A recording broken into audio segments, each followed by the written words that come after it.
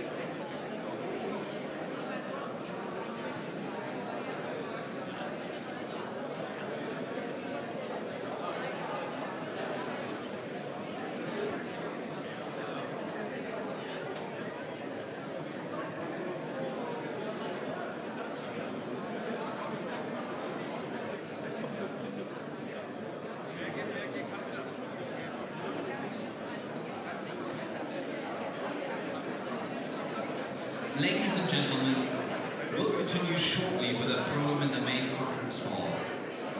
Please make your way into the main conference hall now.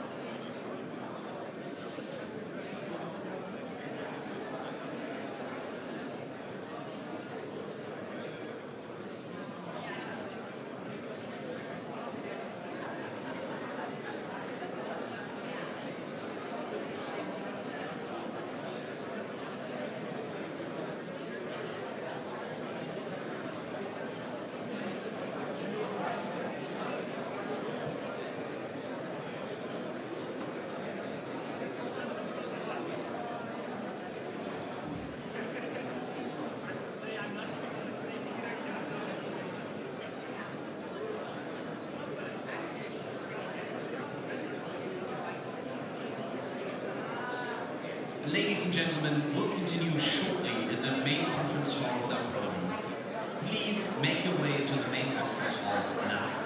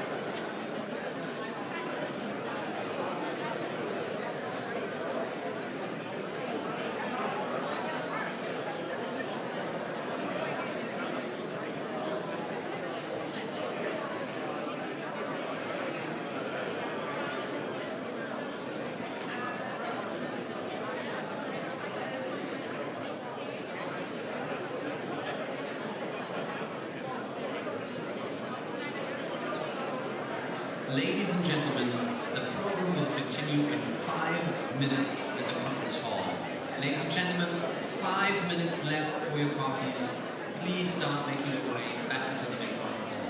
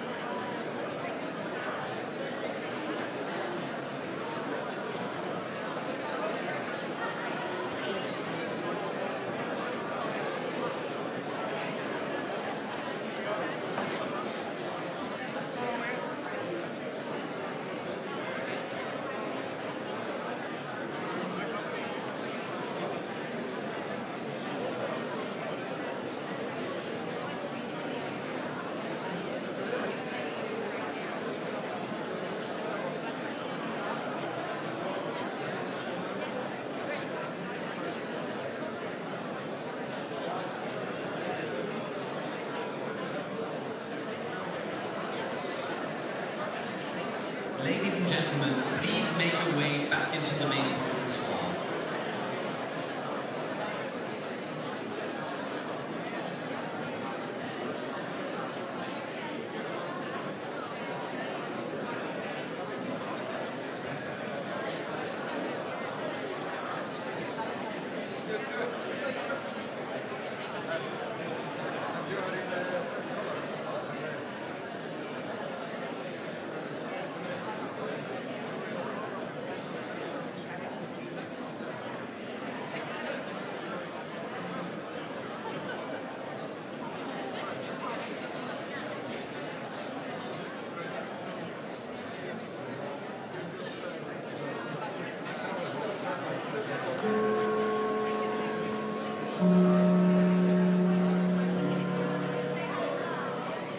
Ladies and gentlemen, this is your final call. Please make your way back into the main conference hall now. We'll continue with the program momentarily. Ladies and gentlemen, coffee break is over. Please make your way back into the main conference hall now.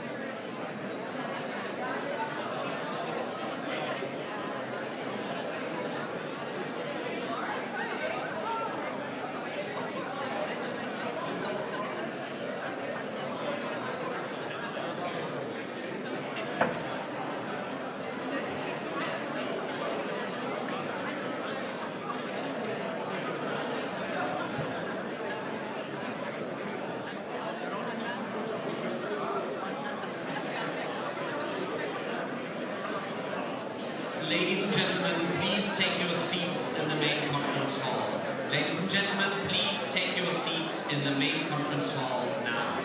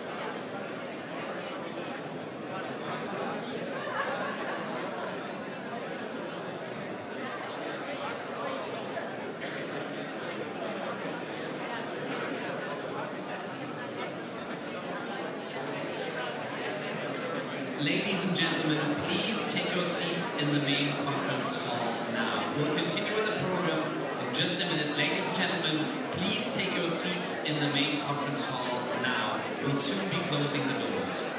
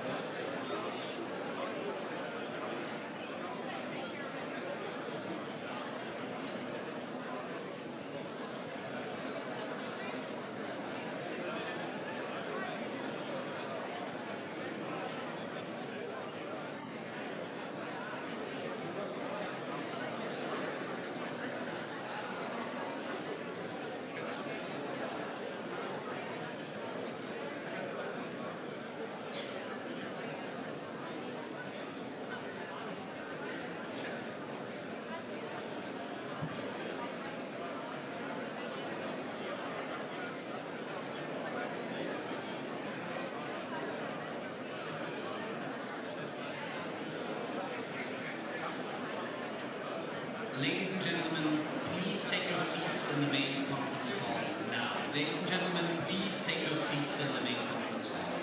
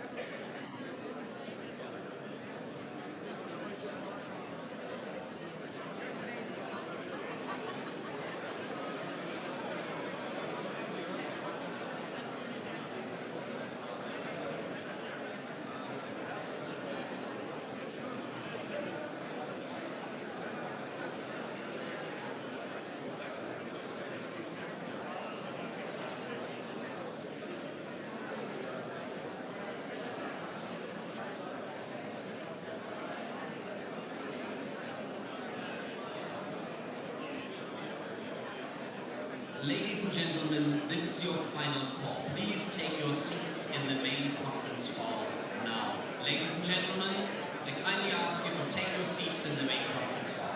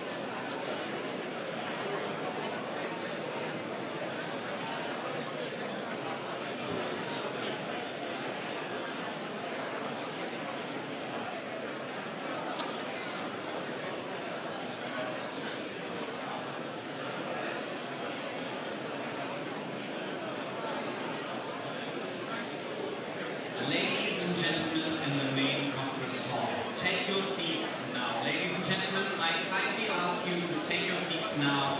We'll continue with the program in just a minute. Ladies and gentlemen in the main conference hall, please take your seats now.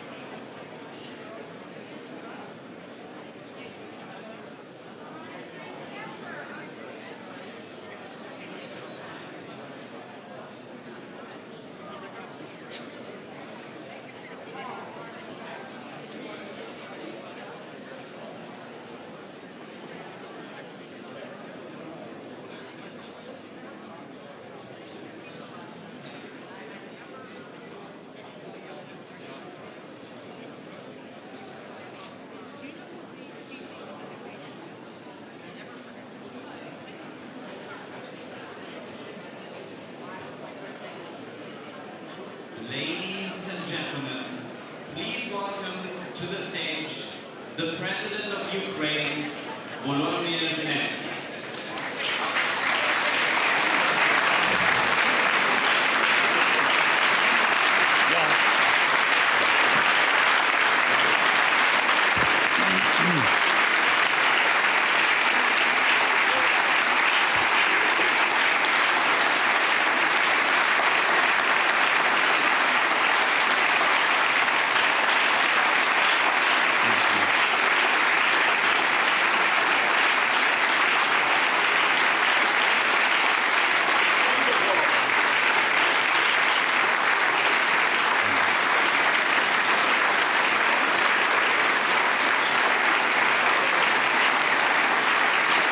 Thank you so much.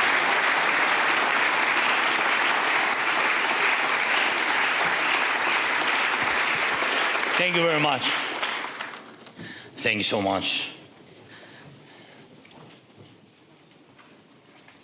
Dear friends, thank you for your attention to Ukrainian people, and for supporting our independence and our Ukrainians.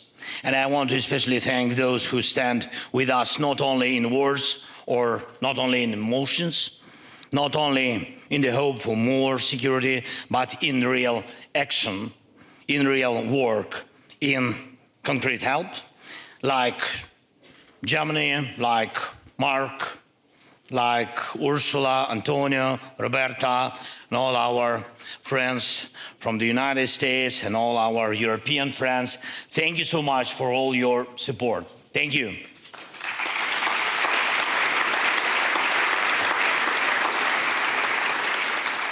And if you are a European leader and you meet Mark Rutte, you will definitely hear the word pearl.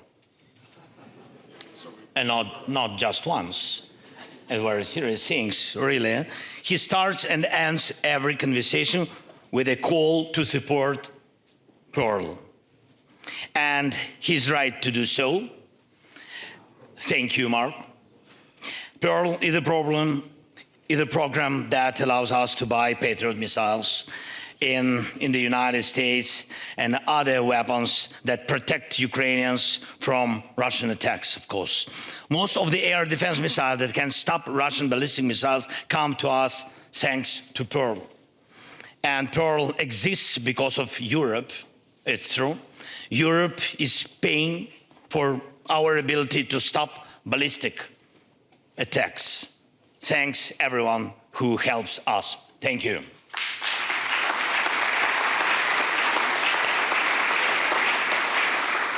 And honestly, one of the worst things a leader can hear in wartime is a report from the Air Force commander saying the air defense units are empty. empty, and they used their missiles to stop Russian strikes, and there was no resupply, and intelligence says a new massive attack may come in a day or two. Sometimes we manage to deliver new missiles for our Patriots or NASAMS just before an attack, and sometimes at the very last moment. And I want to especially thank Germany, Norway, Netherlands for their strong leadership in Europe in giving us air defense systems. Thank you very much. These systems save our lives. And thanks to every European leader who invests in Pearl and in other joint defense programs. And I'm proud of our soldiers who repel Russian attacks, and of our logistic teams who have kept this system working for 4 years. And I'm proud of our nation, and it is the courage and resilience of Ukrainians that make the defense, that make the difference. And our people deserve gratitude, they deserve respect. Thank you so much. 4 years of full-scale war. Today I want to show you what that really means. And I want you to ask yourselves, are you ready not only for the challenges that Russian aggression brings, the challenges of modern war, but also for the constant effort to convince the world to fight for support, to defend your country's interests every single day, as Ukraine must do. The world is built on interests, and you have to work tirelessly to align interests and help partners see what this brings. And when you see what is coming, we will be able to convince those in power to act preventively, to stop the evil before it destroys everything. Right now you can see a visualization of one of Russia's attacks. Many of you were already here in Munich when this strike took place. Russia launched 24 ballistic missiles, 1 air-launched guided missile, and 200, can you imagine, 219 attack drones against our cities, Kyiv, Dnipro, Odessa. Just one attack, just one night. Our air defense used the missile that arrived from our partners just a few days earlier. They came on Sunday, it's true, and on Thursday night, the missiles were already protecting our skies. And that is just one night, but Russian attacks happen almost every night in Ukraine, and at least once a week massive strikes. Still, Ukraine has endured 1,451 days of full-scale war, longer than anyone predicted. And I want you to understand the real scale of these attacks on Ukraine. As you can see, in just 1 month, this January, we had, you see it, we had to defend against 6,000 attack drones. Most of them were Shahid drones, and 150 plus Russian missiles of different types, and more than 5,000 glide bombs. And it's like these every month. Imagine this over your own city, shattered streets, destroyed homes, schools built underground. And this is daily life in Ukraine because of course, because of Russia, for 4 long years. Russia uses many ballistic missiles and carries out combined attacks. Most of the strikes target our power plants and other critical infrastructure. And there is not a single power plant left in Ukraine that has not been damaged by Russian attacks. Not one. But we still generate electricity, thanks to our people.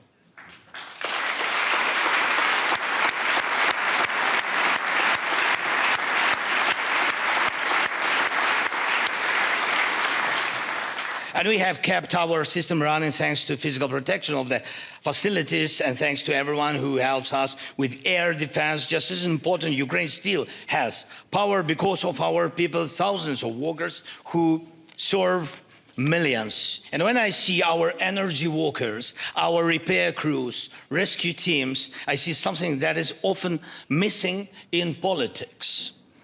Through dedication, the ability to work at 100%, to act immediately in a real emergency, not in a month, not in a year or two, but they save lives here. They save lives now. All these years. And many politicians could learn and must, I think, must learn from ordinary rescuers, from ordinary repair crews, from ordinary electricians to act, how to act immediately. During this war, thank you. During this war, weapons evolve faster than political decisions meant to stop them. When the Iranian regime first gave Russia the Shahid drones, they were simple weapons. They could be shut down easily. Now the Shahid is different. It has a jet engine. It can fly at different altitudes. It can be guided by an operator in real time. And it can use Starlink to reach its target. It can even carry other drones, acting as the, how we say, mother drone for FPVs. War reveals forms of evil we did not expect. And the longer a war continues, the more resources the aggressor receives. The more dangerous the consequences becomes, the more dangerous the evolution of weapons and of war itself, and the evolution of Putin. And I remember how the full-scale war was seen in the first year. And we were told that support would continue, but not at the scale and speed needed for Ukraine to win, it's true, or for Russia to lose. And what did that mean? It meant time. The idea was that America could manage the pace of the war and the risk of escalation to reach a point where Russia would no longer be able to attack, and Ukraine would agree not to return its occupied territories. Bob Woodward wrote about this approach of the previous US administration in his book, War. And he described how US Defense Secretary Lloyd Austin said, "We own the clock."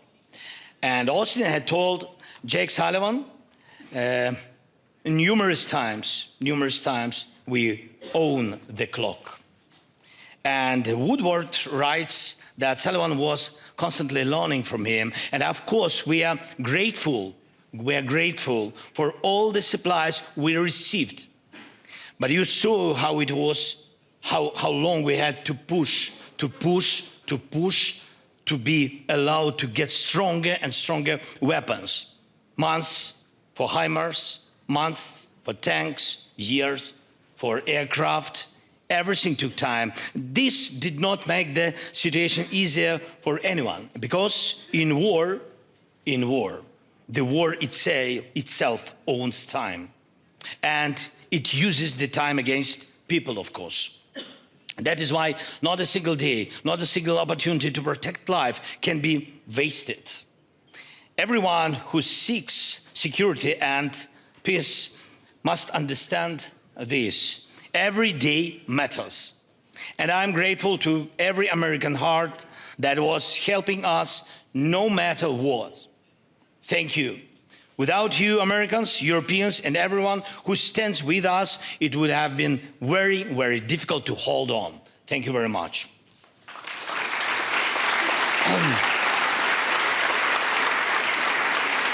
Right now, on the streets of Munich and other cities, people are calling for support for freedom in Iran. We saw it. And Ukraine does not share a border with Iran. And we have never had a conflict of interests with the Iranian regime.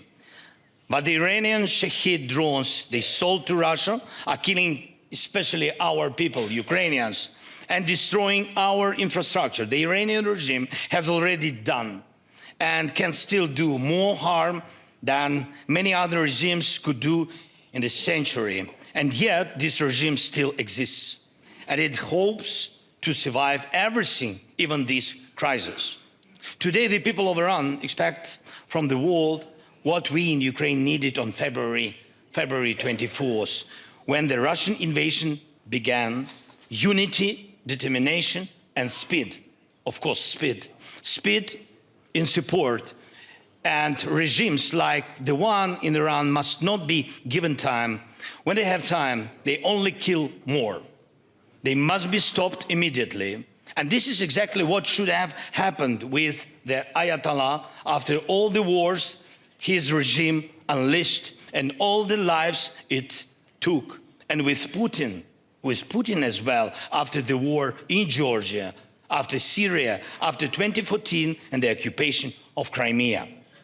But even in these conditions, where we cannot know how long this war will last, we do everything to keep life going. And today, Ukraine has more experience than anyone in the world in defending against all types of drones. Every night we face fewer than 100 Shahid drones. Some nights there are 400 or even 500 attack drones. And Ukrainians shut down almost 90. Can you imagine? 90% of them. But still not 100.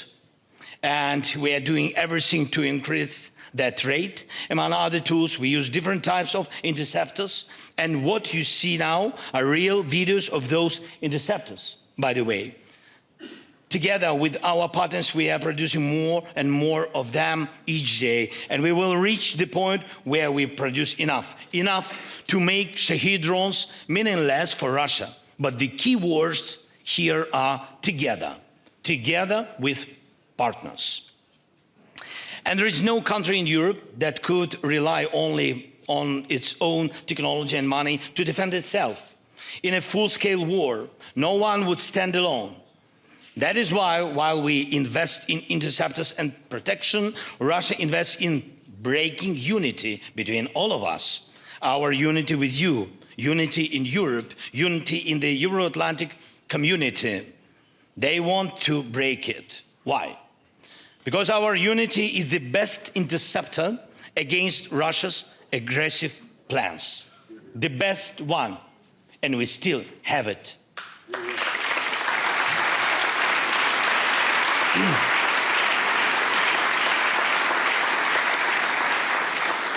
And I want to thank you, each of you who keeps unity alive and makes it stronger. Our unity is what protects us. Hundreds of production sites are already operating in Ukraine and in partner countries. And we have the Danish model, thanks Meta, your team, your people, investing in weapons production in Ukraine. We have joint drone production here in Germany, and it officially started yesterday, thanks to everybody and to Friedrich. And we have the joint artillery initiative with Czechia. I see Peter, hi, thank you so much. And we are doing a lot together with the Nordic countries, with the UK and France, Netherlands, Italy and Poland and the United States, Canada and Turkey. There are important changes in Japan thanks to Prime Minister, government, and we all value that Japan stands with us in the coalition of the willings. And there are strong decisions from Europe, including 90 billion euros for 2 years for us. Thank you so much.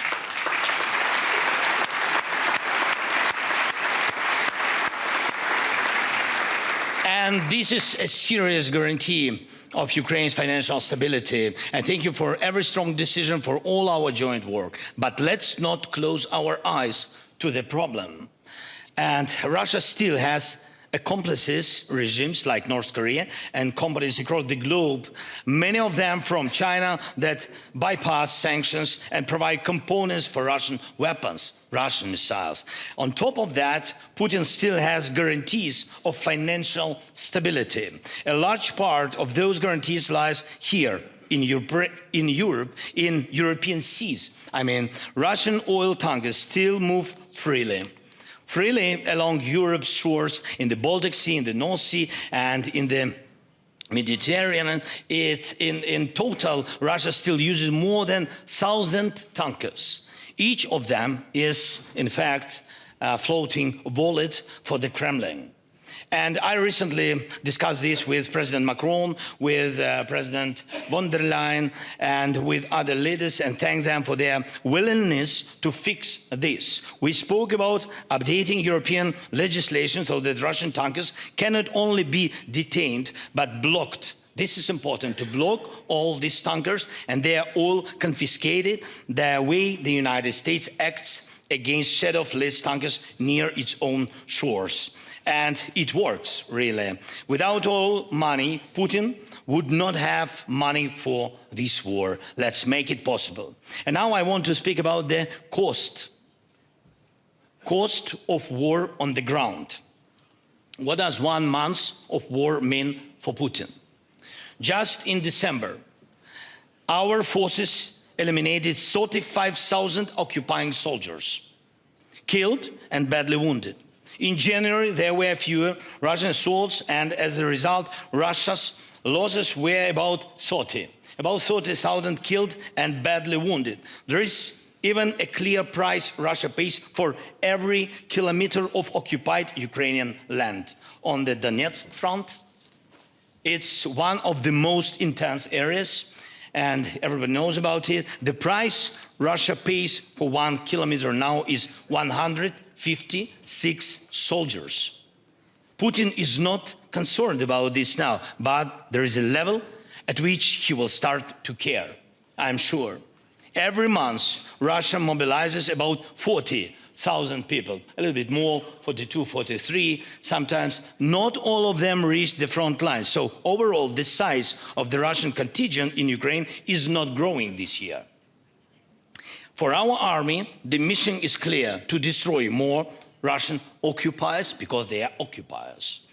And the goal is specific, at least 50,000 per month. Even for Russia, that would be serious, I'm sure. And it would affect Putin's decisions, because we are speaking mainly about frontline troops, those leading the assaults and attacks. Mr. Ischinger said in an interview before this conference that as long as Ukraine is defending Europe, the danger is not so great. And if we speak plainly and maybe a bit cynically, that is more or less the situation today. But look at the price. Look at the price. Look at the pain Ukraine has gone through. Look at the suffering Ukraine has faced. It's Ukrainians who are holding the European front. Behind our people stand an independent Poland and the free Baltic states. There can be a sovereign Moldova and a Romania without dictatorship.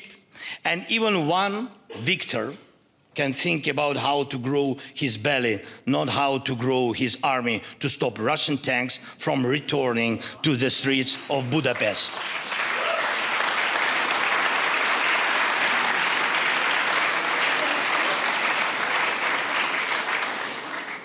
But none of our people choose to be such heroes. Ukraine did not choose this war.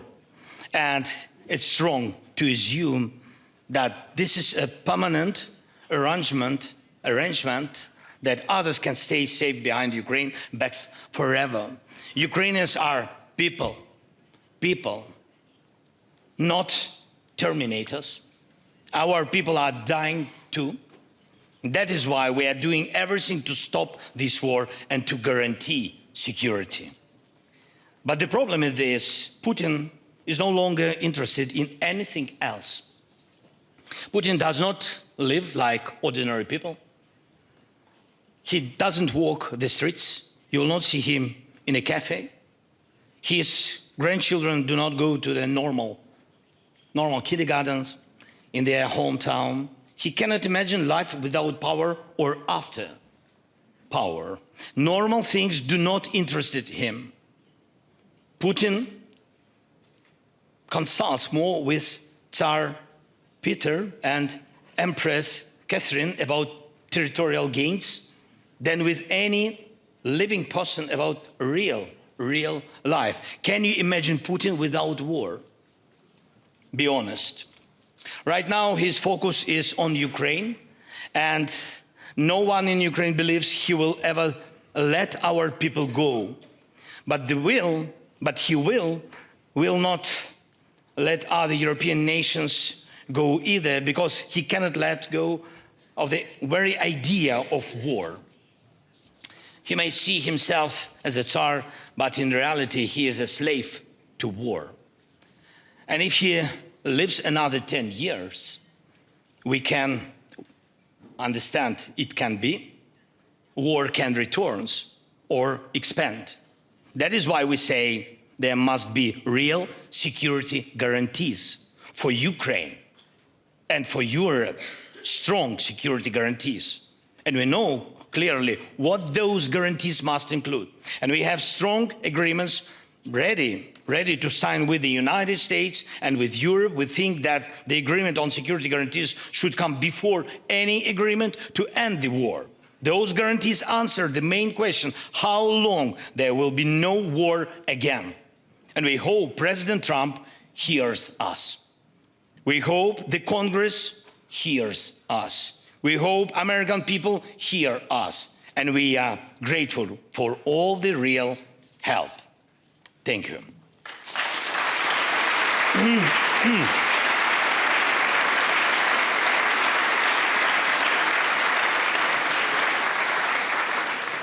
We are doing everything, truly everything, to end this war, and this war can end and security can be guaranteed. Before the invasion began,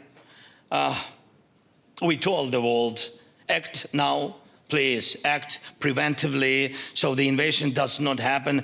And I sent our commander-in-chief, at that time it was General Zaluzhny, to speak with the American side and to explain what Ukraine needed to defend itself.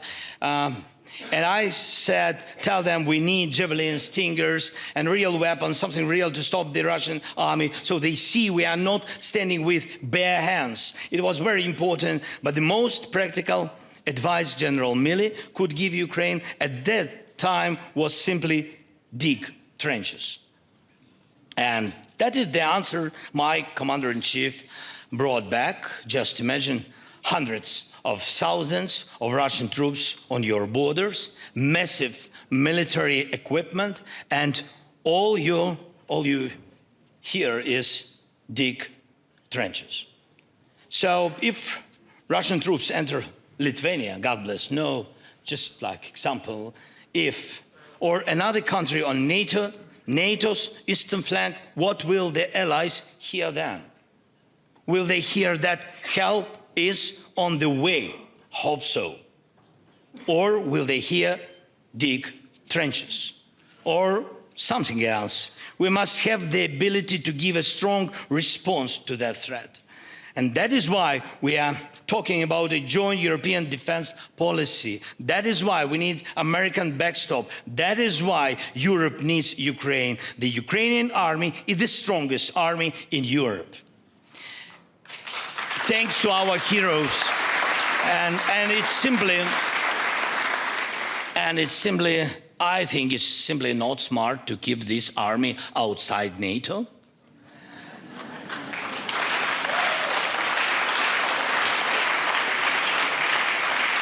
But at the very least, let that be your, friends, your decision, not Putin's decision, please.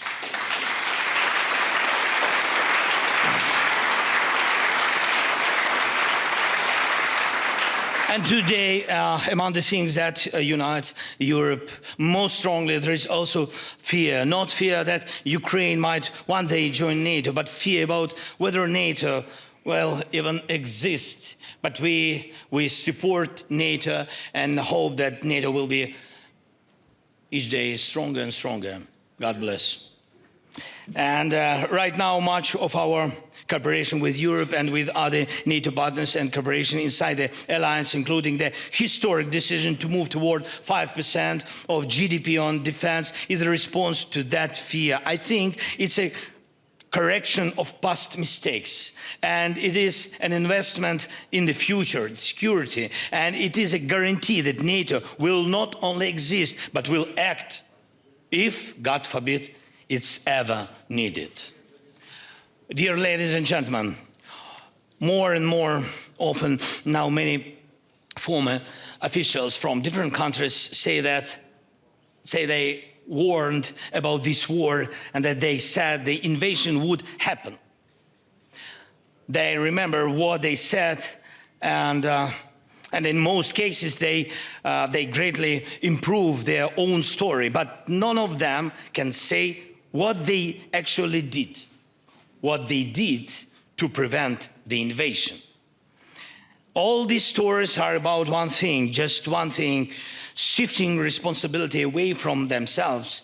And what did Russia see in 2021?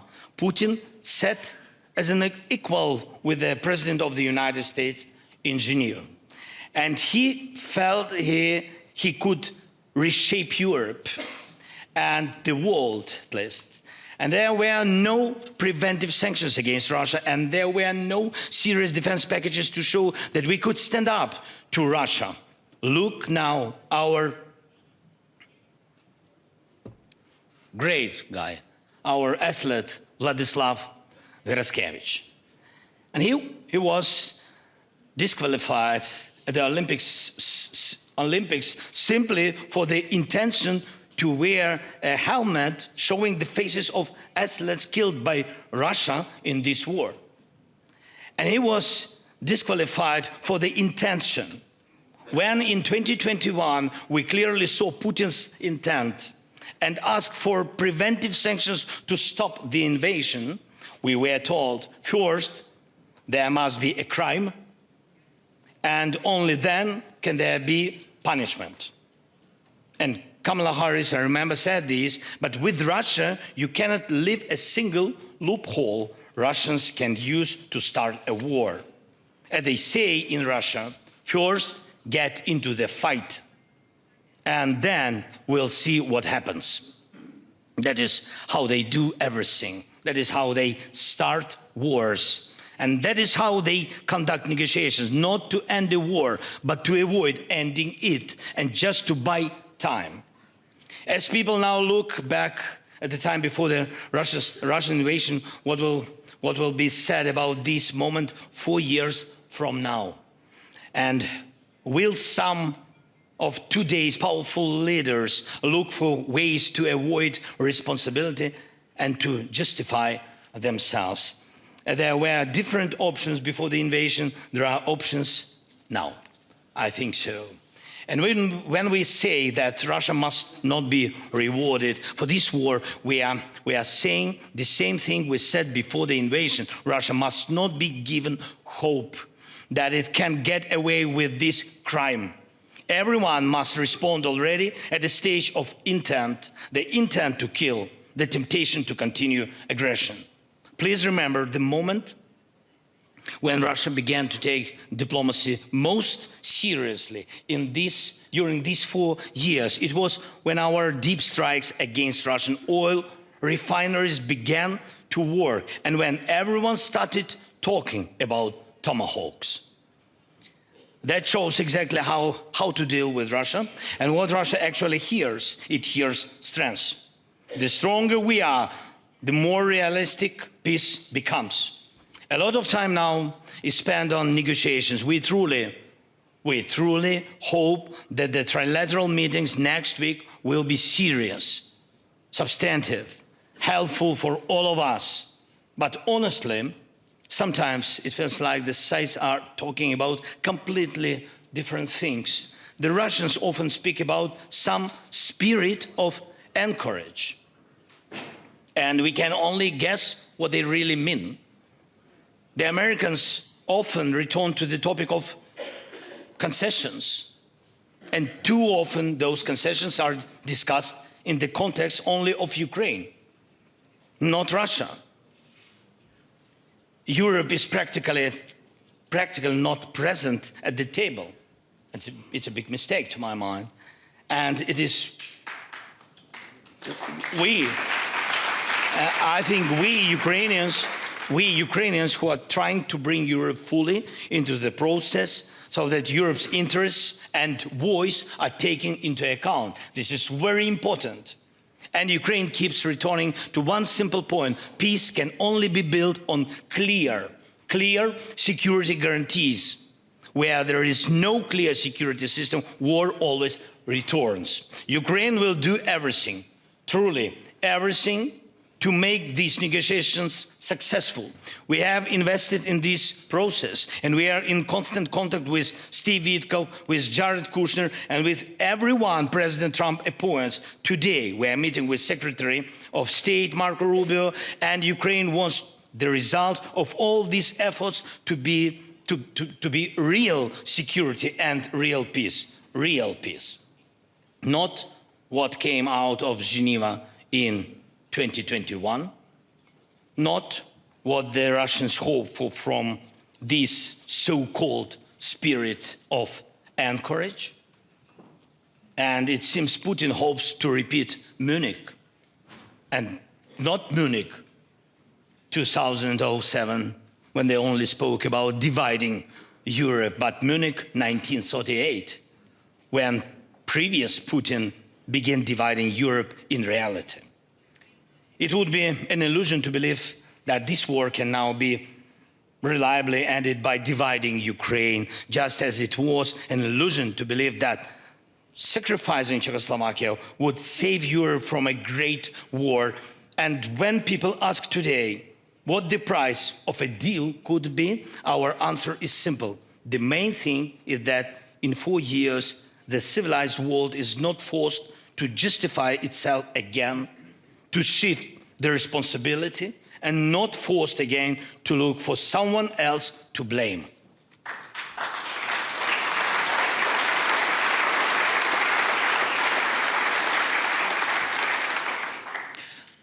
Dear friends, Ukraine is ready for a deal that brings real peace to us, to Ukraine, to Europe. And I'm confident that this war can be ended, and ended with dignity. This is the most important for us, with dignity. And we have given our partners everything we believe such a deal must include. And we are ready to invest in common security, everything we have learned while defending ourselves during these years of this war. And we can clearly answer most of the security questions that were raised at the conference yesterday and that will be raised today. And right now, as we work together to protect lives in Ukraine, we are building a new system, a new security, a new response architecture, new approaches to protect lives in any European country when needed. Our wall of drones is your wall of drones. Our expertise in drones is a part of your security. Our ability to stop assaults and Russian sabotage can also be part of your defense. Europe needs a real common defense policy, just as it already has so much in common in the economy, in law, and in social policy. Please pay attention to Ukraine. And if exactly that had happened earlier, this war would not have begun. Thank you. Slava Ukraini!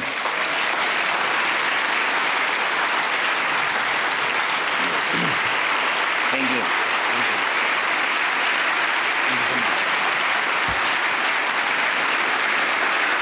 Thank you. Дякую.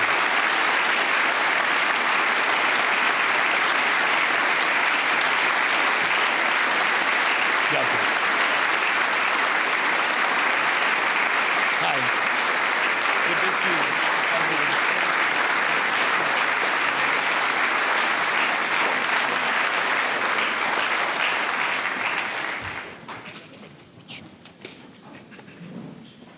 Just getting a chair, Senator. It's coming. Right behind you.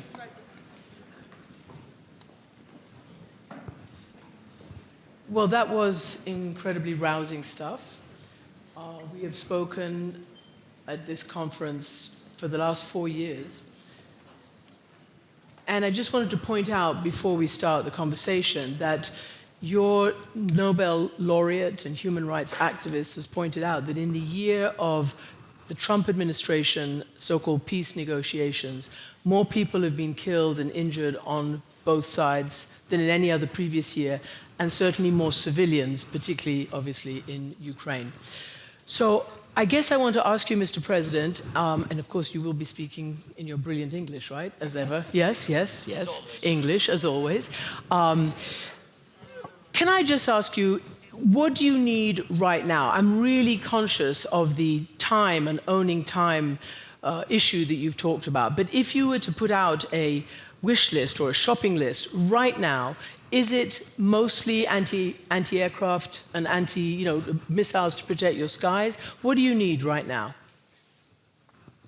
Thank you so much. I will use my brilliant You English. will. Thank you. I appreciate it. So, thank you very much for this conversation. Let's look at priorities. All our challenges are, first, energy challenge. We need missiles for Patriot systems, first of all for Patriots. Also, we spoke yesterday with our Norway partners, Americans, and also with Germany, so we need also missiles for NASAMS and for IRIS-T systems. This is crucial. This is number one, what we need, missiles, and as quick as possible. I'm very thankful for possibility, Mark, for you, and thanks you, and not only Pearl, we're thankful for Rammstein. I think that it was positive. I will tell you successful when missiles will come to Ukraine. Yeah, so I hope that it will be successful. And it was very difficult, and Germany helped very much. And Minister Pistorius, I don't know where is he. I think he works. Yes, and on this plan, hope so, yeah, to bring more missiles to us. So this is about energy. We spoke yesterday with our Berlin's group, how we call it, because we had successful meeting yesterday with all the partners, and I think the idea before 24th to strengthen Ukraine as much as possible with energy supplies will be a plan of energy support, plan of missiles. This is important. Then it's Pearl, Mark is sitting here. Now, then I see Roberta, so we need membership in EU. You said wish list.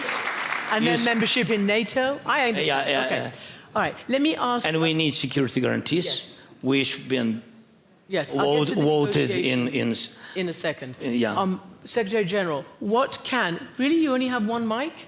What can President Zelensky and the Ukrainian people, and as he said, Europe, expect right now for the defense of that land and your land? What can they get right now?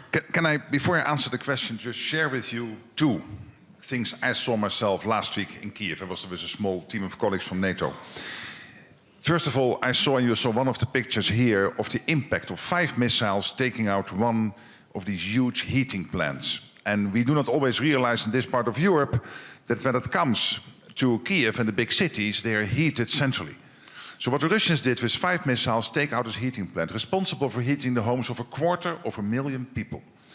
That plant will be down at least for 2 months. That means that these people, and it was minus 25 degrees last week in Kiev during night and minus 15 degrees during day, that they are living in those conditions. When you speak with the people, they are telling me, hey, keep on supporting us. We will not give in. It only makes them almost stronger, despite the terrible difficulty they are facing. Then I was the next day in Chernihiv. And Chernihiv was occupied for 4 to 6 weeks, directly after February 22.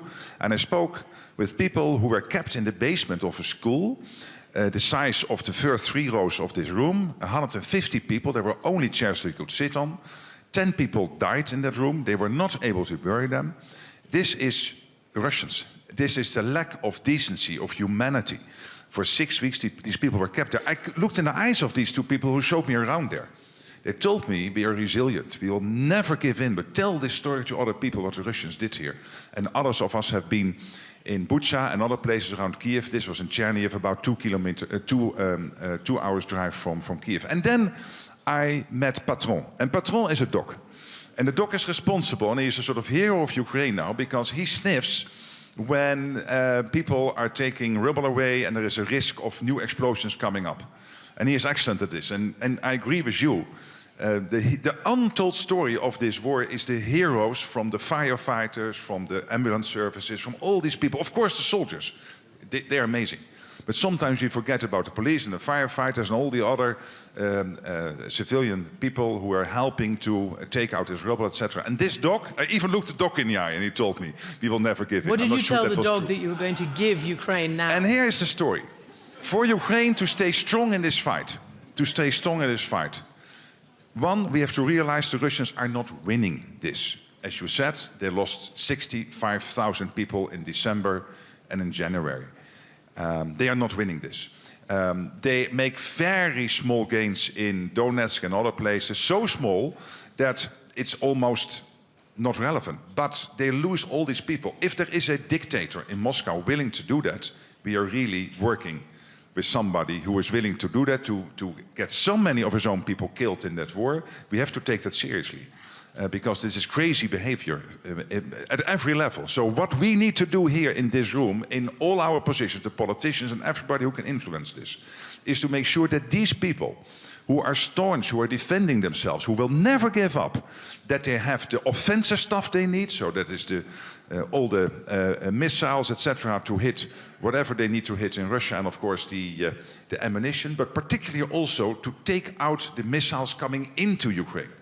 Because this is not hitting the front line. This is hitting the cities, the innocent civilians, the civilian infrastructure, only to create chaos and panic so that the soldiers on the front line are thinking of their families back in Kiev, thinking, oh, maybe we should go back to Kiev because my family is now living in terrible conditions. This is the only reason to do that. And we have that. The US is still supplying massive amounts of this stuff into Ukraine. This is the Pearl program paid for by Canada and European allies. That will cost this year $15 billion, 12 billion euros. It's crucial that that money is there. And then, of course, the Europeans and the Canadians doing all the bilateral stuff. And please use what SACEUR, the Supreme Allied Commander, has drawn up together with the Ukrainians, the list of stuff they need. Don't give bilateral stuff outside that list, because it is nice. It gives you nice pictures and photographs in the newspapers. But we know exactly what they need. We have, thanks to Jens, this whole structure was set up under his Secretary Generalship, Wiesbaden, the command there, and it is working excellently. So please use that list, the comprehensive Ukraine requirement list, and then Pearl, which is all the stuff the US is supplying. We need to do this. Keep them strong in the fight. They will do it, but they need our support. And the second part of that, the other side of that coin, is putting enough pain on Putin, as you have said and as others have said, to actually get serious about a serious negotiation. And that's exactly what Rubio said today. Right. It is testing him. Is he serious, Putin, about all of this? And he is again sending this historian next week to the talks in Geneva. So he will again lecture the Ukrainians about how to rush from Sweden or whatever. But in his speech, in his speech, he mentioned Ukraine only in passing, and the words were elusive peace. So we'll get to that in a minute. Roberta Metsola, for Europe, you saw a call to arms today from Commission President Ursula von der Leyen, from Prime Minister Starmer, really rebuilding Europe's military-industrial complex. What, though, can you do now? How come you haven't managed to get all those, the money of Russia that you could actually give to Ukraine, and most of the Europeans agree with it? Why can't you just get it done and put pressure on Putin, as President Zelensky says, and as it's patently clear that there is not enough pressure on Putin yet? He doesn't feel enough pain. Well, on that we agree. Next week, I will sign a 90 billion euro loan to Ukraine, agreed in under 4 weeks, in an unprecedented speed. You might say it took us too long. We used to do things much slower before. But when push came to shove, we really put our money where our mouth is. And this is what we need to use as the strongest of message that when I first came to Ukraine, couple of weeks into the beginning of the war, Volodymyr, I told you that we would stand with you.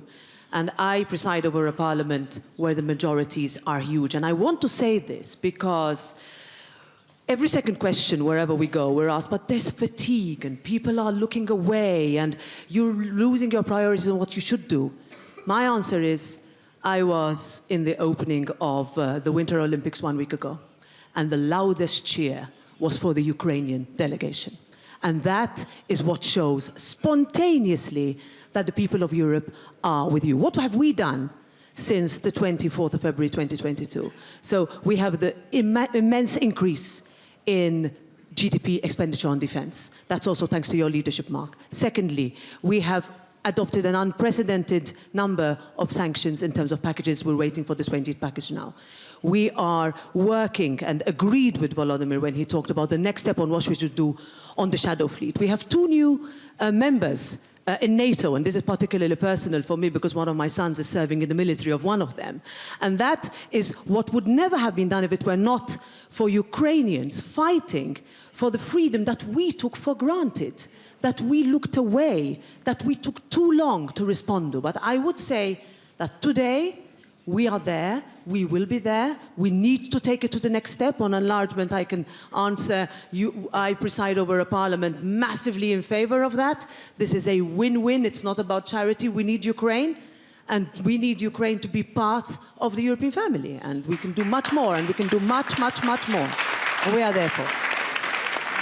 As President Zelensky pointed out, still Russian tankers are patrolling your waters with their we have over 600 war that money. have been detained, but we have to do much more. Okay, Senator Wicker, senior senator, Republican senator.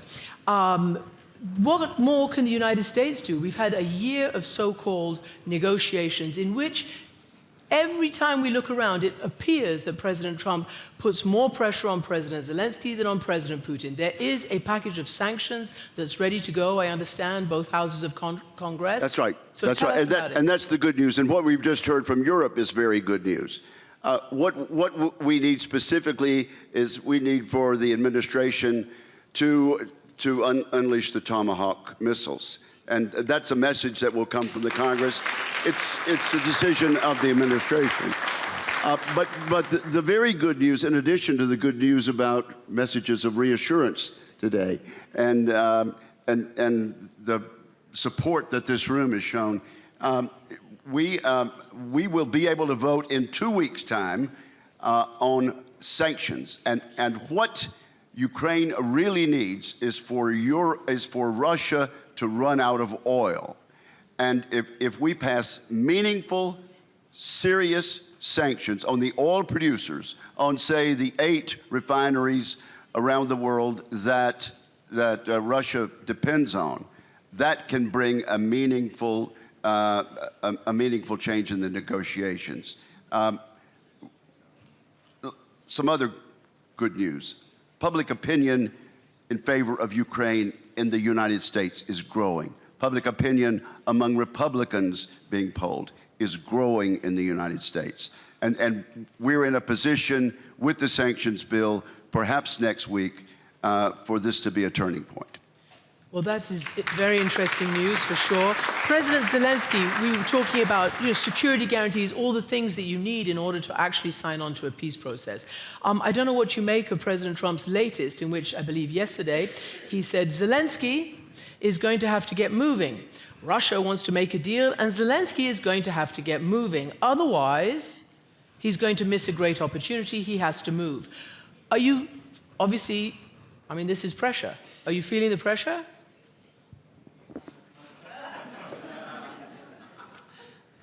A little bit.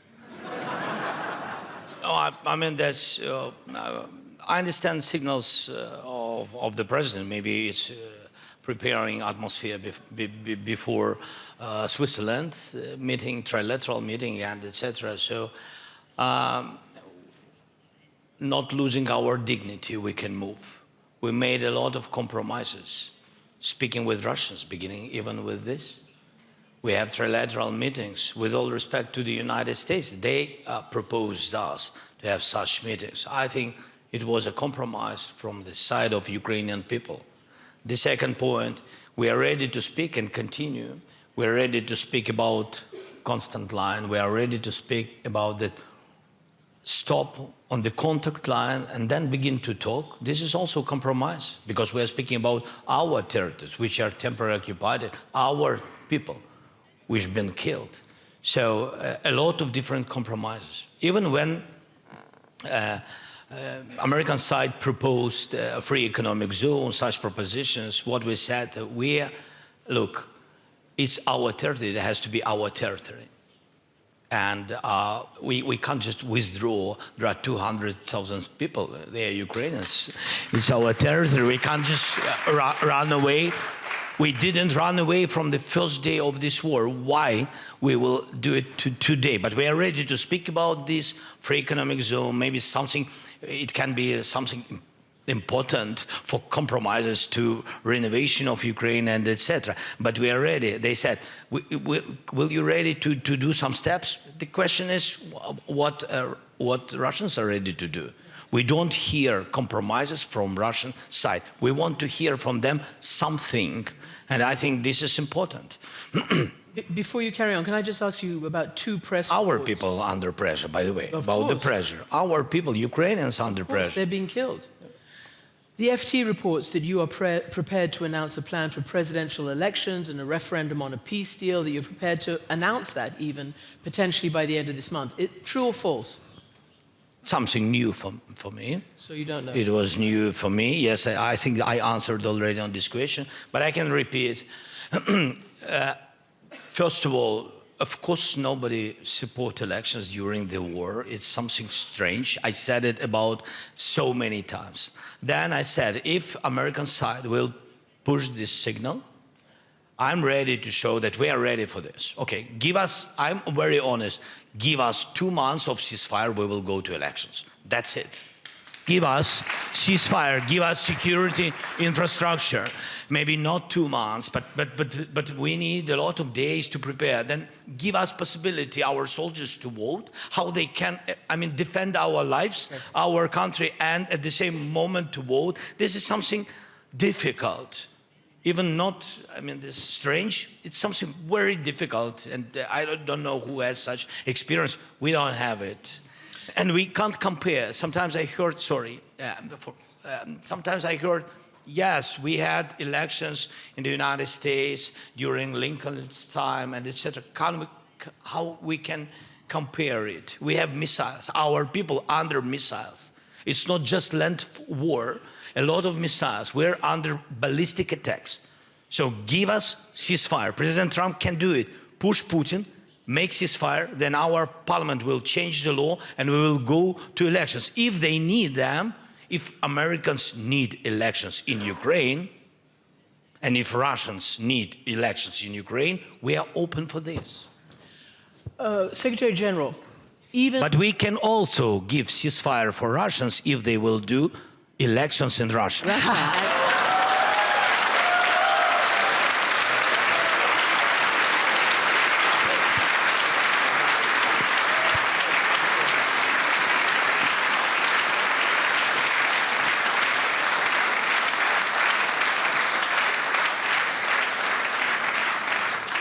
Secretary General, even the Chinese... This is why he is... But that's his previous and his current strength, right?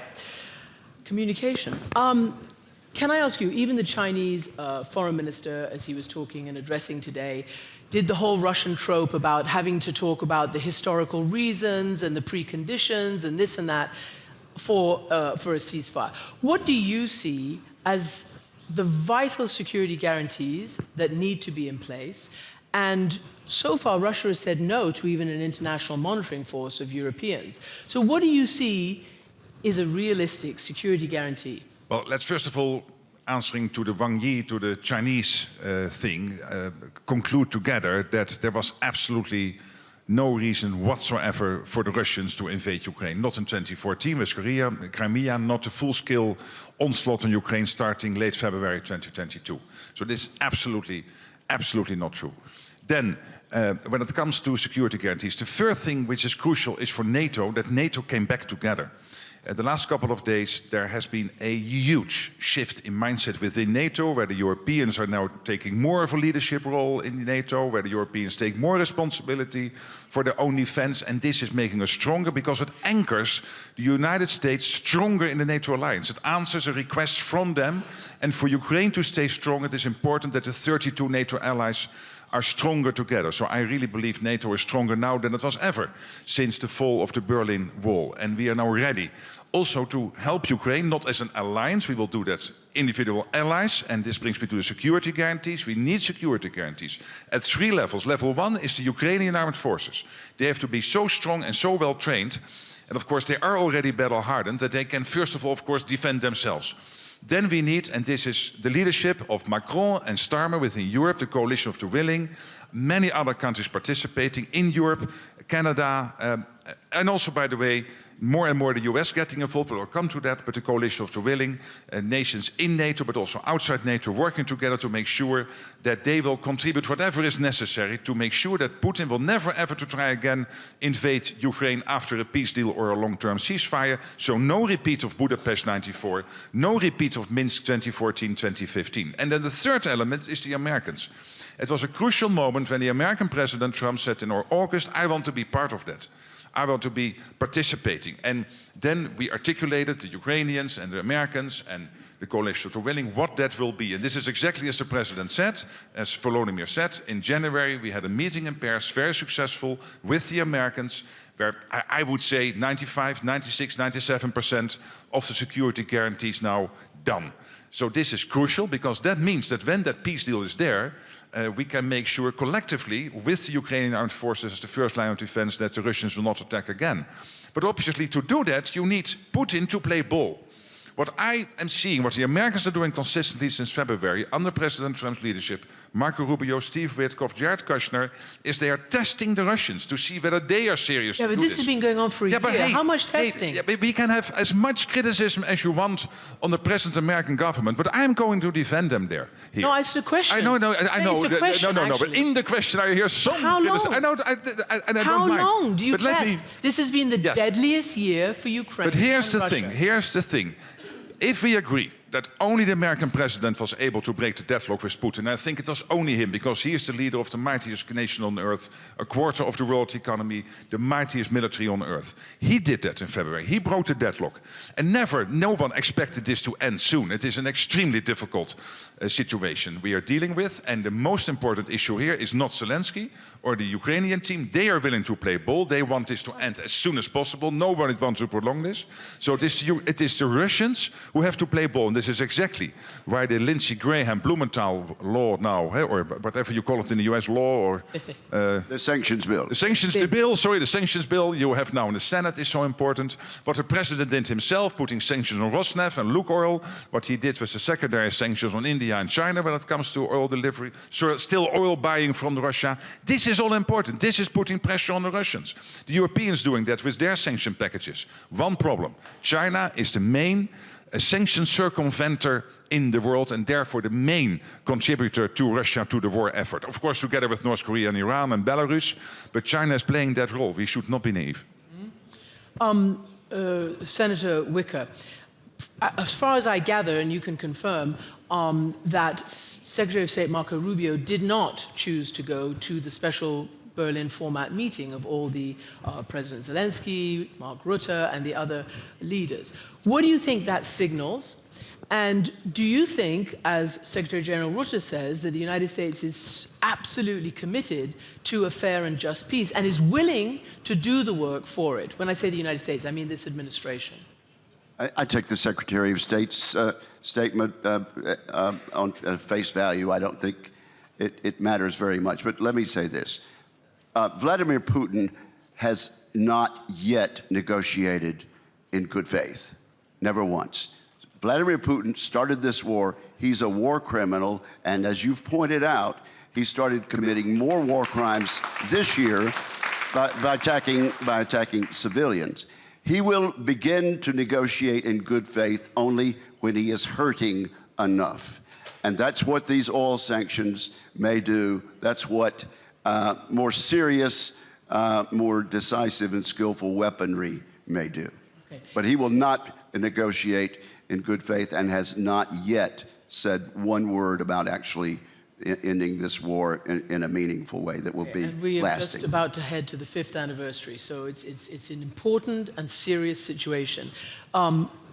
President Metsola, you heard Secretary General Rutte talk about, and we've read in the press, about certain American commands in NATO being transferred to Europeans. Is Europe ready for that? Does Europe welcome that? Is that the beginning of a, I don't know how to call it anymore, a decoupling, a de-risking, a going your own way? I know you're shaking your head, and we'll get to you. I don't see it like that. I think we're living in a time of new geopolitics, and everything that we're used to is over in all respects. I was particularly struck by what President Zelensky said in his speech, where he said that the one aim of President Putin is to cause division.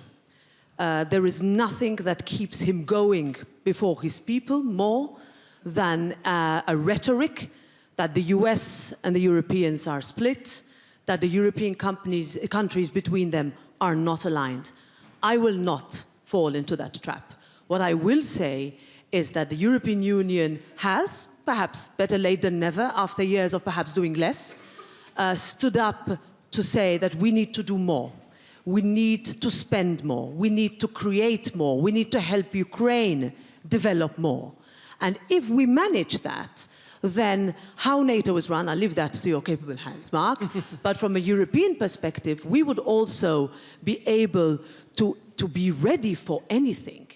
And readiness is in itself a deterrence. If we are going to be really, let's say, forward-looking and self-confident, I think we also lost that in the last few years, that we are able to have enough tools to stand up and be counted, then the US cannot go alone, just like we could not go alone. And this is something that we need to be able to say if we want to send a message for Russia and Putin's administration. And the cynicism with which we are discussing elections in Ukraine.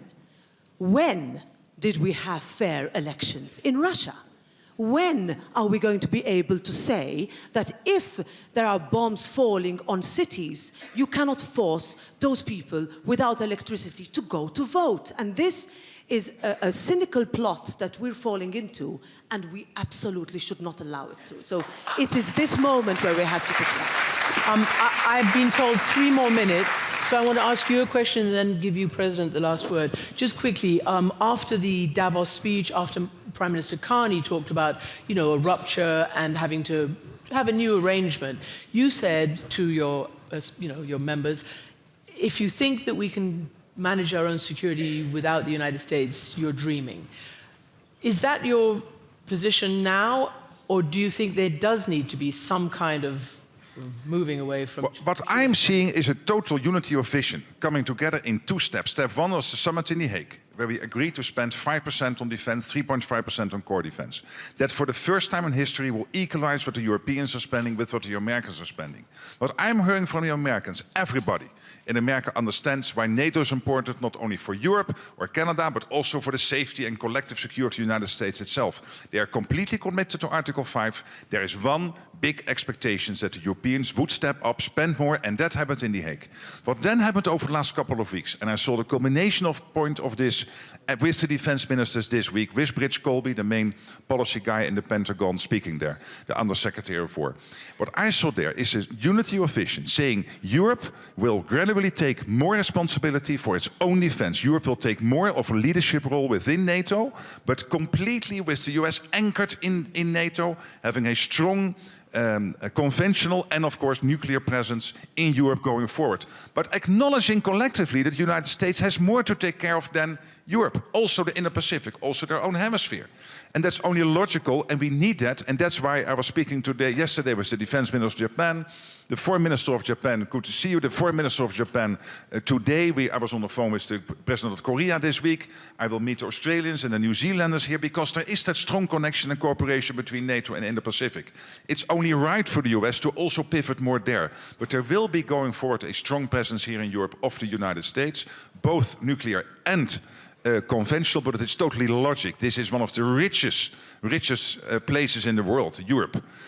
We have huge economies, that we take more care of our own defense, take more leadership there. And that's the reason why in NATO, and this started a couple of years ago, that now a discussion has been finalized where the joint force commands will over time be led by Europeans, and the component commands, so AirCom and MARCOM and LANDCOM, will be led by the Americans, and the Supreme Allied Commander being an American going forward. So this is crucial. NATO absolutely today stronger than ever since the fall of the Berlin Wall? Last word to you, Mr. President. How do you think this year is going to go? Let's take the next 6 months. Let's think about tomorrow. Tomorrow. Really, and the day after tomorrow, how it will be. We will support peace dialogue if United States will stay, I hope, will stay in negotiation panels and dialogues. It's important for us. I hope that we will involve more and we will work on it, more European colleagues. Then I really hope that we will have support from the United States, from administration and Congress on security guarantees. We need their votings. I hope that we will have security guarantees very, very clear for, but first of all for our people, that our people will know what will be if Russia will come again. What answer will our strongest supporter, United States, strategic partner, will answer? What answer will European leaders will do if the aggression will be again? This is very important. Then we really want to work on EU membership. And I know that some European leaders are not happy with my rhetoric and messages. I'm sorry, but I will continue because we need we are very thankful, it's true. We are very thankful, but we can't save only by saying thank you, can't save our lives. That's why I'm very honest. For us, it's very important to have a date for our membership. Otherwise, after this war will end, I'm sure that it will end, Putin will do everything. Doesn't matter what he will negotiate. He will do everything by his hands or by hands of some, not big countries, but very ambitious leaders. He will do everything by using them to block our EU membership. That's why I want very much to have signing by Americans, Russians, Europeans, and Ukrainians in this 20 points plan where the date is written. I think this is very important for our nation. And of course, we will, all this month, first of all, we will strengthen our soldiers and we'll do our best for our civilians. What can I say? The unity is very important, and the United States is important. They have only to make Ukraine stronger than Russia. Okay. Thank you. On that note, Mr. President, Secretary General, President of the Parliament, Senator Ricker, thank you so much. Ladies and gentlemen, we'll continue momentarily in the main conference hall. Please remain seated. Ladies and gentlemen, please remain seated in the main conference hall.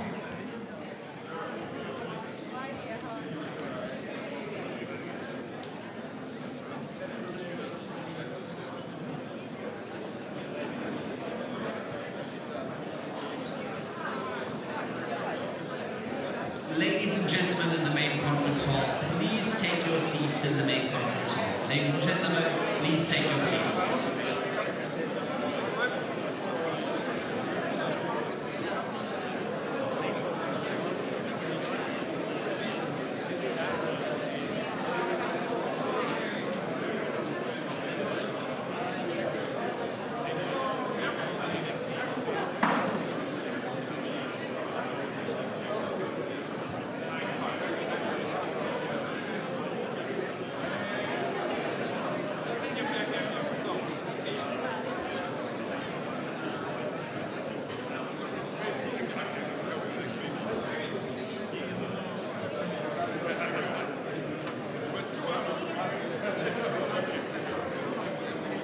Ladies and gentlemen in the main conference hall, we'll continue in just a minute. Please remain seated or take your seats.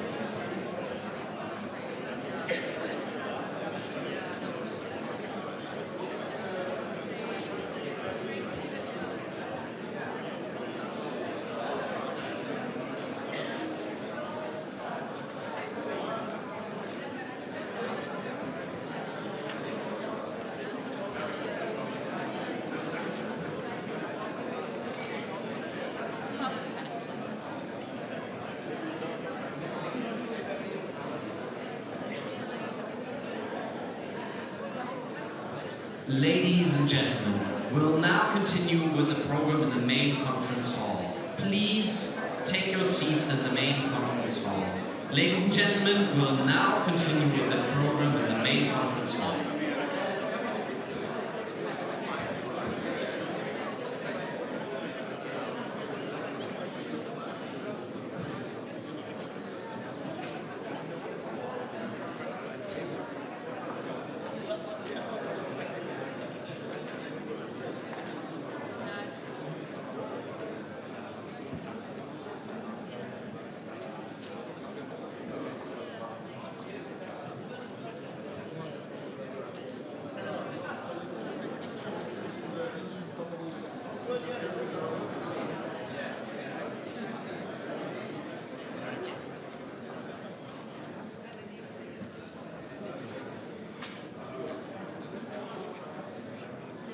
Ladies and gentlemen, we'll now continue with the program in the main conference hall. Please take your seats in the main conference hall.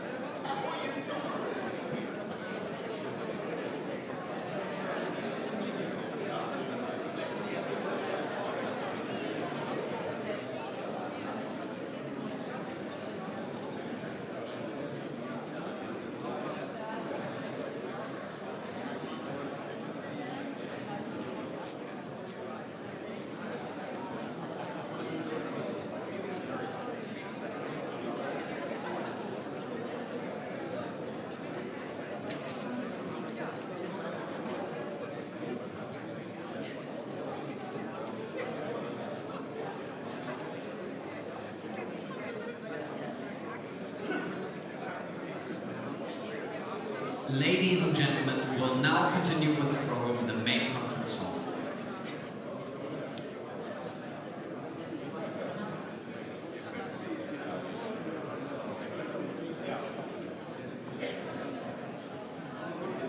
Ladies and gentlemen, please welcome on the stage the editor of the Financial Times, Rula Khalaf.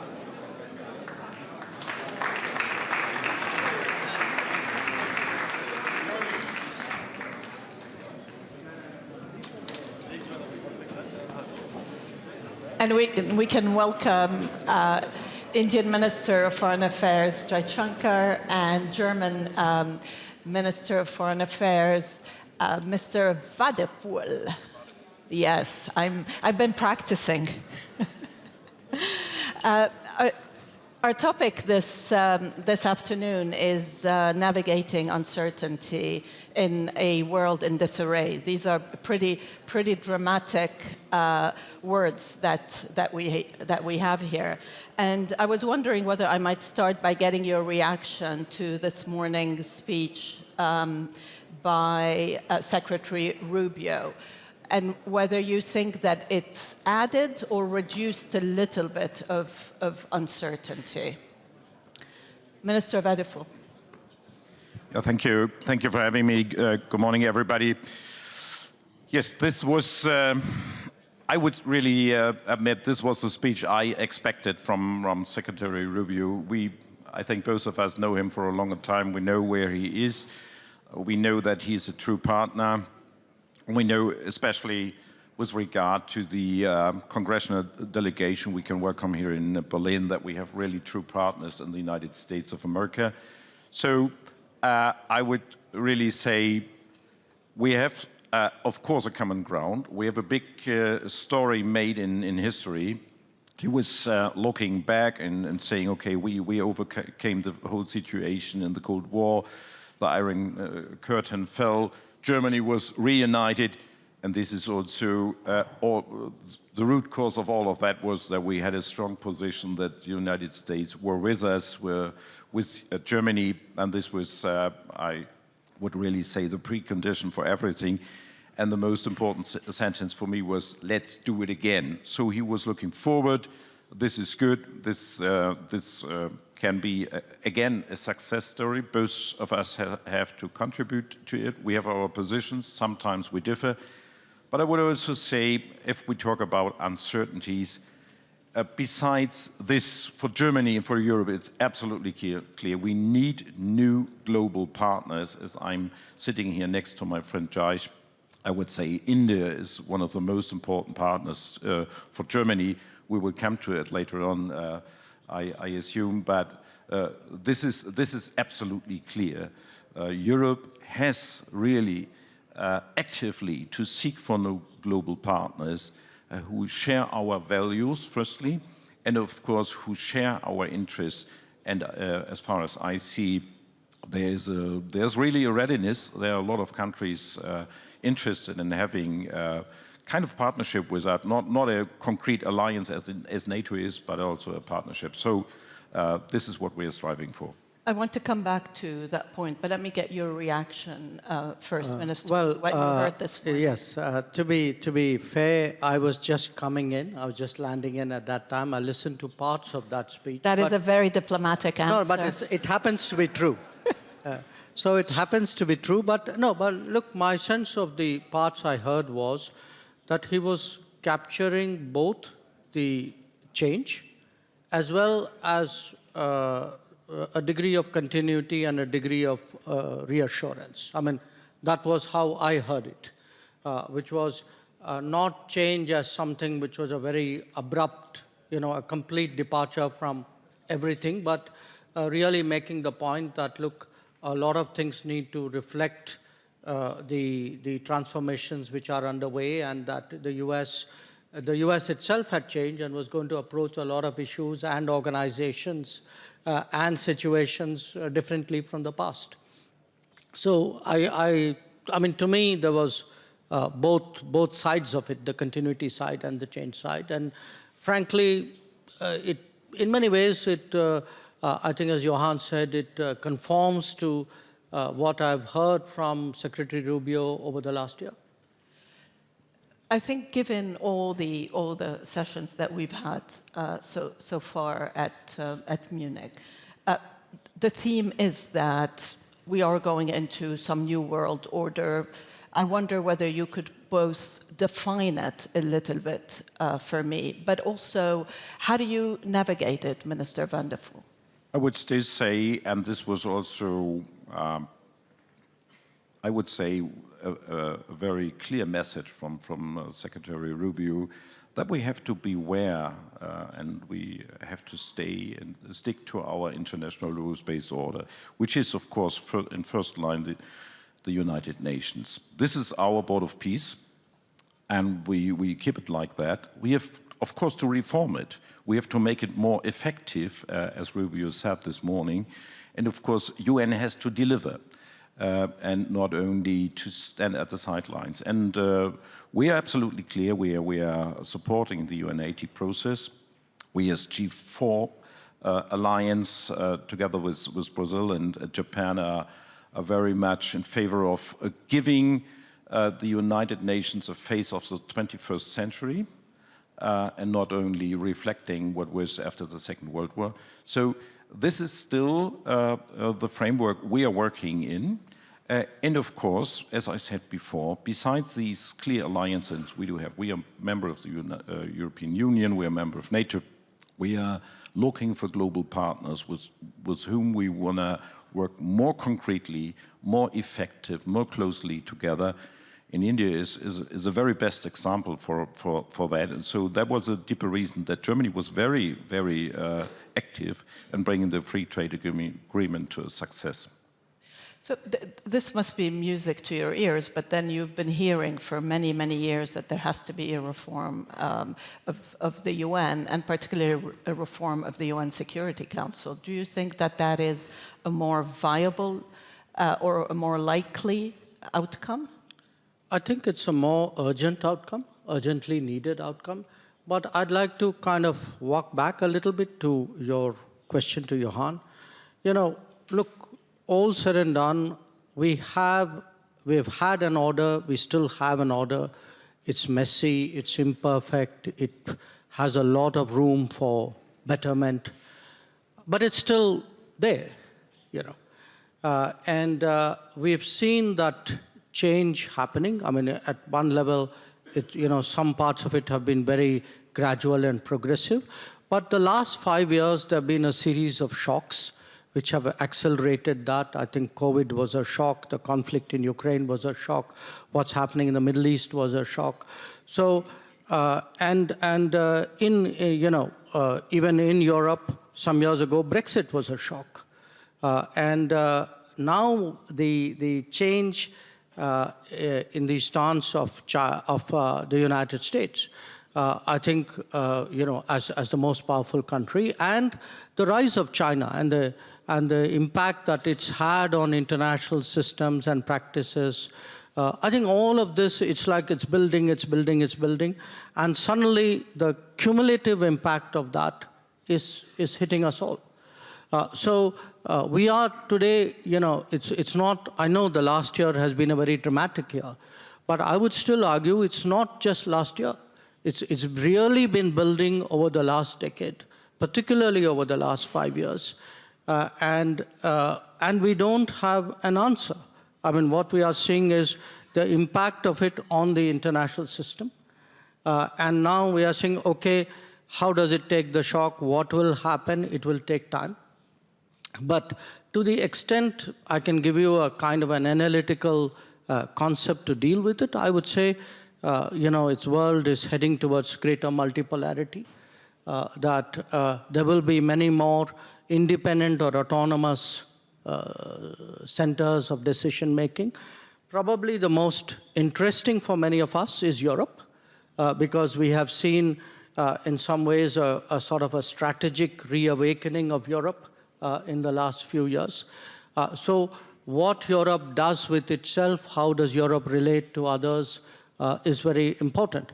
So this, in that context for us, when we looked at all the big polls, I think the one which was most under-realized was our relationship with Europe.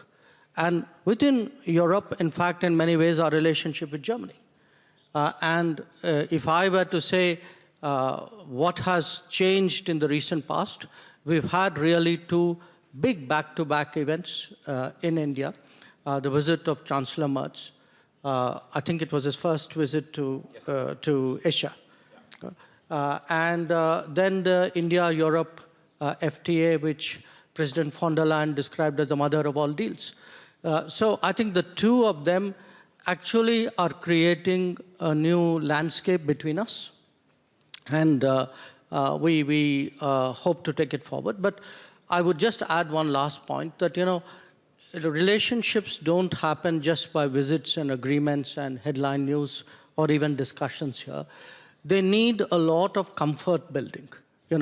At different levels in the systems, people need to know each other, call each other, discuss with each other, throw ideas at each other.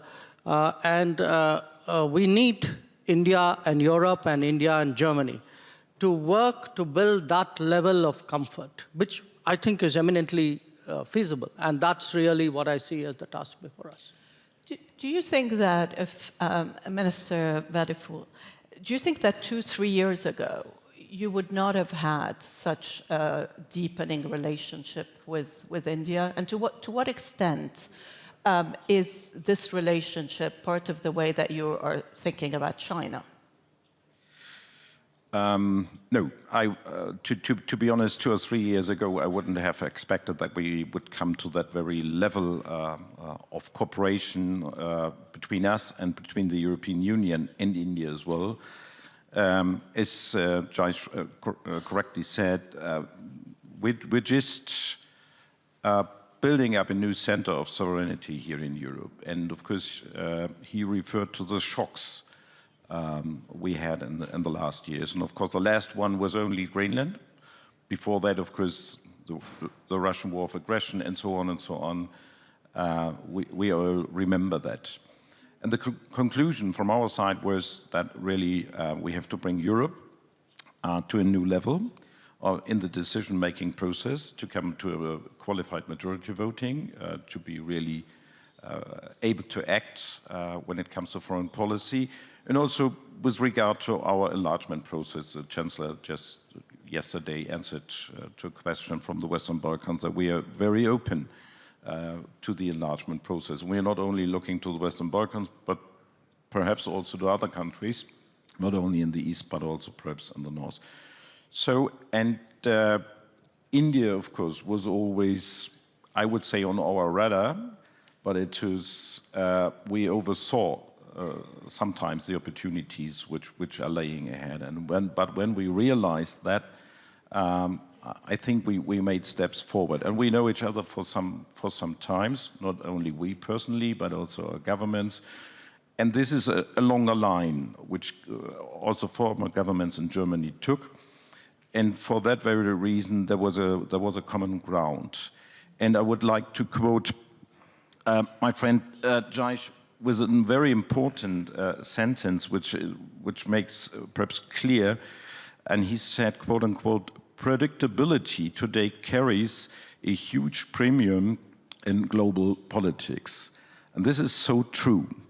And I think perhaps it needed these shocks that we were aware that we know where India is and that you are predictable and that we trust you, and vice versa perhaps. And so this initiated what happened. And this, of course, makes a categorical difference to China. We are both democracies. We have freedom of speech. We have rule of law. And that, of course, means really a lot for us.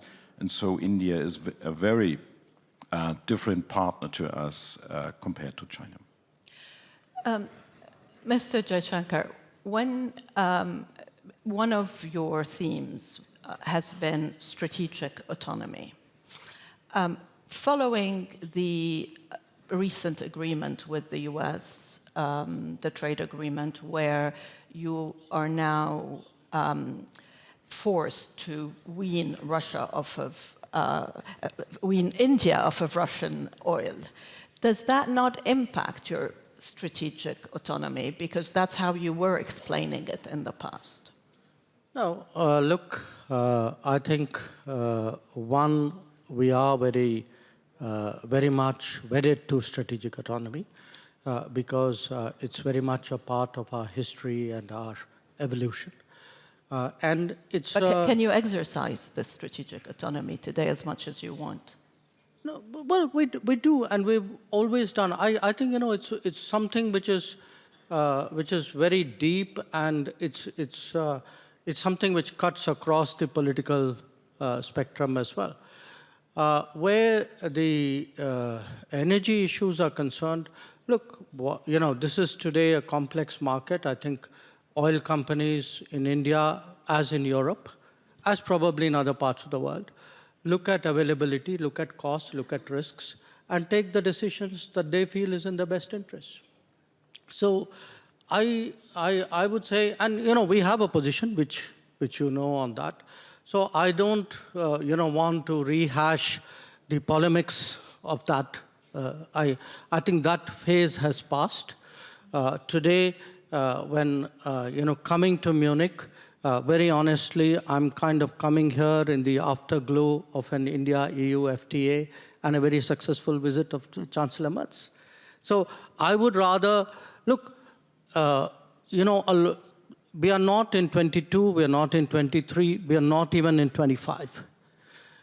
So many things are changing, and so many of us are doing our calculations and recalculations.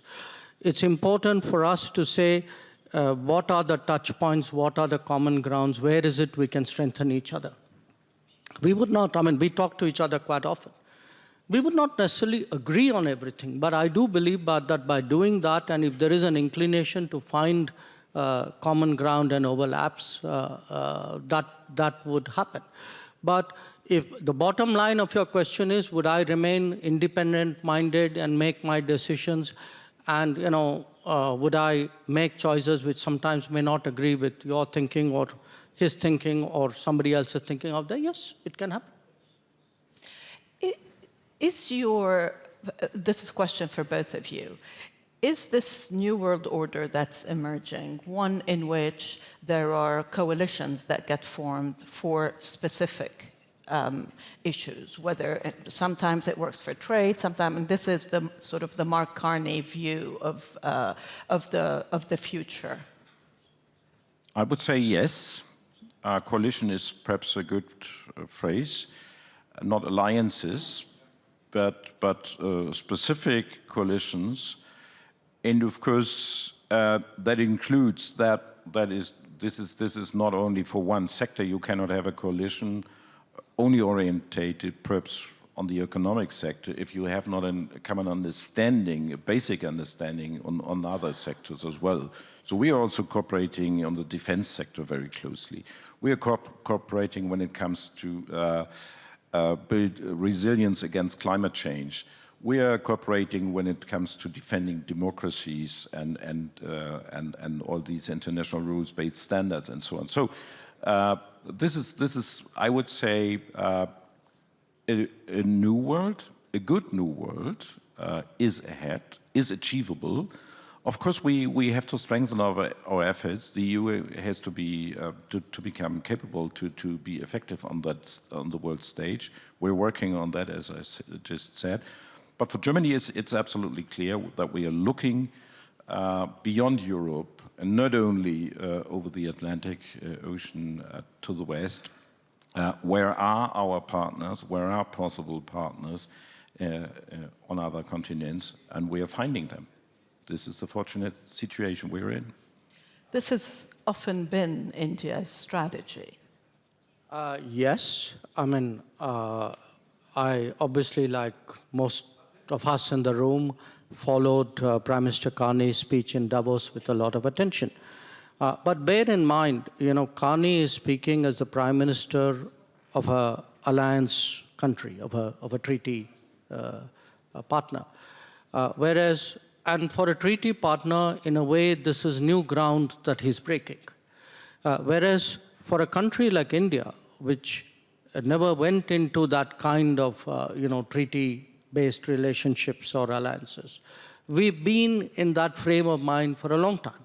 I mean, that is part of the strategic autonomy thinking, which belief that I spoke to you about. So if you look at it, you know, we have Quad, which is with the US, Japan, Australia, very important in the Indo-Pacific. We've had BRICS, originally with Brazil, Russia, China, then South Africa, now 5 more are added on. We have a number, you know, if I actually count them, I think we have probably more than 20 of these trilateral or more than trilateral combinations. In fact, we just did one with Canada, with Mr. Carney, India, Australia, and Canada on a You're deepening your relationship with Brazil as well, aren't you? Yes, yes, indeed. We have one with India, Brazil, South Africa. So we are as 3 developing democratic countries. So for us, this kind of coalition or working groups, call it what you would, but essentially an effective, practical, agenda-based coming together of countries on a regular basis. This has been very much the hallmark of Indian diplomacy now for about 2 decades. I'm going to open it up for a question after this one for Minister Vadeful. What do you think of a world made up of spheres of influence? And what is your sphere? Yeah, of course, our sphere is of course Europe, but of course, I have to realize that there are powers who are trying to have that spheres of influence, and of course, in a way, we have to build up resilience in Europe against that.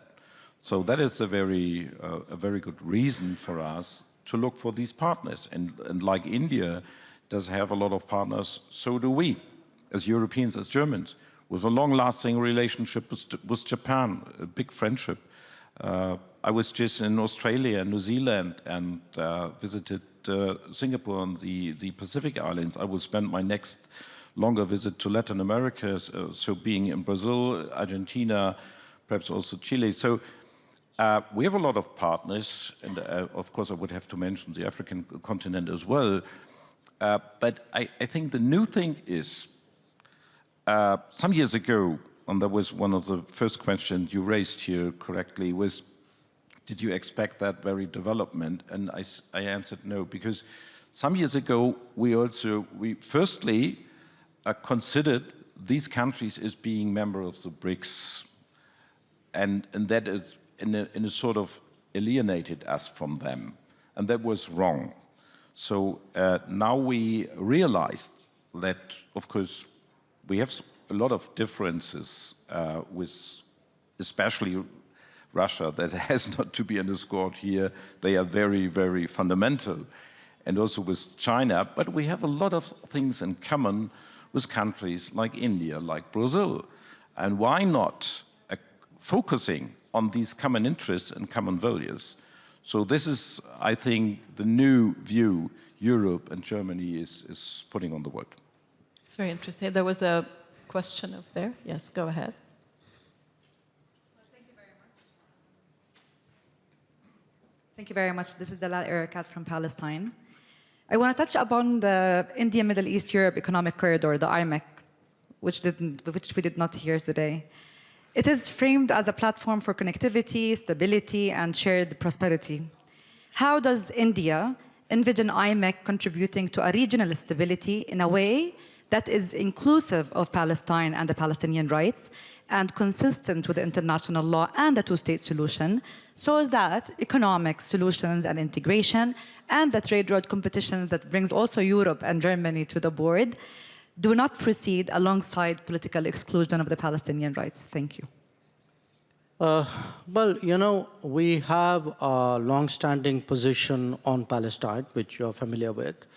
And when we embarked with a set of partners on the IMEC, the purpose of the IMEC is really to address connectivity, logistics issues, and improve the economy.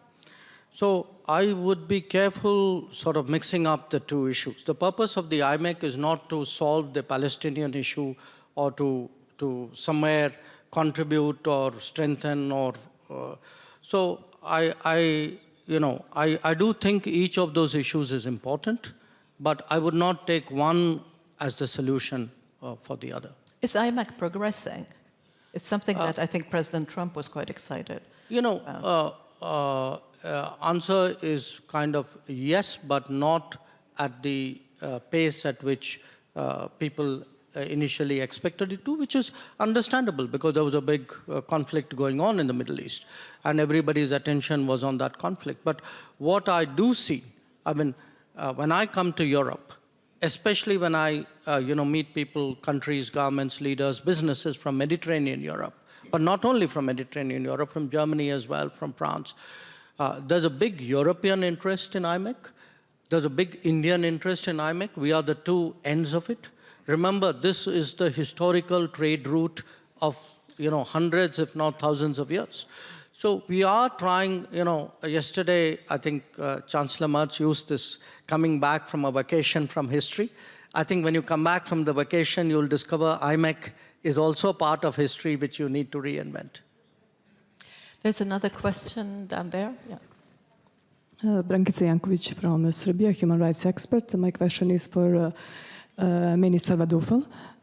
You are also well known as credible and reliable leaders, and I cannot agree more what you quoted about predictability.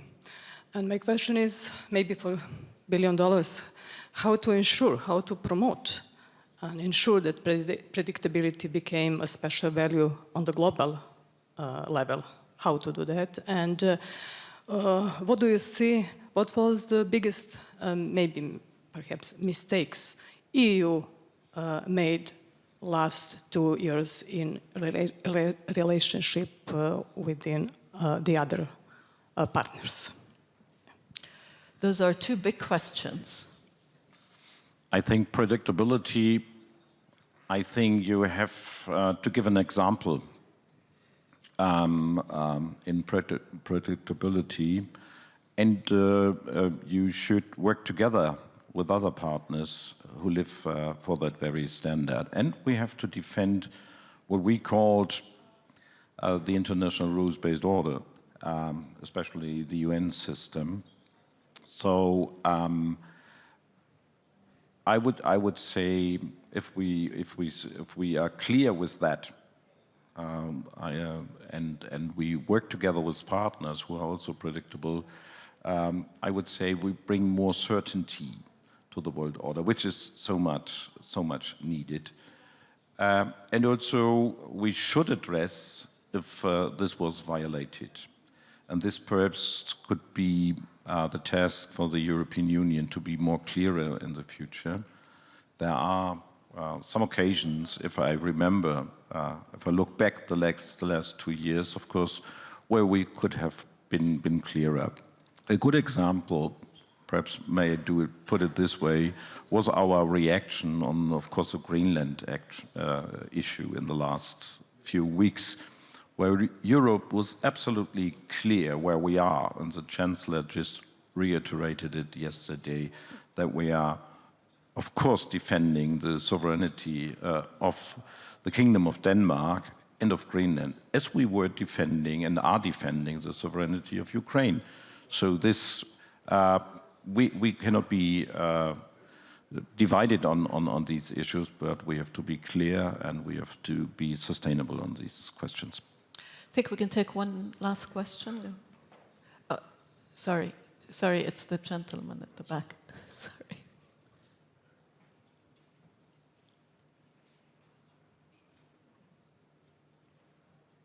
Thank you. My name is Daisuke Kawai from Tokyo, Japan. My question is about the Quad. As Foreign External Minister Jaishankar mentioned, last year the Quad summit was cancelled. And we haven't seen, such a unity, strong unity among Quad members in the second Trump administration. Do you see possibly, or the Quad unity will be sustainable in the Trump second administration? Thank you. Just a point of correction. I wouldn't say the Quad summit was cancelled because it was never specifically scheduled. It didn't take place, yes, that's correct. But at the same time, I would point to the fact that the first meeting with Secretary Rubio held the day he became Secretary of State was the Quad Foreign Ministers meeting. And then he did a meeting again in July in Washington, for which all of us went. So we actually had 2 Quad Foreign Ministers meeting, and I want to assure you that the other parts of the Quad, the various mechanisms, all of those are going on. So the fact that the Quad did not take place at the summit level itself, I wouldn't overread it. So do stay tuned. Thank you very much indeed for both of you, and we will be watching this budding relationship back at the FTA. Thank you.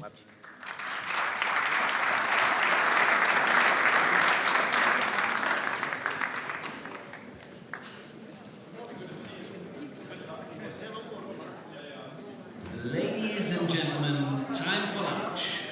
The main program will continue at 3 p.m. with the panel discussion on PAR, fortifying the foundation of transatlantic security. Ladies and gentlemen, enjoy lunch.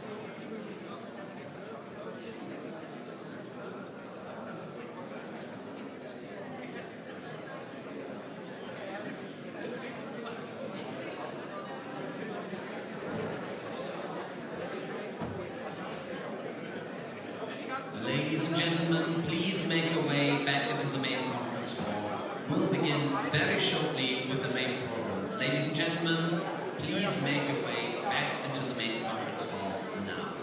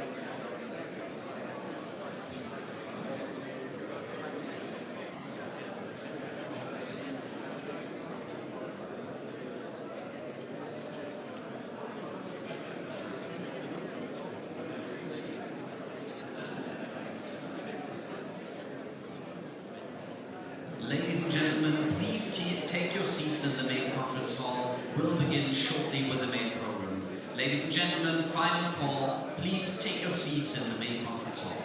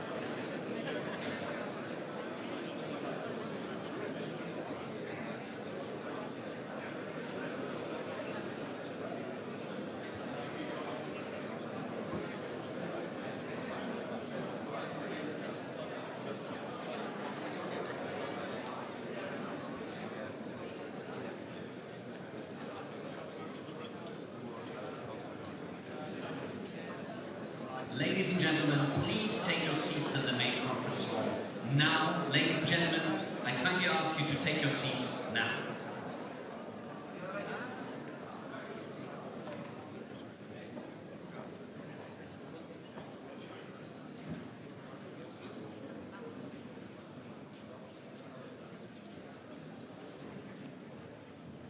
Ladies and gentlemen, please welcome on the stage the Chief International Anchor at IMI Media Group, Hadley Gamble.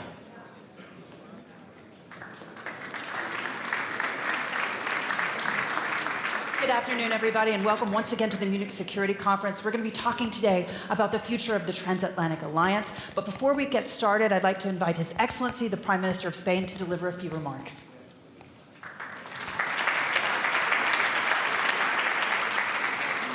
Thank you very much. Good morning. I've come to Munich to meet with friends and allies, to listen to experts, and to show Spain's commitment to the multilateral order and the security of Eastern European nations. We Spaniards are far away from Russia, but we know quite well that Putin is a real threat, that the world is becoming more unstable, and that we Europeans must strengthen our defense capabilities to protect, of course, our freedom and way of life, but also to provide security guarantees to our international partners. We are also aware of this, that since I became Prime Minister, Spain has tripled its defense spending and has doubled the number of soldiers deployed in NATO missions. We need, of course, to ensure our sovereignty, our territorial integrity, and our security. But I strongly believe that nuclear rearmament is not the right way of doing it. And I am hardly the first one thinking that. 70 years ago, our parents and grandparents came to the conclusion that nuclear deterrence was a far too costly and a risky way of avoiding conflict between nations. Too costly because it demanded colossal public investments, and too dangerous because on several occasions technical or human errors came close to triggering a full-scale nuclear war between the West and the former Soviet Union, a war which would have brought humanity to the brink of extinction. After a few decades, our predecessors realized that the risks posed by nuclear deterrence far outweighed its contributions to peace. They realized that a system that requires zero mistakes and constant correction to avoid total destruction is not a guarantee, it is a gamble. President Ronald Reagan stated, and I quote, "A nuclear war cannot be won and must never be fought," end of the quote. And John F. Kennedy said that, and I quote, "The weapons of war must be abolished before they abolish us," end of the quote. So this was not about left or right, it was about doing the right thing. This collective realization led to an international agreement to undertake a gradual, verifiable process of nuclear disarmament. Treaties were signed, and nuclear arsenals were dramatically reduced. But now the tide is turning. Nuclear powers have forgotten the lessons of the past, and they are expanding their nuclear arsenals once again. Together, they are spending more than $11 million every single hour on them. And experts estimate that the US alone will invest $946 billion in nukes over the next decade, enough to eradicate extreme global poverty. In my view, this is a mistake, a historical error that we cannot commit again, particularly not today, with artificial intelligence casting a shadow of uncertainty over the entire world. That is why I would like to humbly ask all these powerful nations, please stop nuclear rearmament. Sit down, negotiate, and sign a new START treaty to ensure continuity of the one that has just expired. As a non-nuclear country that has witnessed nuclear bombs accidentally being dropped on its territory back in 1966, I beg you, prevent the launch of a new arms race while it is possible. Humanity will be forever grateful if you do, and it will heavily judge you if you don't. We need to stop Putin. We need to strengthen our deterrence capabilities, but let us do it in a coordinated and targeted way that we can control. Let's build a true European army, not in 10 years, but now. Spain will join with all the resources that are needed. Let's strengthen our multilateral system, reforming and empowering those institutions that, despite their flaws, have succeeded in maintaining peace in the West for decades. And also, let's invest in the values of solidarity, empathy, and cooperation that have brought us this far. Because the rearmament that we most urgently need in the world is a moral one. Thank you.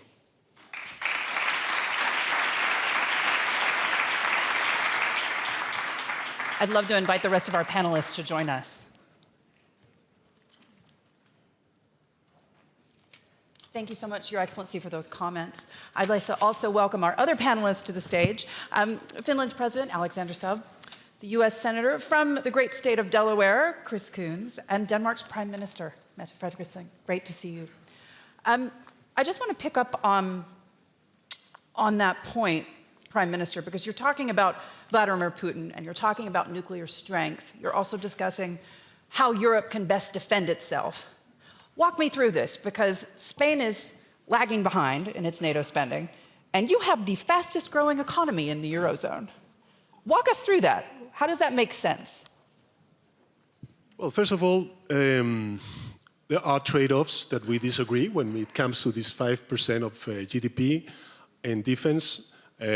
Second, I do believe that we need also to focus on capabilities and contributions. And as I said earlier, of course, we have doubled not only the presence of Spanish soldiers in NATO missions, but also we have tripled the investments on defense expenditure when it comes to our GDP. But last but not least, I think that what we need to do in the coming years is to strengthen the European pillar of NATO, within NATO. And How do you do that without spending? No, we can do it.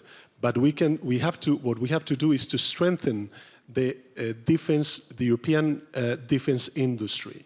And that means that paradoxically, if we agree with this idea of 5%, at the end of the day, we will become more dependent on the US defense industry. And that is why I think that we need to focus more on not only how much do we spend, but how much do we spend together and therefore better.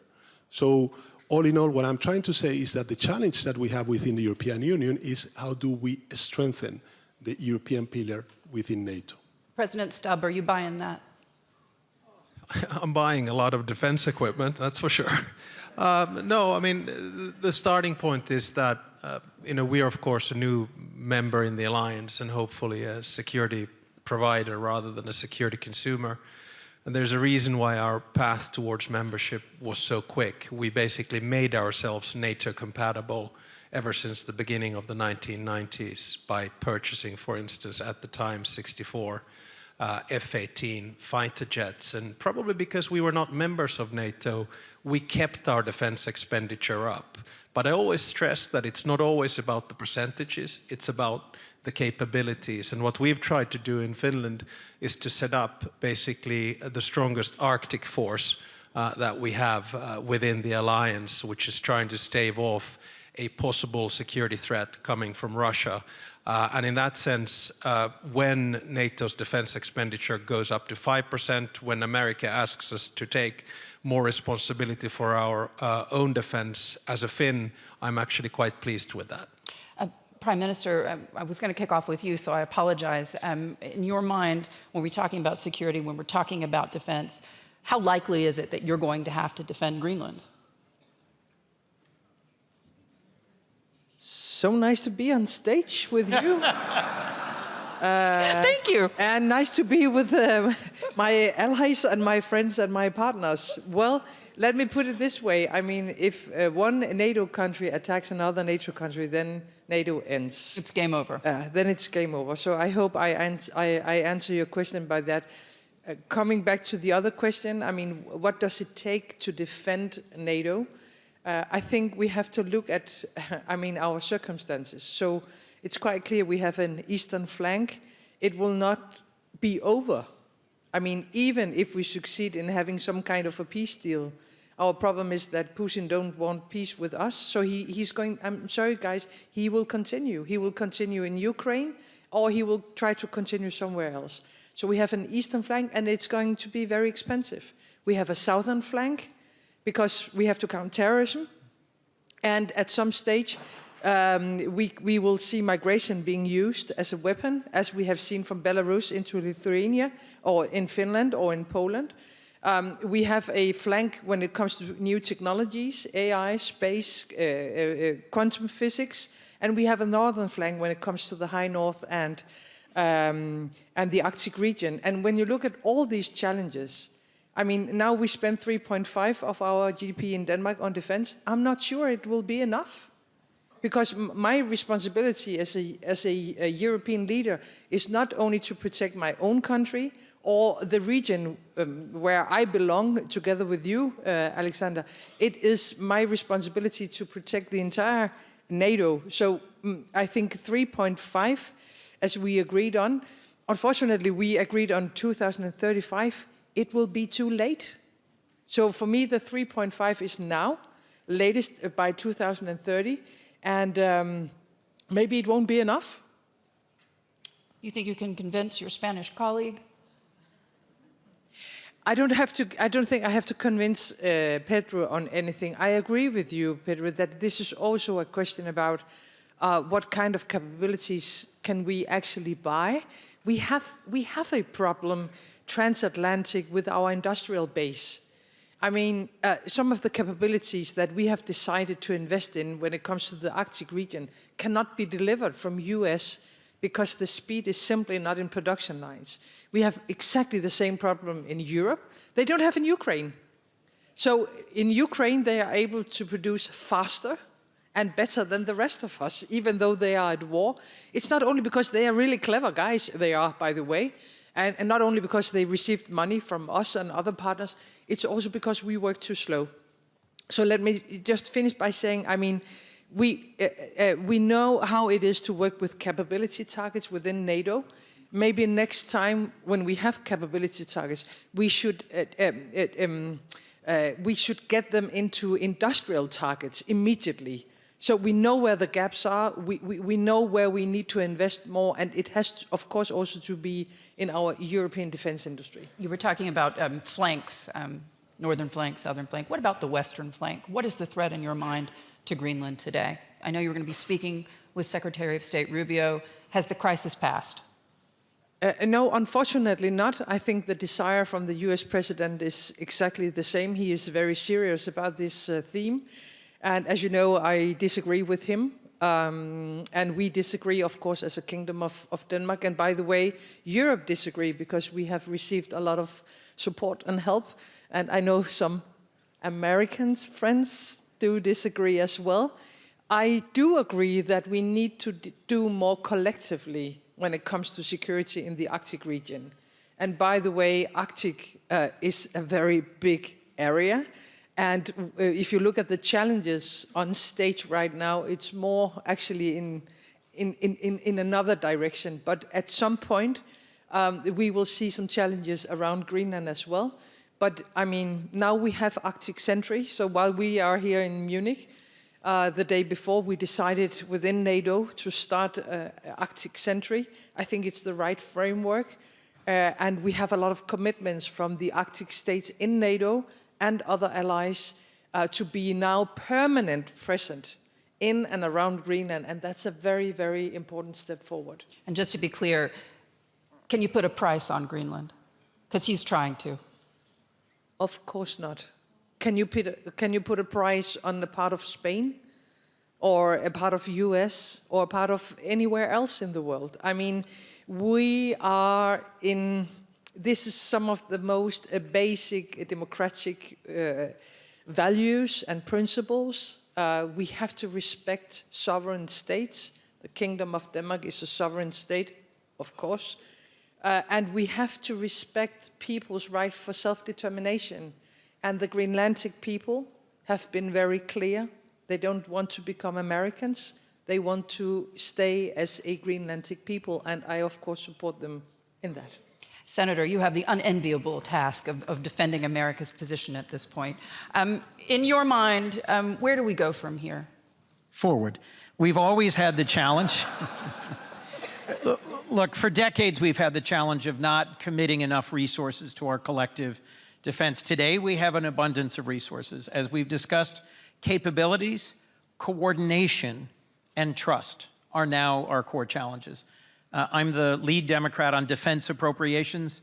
We appropriated $850 billion in the bill just signed by President Trump. We are committing resources. NATO has stepped forward and made bold commitments to Ukraine, to collective security, to investment in new systems. We've got the resources. Now we need to be smarter about it, and we need to find ways together to tackle the domains where some of us have strength and some of us have weaknesses.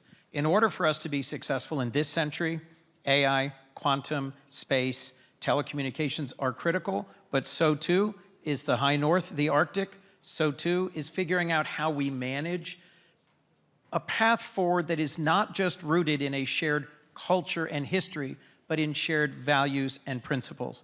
Because that is what ties us as well to Korea, to Japan, to Australia, to Singapore.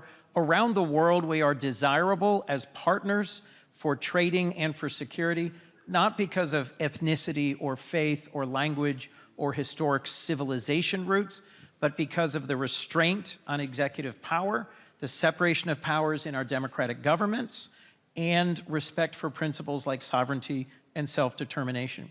You asked me to defend the American position. I will tell you, only 17% of Americans want to in any way be involved in threatening Greenland. The vast majority of Americans saw this as a foolish gambit.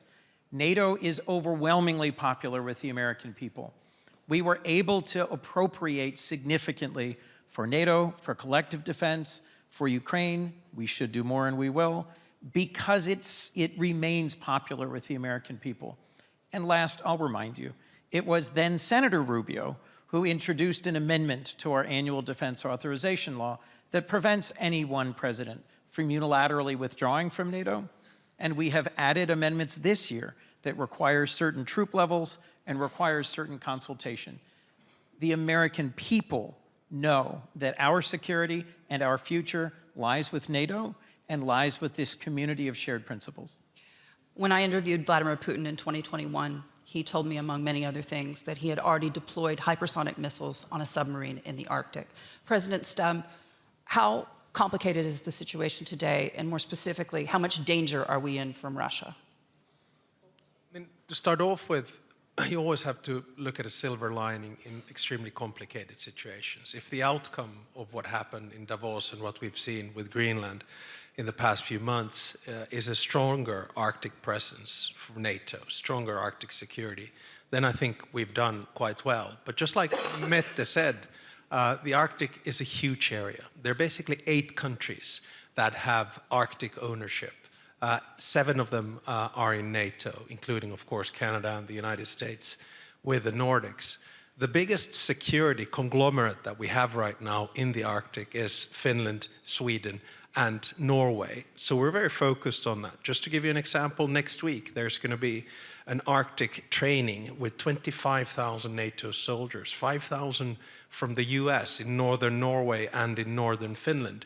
And of course, we're not doing this just to showcase, but we are looking at different scenarios. And I think the importance of Norway, Finland, and Sweden up there, including, of course, Denmark, is that the biggest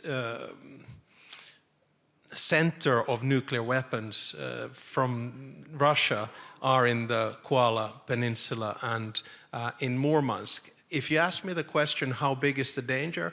Russia is not going to test the resolve of Article 5.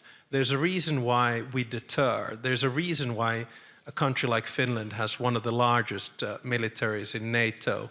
On the eastern flank that has been talked about, there's Turkey, Ukraine, Poland, and Finland. I don't see a direct security threat coming from Russia right now, but I'm so in agreement with Mette that when the war is over in Ukraine, the threat is not going to reduce for the rest of Europe or for Central Asia or the Southern Caucasus, because the inherent DNA of Russia and Putin is imperialism and expansion. Prime Minister Sanchez, you're hearing these comments from your NATO colleagues. In your mind, how do you defend your position when it comes to Russia, when it comes to not spending more? No, actually, we are spending more, and we are sending troops to the eastern flank of Europe, and we are committed, of course, with security and the territorial integrity of the eastern part of Europe and, of course, of Ukraine. And when it comes to the Greenland, of course, we express our support to the Kingdom of Denmark. No, I think at the end of the day, there is a debate of whether we are sticking to the rules of an international order based in rules, if we stick to the UN Charter principles or not. And I think that when it comes to values and principles, we need to defend those values and principles. And let's not forget that, of course, we have to think about the eastern flank. Of course, we have to think about the Arctic flank. But there's also a reality that you mentioned earlier, which is the southern flank. And for that, we need also to bridge understandings with other countries that belongs to other cultures and societies, that they need to understand from the Western world that we are engaged with them, that we don't accept double standards, that when it comes to territorial integrity, we defend that territorial integrity in Ukraine, but also in Gaza and in the West Bank. And the situation that, now Palestinian people are facing in the West Bank is completely unacceptable. And I think that the leverage, the influence that the Western society and governments could play also in the southern flank is very, very important. Also for the security and the geopolitical interests of the European Union and, of course, therefore, of the transatlantic relationship. So, all in all, we are committed. We are we have this solidarity with the eastern flank of Europe, but let's not forget that in the Madrid strategic concept, when we had the NATO summit, we also agreed upon this idea of 360-degree security approach. And I think that there's a lot of disagreement on that, and not a lot of unity when it comes to foresee a potential solution in the conflict of the Middle East. Mm. Senator Coons, I want to ask you specifically to sort of weigh on this. I did a panel yesterday on energy dominance and the future of Europe. 60% of LNG imports are coming from the United States. They were just in the Gulf countries, Mr. Merz, the Chancellor of Germany, talking to partners there, talking about increasing supplies.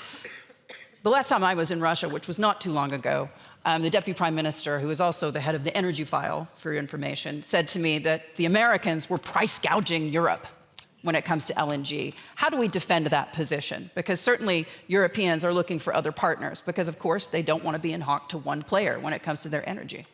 Sure. Look, I think Europe should be seeking energy options where it can, but not from Russia.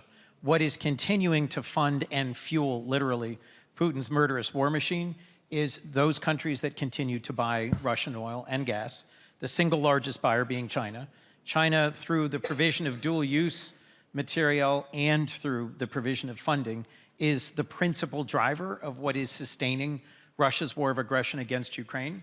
I do think that the United States was able to provide robust LNG supplies now several years ago when the war began, was critical to Europe having an energy alternative. But at the end of the day, I think our future together is in developing the next generation of civil nuclear power, in finding pathways for energy security that do not also fuel aggression. So no going back to Russian energy? I'm not buying any Russian energy in the near future.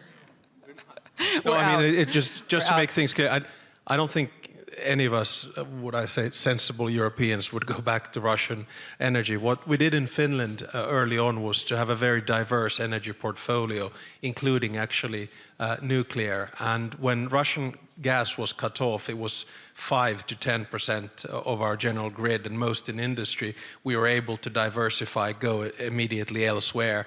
And I think the whole idea that energy binds us together and interdependence is now over. So we're looking at alternative solutions, I think, in Europe. But when you think about this, you need, for heavy industry, you need a base load. And that's not going to come from wind or solar. In your mind, are we going to have to really do a rethink in Europe? And you're seeing that happening now a bit, but a rethink of those climate goals and realistically, pragmatically look at the energy. Okay, I didn't think this was a climate panel, but we can go there as well.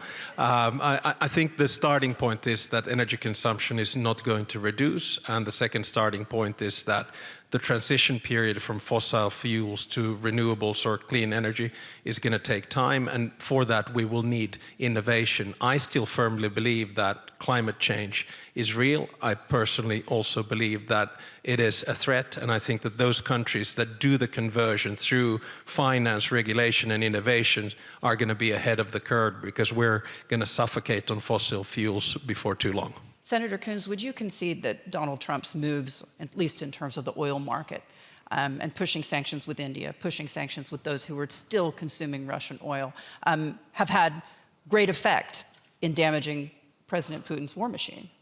It's taken too long to get there, but yes, when President Trump imposed sanctions on two of the largest Russian oil companies and has moved to impose additional sanctions, that's very welcome and broadly supported in Congress. It's the pressure on Putin that is needed to move the war of aggression against Ukraine towards a just and sustainable resolution. Regrettably, President Trump has dedicated as much time to pushing Ukraine to make concessions.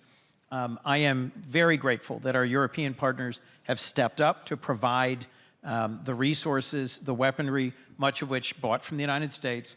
But we have to balance this equation and push Putin, raise the costs of this war for him, or he will not conclude. And we have to achieve through negotiation, and we had a meeting earlier today with President Zelensky, a just and sustainable peace, or Putin will simply start again. So we have to be clear-eyed about the costs and risks to all of our security of not succeeding in finally stopping Putin now through a just and sustainable peace. In your mind, is the United States doing enough there? Because right now, No. I'm sure you all are aware, people are actually freezing in Ukraine because of the damage that President Putin has done to their energy infrastructure.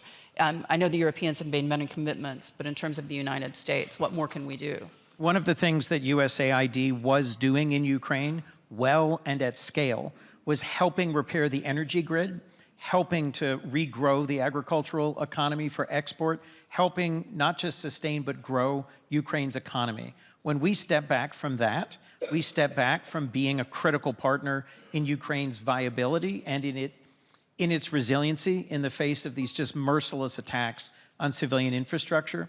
Think about it. The response by Putin to Trump rolling out the red carpet in Alaska was waves and waves of attacks to leave women, children, families in the dark and cold. His answer is clear. Our actions have to be clear as well. We need to do more to put pressure on Putin. Prime Minister. And I mean, it shows exactly what this is all about. I mean, if he wanted peace, he wouldn't do what he's doing these days. I mean, and can you imagine? I mean, it's like minus 25 degrees, and then you attack the energy system. I mean, it's so crazy that only Russians would do such a thing. But this is how Russia is, and it will not change. It will not change. And the only language they understand is if we are as tough as they are. And I think our problem in Ukraine is still that there are still red lines when it comes to the weapons they can use to win this war. And you cannot win a war with the one hand tied on your back.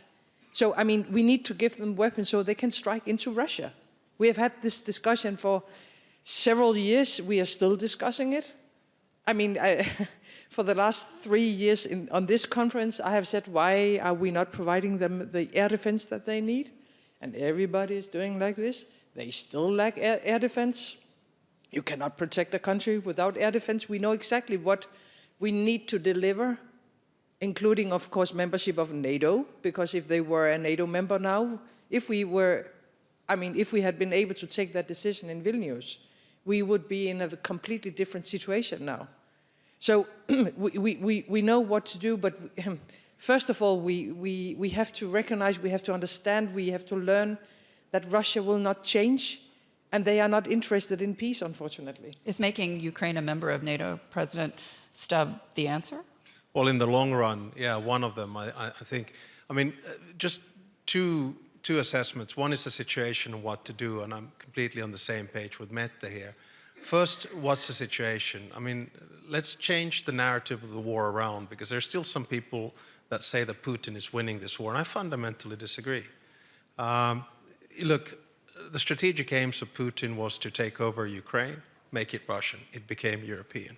His strategic aim was to not allow NATO to enlarge. Well, got Finland and Sweden. And his strategic aim was to keep European defense expenditure down, and we're now at 5%. So it's a total strategic failure from Russia's part. Secondly, he's failing militarily. We look at the acquirement of territory. In the first year, in 2014, it was 12% because of the Green Men in the Crimean Peninsula and some in Luhansk and Donetsk. Since then, 8% of Ukrainian territory in 12 years. Last 2 years, 1% of Ukrainian territory. And what is the cost of this? In December, 35,000 Russian soldiers died.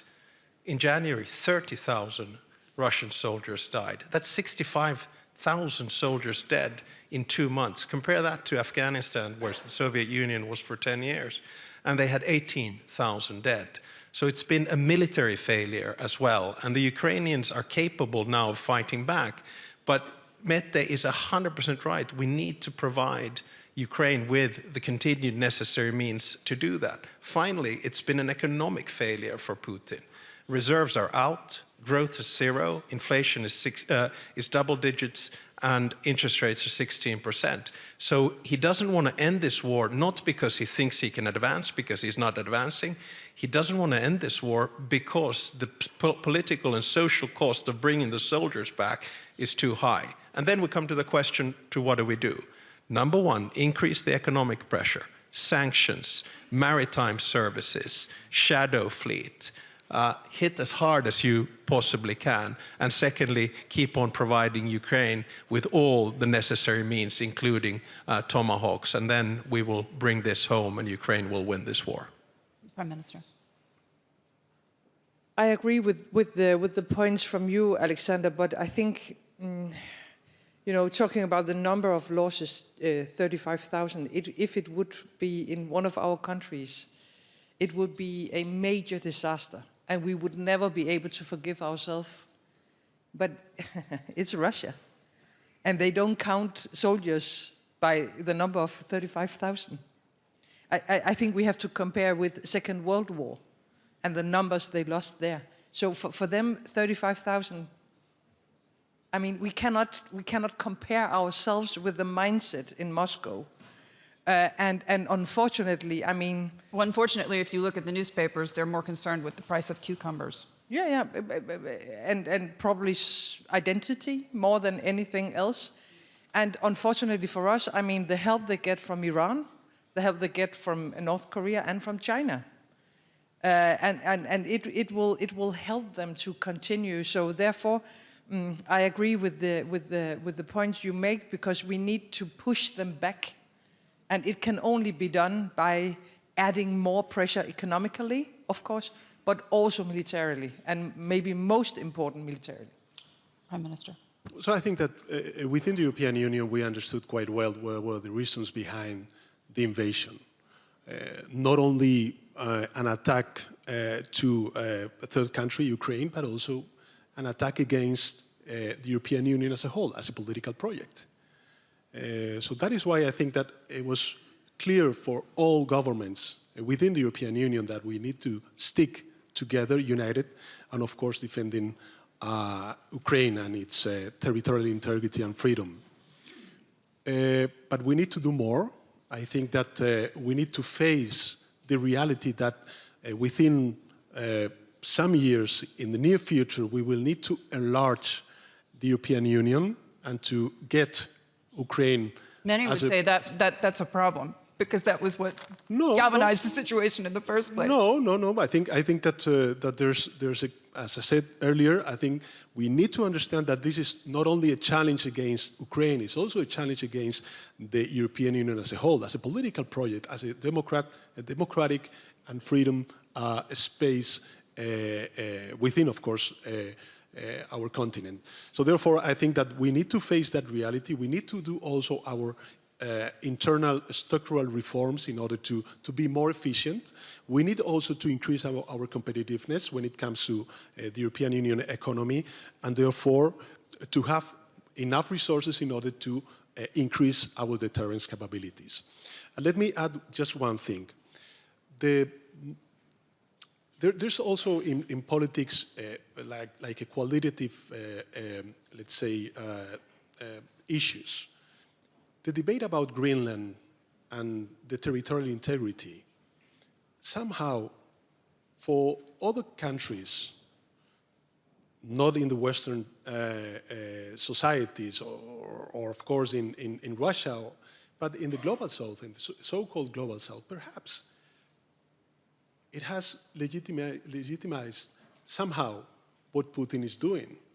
So I think it is important from the European Union to stick together, to be united, and to say clearly to our friends in the US that territorial integrity is something that we must all respect without any doubt.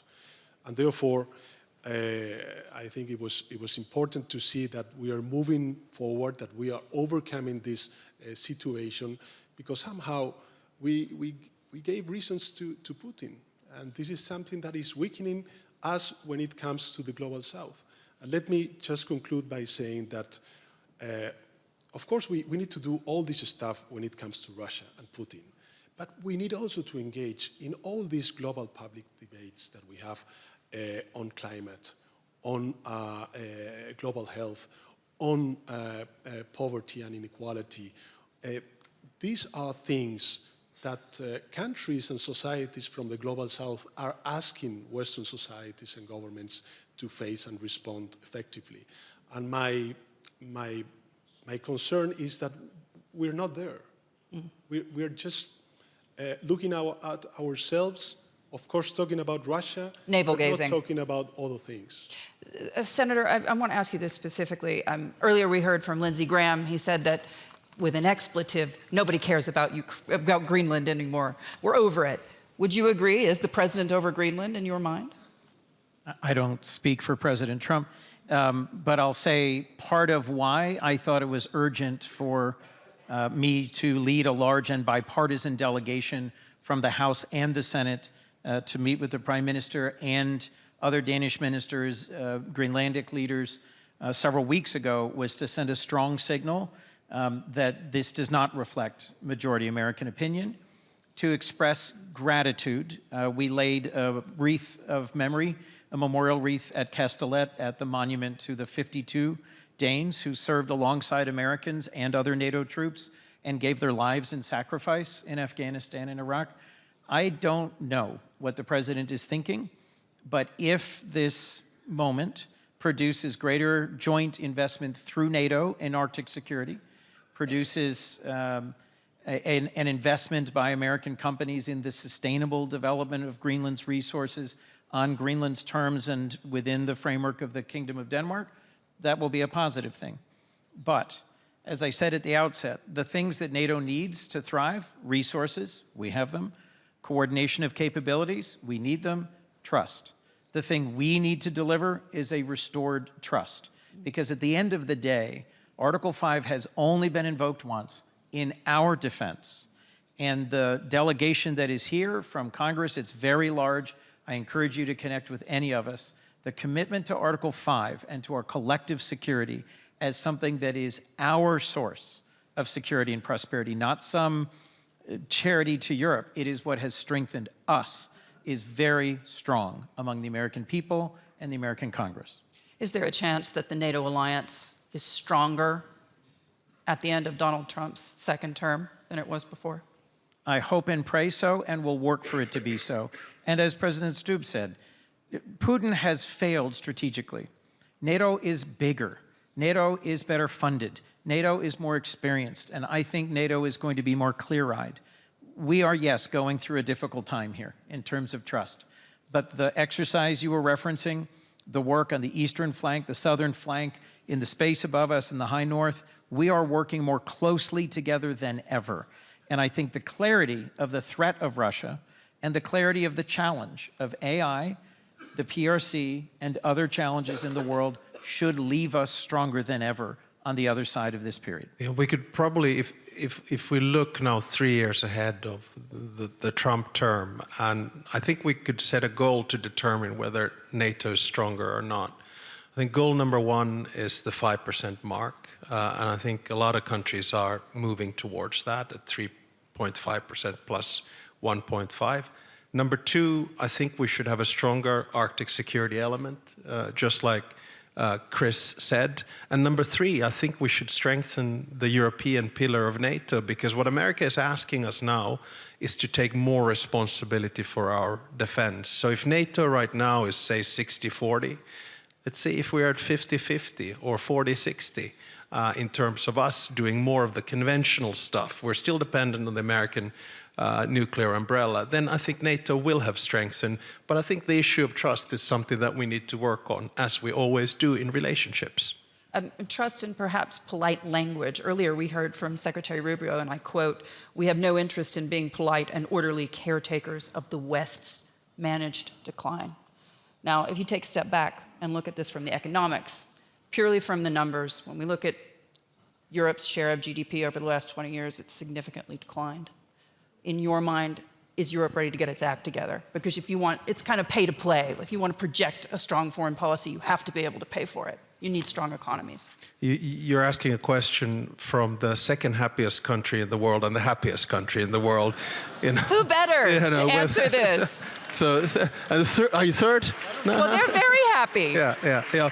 No, I sometimes, sometimes when I hear the discourse, especially of economists who are looking at accrued GDP as the save-all measurements, I think us coming from Nordic countries, we value welfare societies, which are a combination of open market economies and then clear safety nets. And if I look at our Gini coefficient, if I look at all the measures of international data, which 5 countries are in top 10, whether it's justice, whether it's least corrupt, whether it's open, whether it's welfare, whether it's environment, whether it's open media, gender equality, they are the Nordics. So I don't buy the argument that we're doing bad. I'm actually bloody happy.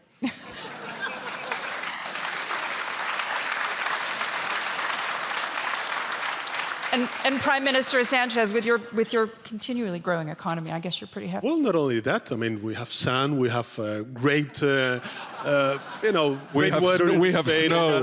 But just let me add one thing. I don't understand why some, personalities of the U.S. administration see the reality of the European Union project as a threat. Because I think that, this is a fact. I think it's one of the biggest accomplishments of the 20th century. And what we have decided within the European Union is to moving forward.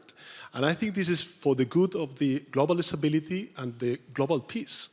So therefore, I don't understand why we are seen as a threat. I don't think you're seen as a threat by the administration. You're seen as a burden, which suggests to me you need better PR. No, I think that there's some some look at the European Union and wishing to have a more fragmented European Union, while at least these 3 representatives of the European Union were looking and working for a strongest European Union, no? And therefore, we need also to deepen our single market. We need to open ourselves to other regions, such as, this free trade agreement that we reached with Mercosur, and therefore, we need to move in this direction. So this is a reality, and the US need to accept this fact, this reality, that in the future, what they will have in Europe is a more integrate Europe and European Union. So I think this is... I'm seeing agreement from the President and Prime Minister. So do you think Donald Trump sees Europe as a threat? The European project? Well, I think we need to, you know that I'm pro-European, pro-American, and by definition transatlanticist. So I really try to work at the transatlantic relationship. But I want to deal with the world as it is, not as I wish it would be. And I think we need to read the national security strategy of the US in November very carefully. And it has 2 strands. One is an ideological MAGA strand, where there is a thought that European integration is not necessarily a good thing. Accept that. And I think President Trump would agree with that. Secondly, there's a policy strand, which is America first, and then there's a pecking order. The Western Hemisphere comes first, second is in Indo-Pacific, third is Europe, fourth is the Middle East, and five is Africa. So now we need to work on this plane, and I think we need to tie ourselves very closely with interests, with values, because ideology is shifting a little bit. So let's just work on this pragmatically. Prime Minister. You were asking, about NATO, and let's be honest, the only time in history where the majority of the Europeans and the Americans have been safe is when we had NATO. It's the only time in history. And of course, defense and deterrence, and therefore capabilities and economy, is a big part of that. But Article 5 is the most important thing. And there's only once in our history where we had to activate Article 5. That was because what happened in the US. The rest of the time, we have been able to provide freedom, democracy, prosperity, and wealth only because of wordings in Article 5. Because all our enemies knows that if they attack us, they will attack all of us. So spending is important. And our industrial base has to be scaled up, and we have to speed up. We have to spend much more. But maybe the most important thing, when that is secured by us as political leaders, that is our unity.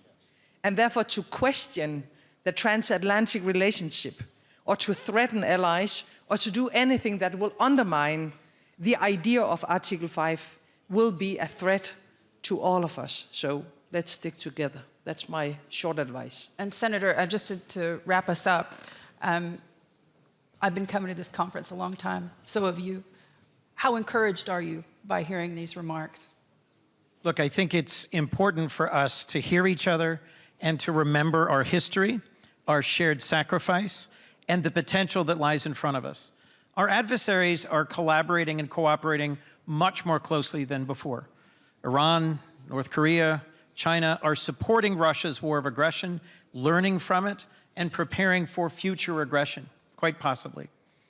When President Truman signed the NATO treaty on behalf of the United States, he said people of courage and vision can still determine their own destiny. As I go back to the United States Congress, I will remind my colleagues of the sacrifice and investment by so many European and Canadian partners of ours in NATO to build better societies and to build a better future for all of us. And I'll remind them that if we follow your lead, we might be happier too. Your Excellencies, thank you so much. Thank you very much. Great. Ladies and gentlemen, the program in the main conference hall will continue shortly at 4 p.m. with the panel discussion, Holding the Line, Defending Europe and Supporting Ukraine. Ladies and gentlemen, we'll continue here in the main conference hall at 4 p.m. That's in 10 minutes.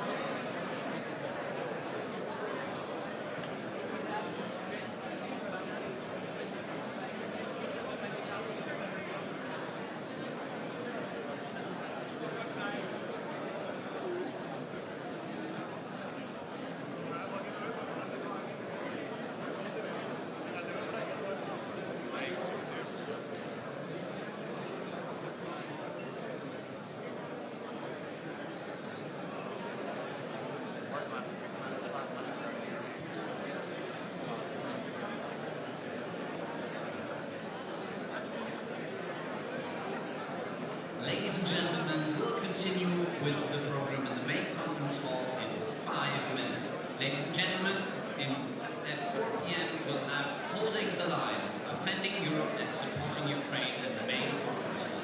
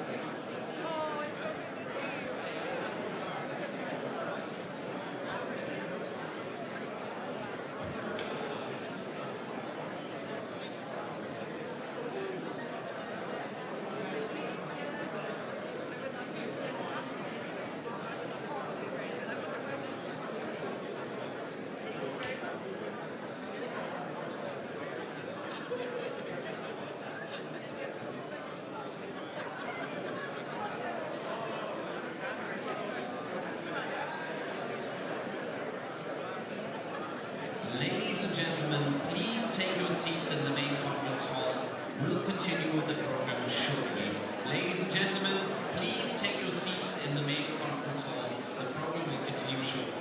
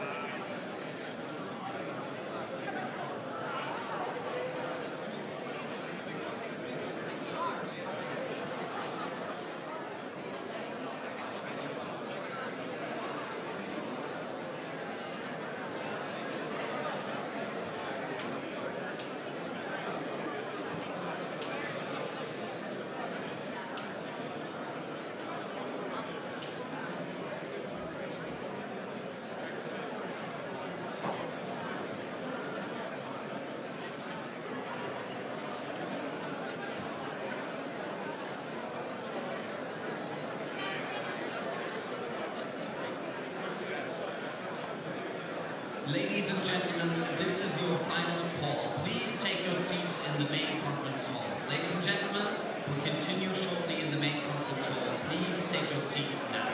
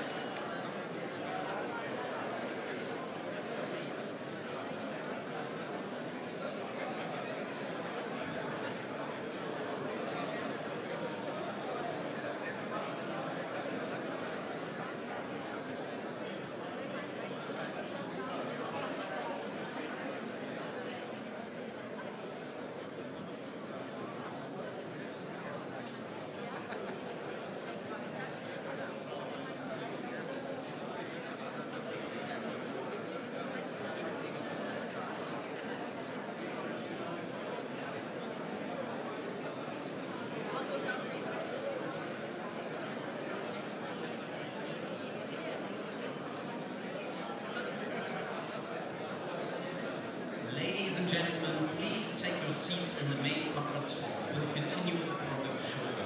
Ladies and gentlemen, please take your seats now.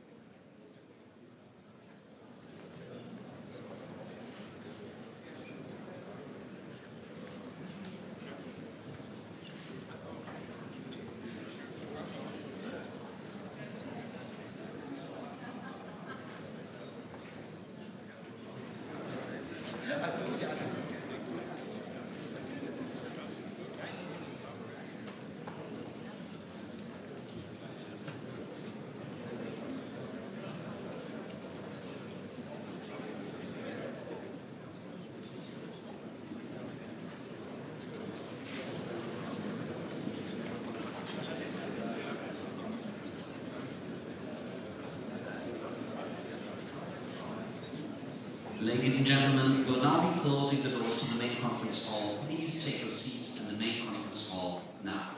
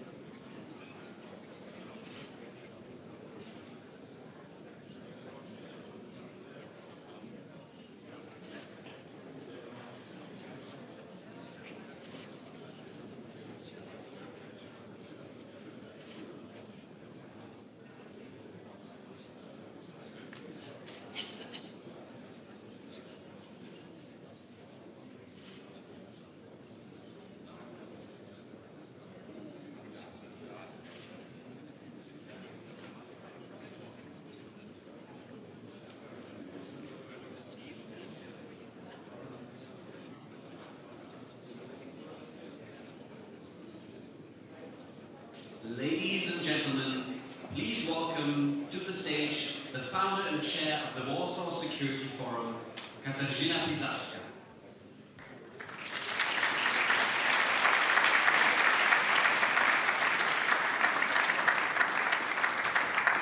Thank you very much, ladies and gentlemen. It's great to be back here in Munich for an extremely timely debate, holding the line, defending Europe, and of course, securing Ukraine. We will have a fantastic lineup of speakers, but we will start with scene setting to our wonderful debate. I would like to invite Minister Boris Pistorius, the Federal Minister of Defense of Germany. Please, Minister, join us at the scene.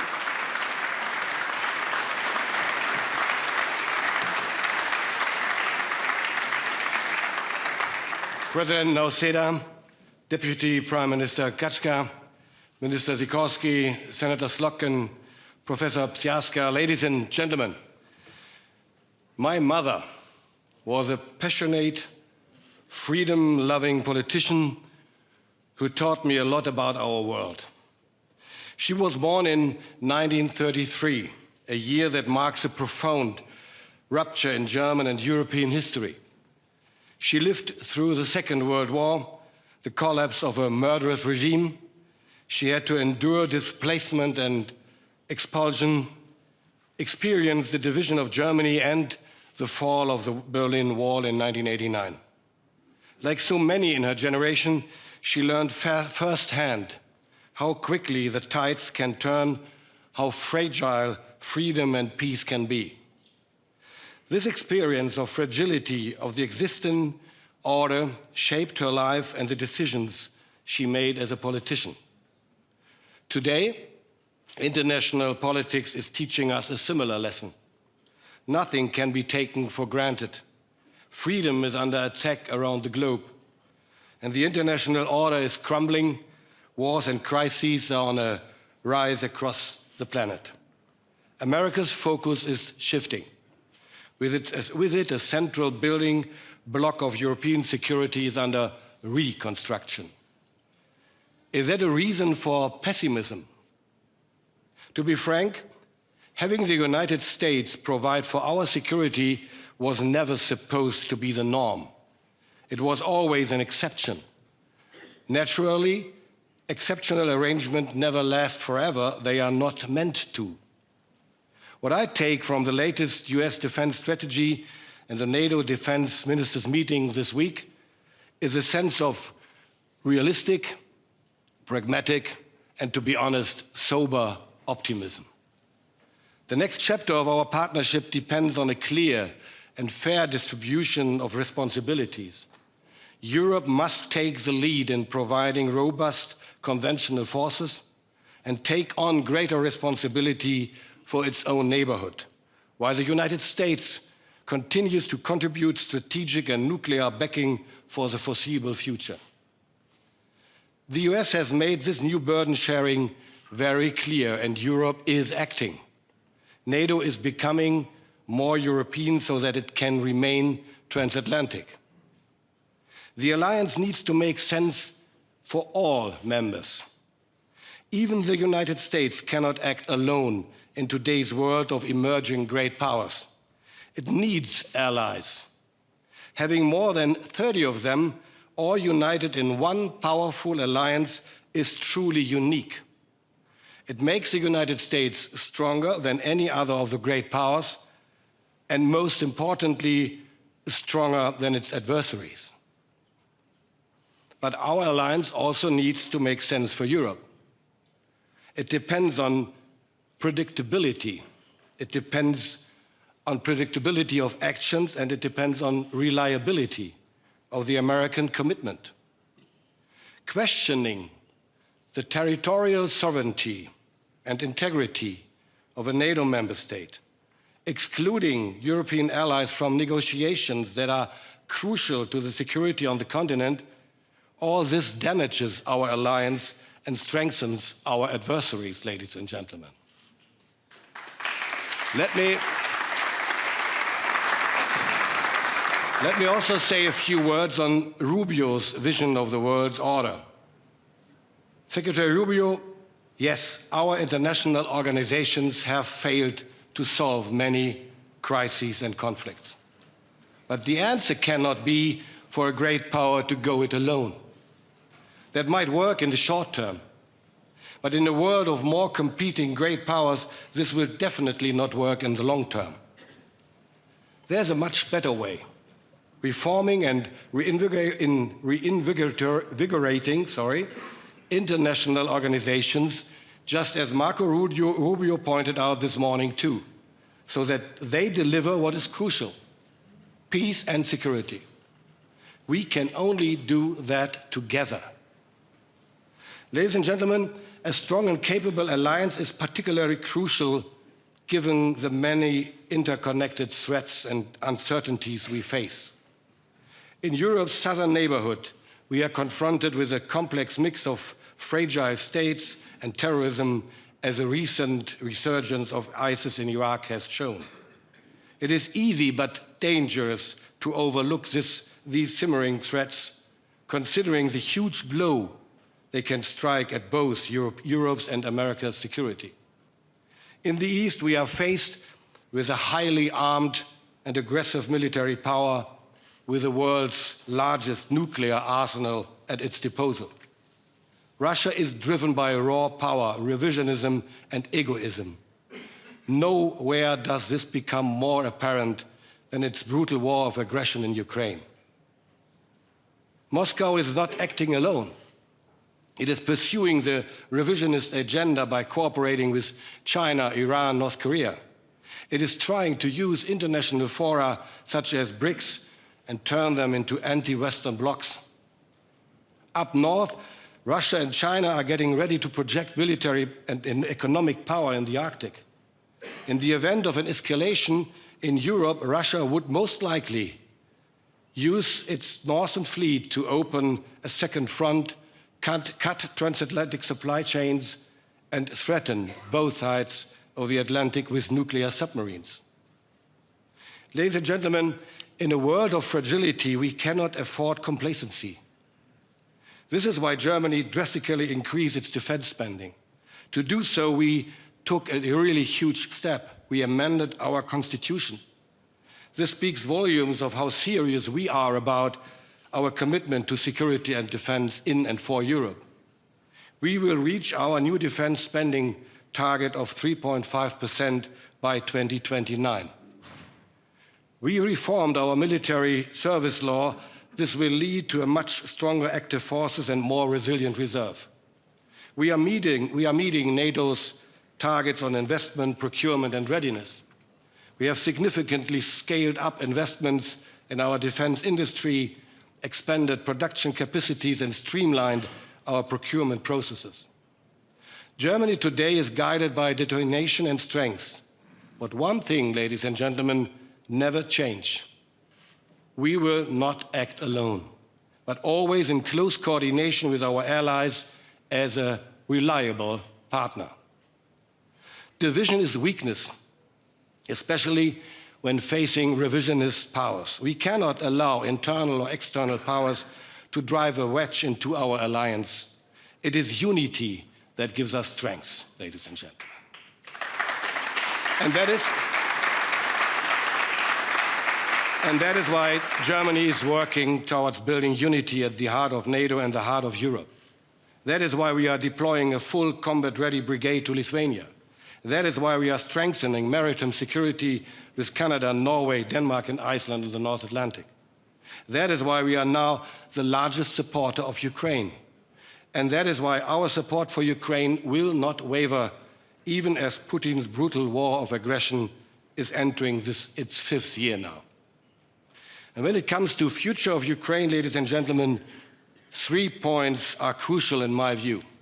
First, we will keep looking for paths to a reliable peace, because Ukraine's future is fundamental, not just to European security, but to global security. We need a peace deal that safeguards both Ukraine's and our European interests. Second, the ball is in Putin's court. He is the one who is dragging out negotiations and is showing no willingness to compromise. He is shifting the cost of war to his own people. But he must not be mistaken. We will continue doing everything in our power to protect Ukraine as an independent, sovereign European nation.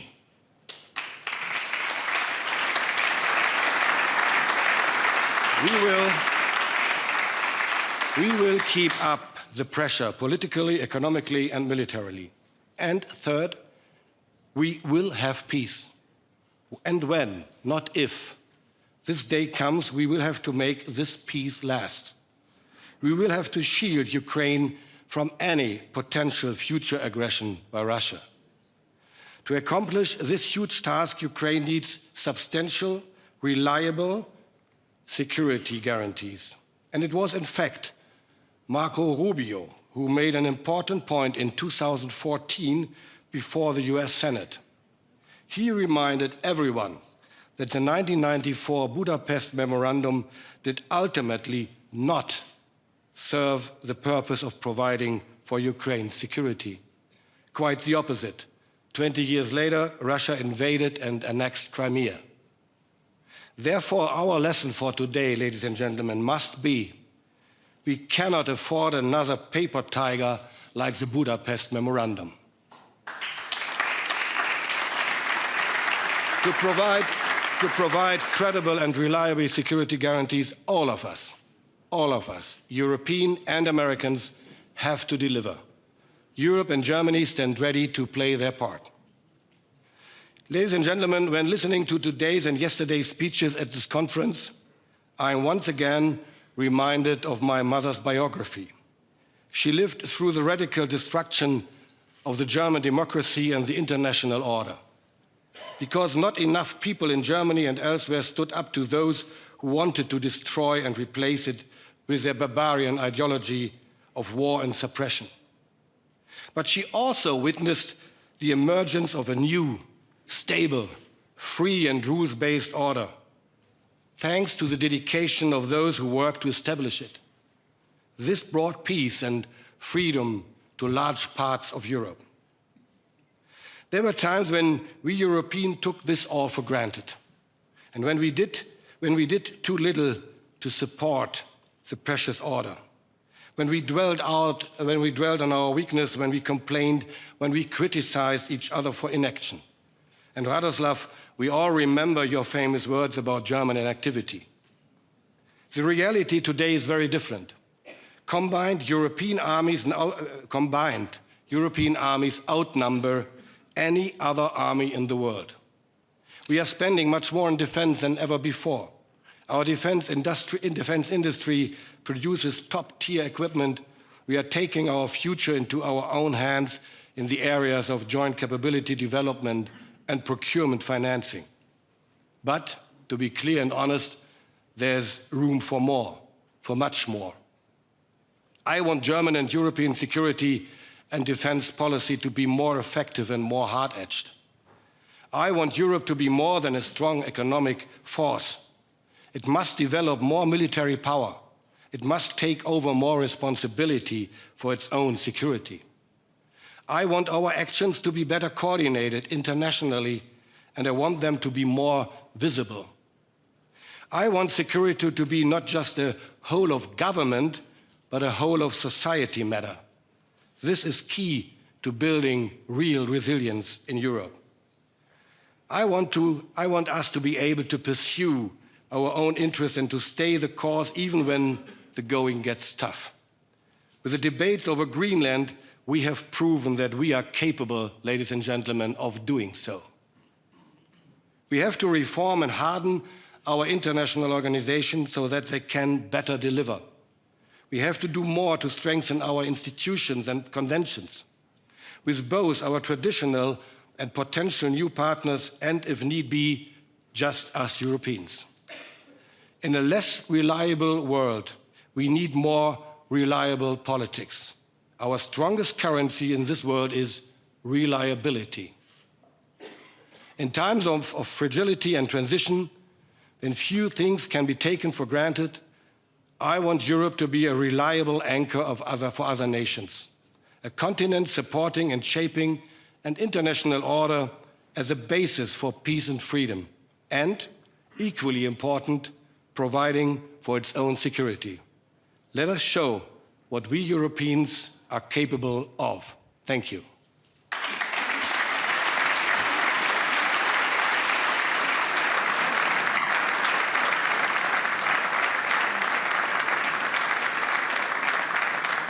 Thank you very much, Minister Pistorius. And now I would like to invite our distinguished panel to join us here. First and foremost, the President of the Republic of Lithuania, Gitanas Nausėda. Please, Mr. President, please join us here.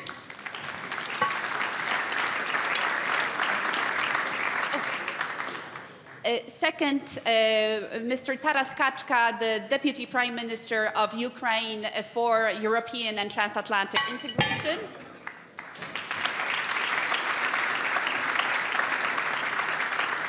Next, the Deputy Prime Minister of Poland and Minister of Foreign Affairs, Radosław Sikorski.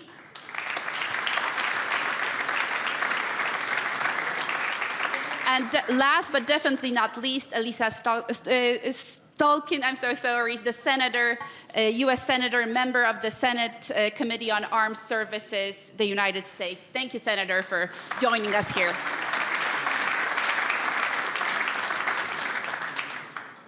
So, ladies and gentlemen, let me maybe start for allowing to take the floor to our Ukrainian guests here, Prime Minister Kachka.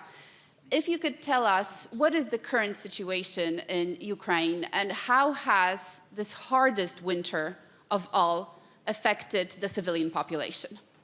Thank you for inviting and for this question. I think it's difficult to add to the description of situation that as it was done by President Zelensky, but I think that there is one thing that I would like from government to highlight, that the biggest target of Russia this winter is energy, and it's already 4th year they attack our energy, but this time it's like very tough, so that they use every type of missiles, ballistics, so there's the hypersonic, so that like drones and massive things.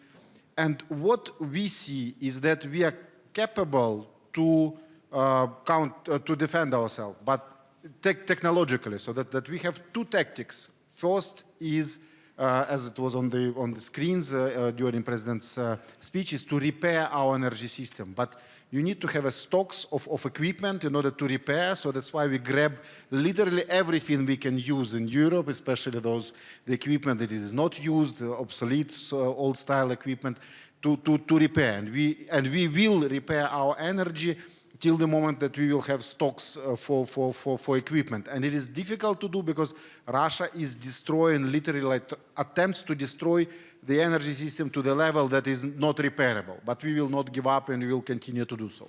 Second big thing is that we are able to intercept, so that together with your support, with US equipment, European equipment, we can intercept almost everything, but also the question is the scale.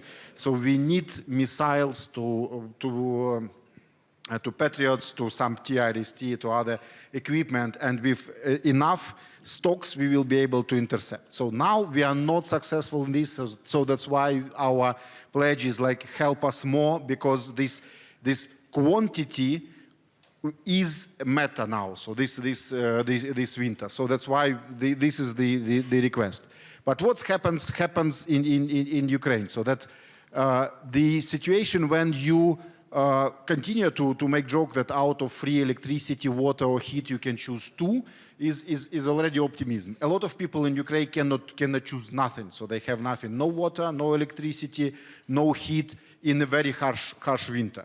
So why it is important for Russians? So Russia wants to use winter as a weapon. They have this memory of this because they defend them during Napoleon time. I don't know, so that. But now they are aggressor. They are trying to use winter as a weapon. We are not going to give up, and if we will survive this winter, this course will be done as well as their ballistic missiles if we have equipment. But now, so that life in Ukraine, especially in Kyiv, is that you have no choice. If you want to have a hot tea, you will wake up at 3 a.m. because you have electricity and you have your tea, and you try to maintain it till through the day. Or if you want to go to shower, so it's like at 2 a.m. or 3 a.m. When you have electricity, when you have water, you can do this. But we have whole districts where you have nothing at all. So like 5 kilometers from my apartment, so we have a district Tryeshina where a lot of people have no access because the power generation was destroyed to the level that they cannot help. And we really appreciate all the help with generators, with other resilience units and other helps, humanitarian help that is provided by citizens of Europe, governments of Europe, and I think with your support we will survive. And just to complete on this, I think that this is the picture of humanitarian catastrophe. But the morale of society is still very high. So no one is saying that we are ready to give up.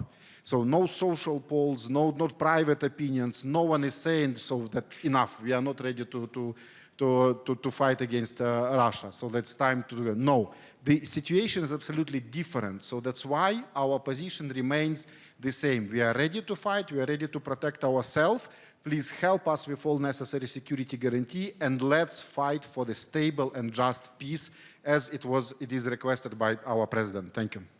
Thank you very much. I think that really informs us on the current situation. But to the president, when I listen to Prime Minister Kaczka, I feel anger.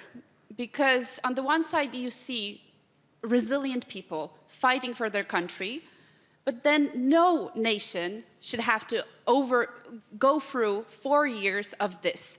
And we see that the fourth winter is the worst winter so far, and nothing is changing. It seems like the situation for Ukrainians is becoming worse. Have we failed? Yes, the Deputy Prime Minister described the situation quite well, and I can only imagine what is the situation in the flats of ordinary people where the temperature is, let's say, 2 or 3 degrees plus. We can only imagine living here in the European countries. For us, it was pretty clear from the very beginning. This is also about emotions, but emotions do not help. If emotions lead to the decisions, then emotions are constructive. So this was the reason why Lithuania was the first country to deliver the first weapons to Ukraine, even 2 weeks before the war broke out. I visited Kiev actually last day before the war started, together with former President of Poland, Andrzej Duda. And since then, I saw the big transformation of the thinking of European nations regarding the Ukraine. We started from the discussions, should we deliver the helmets, should we deliver life jackets or something else? And now where we are.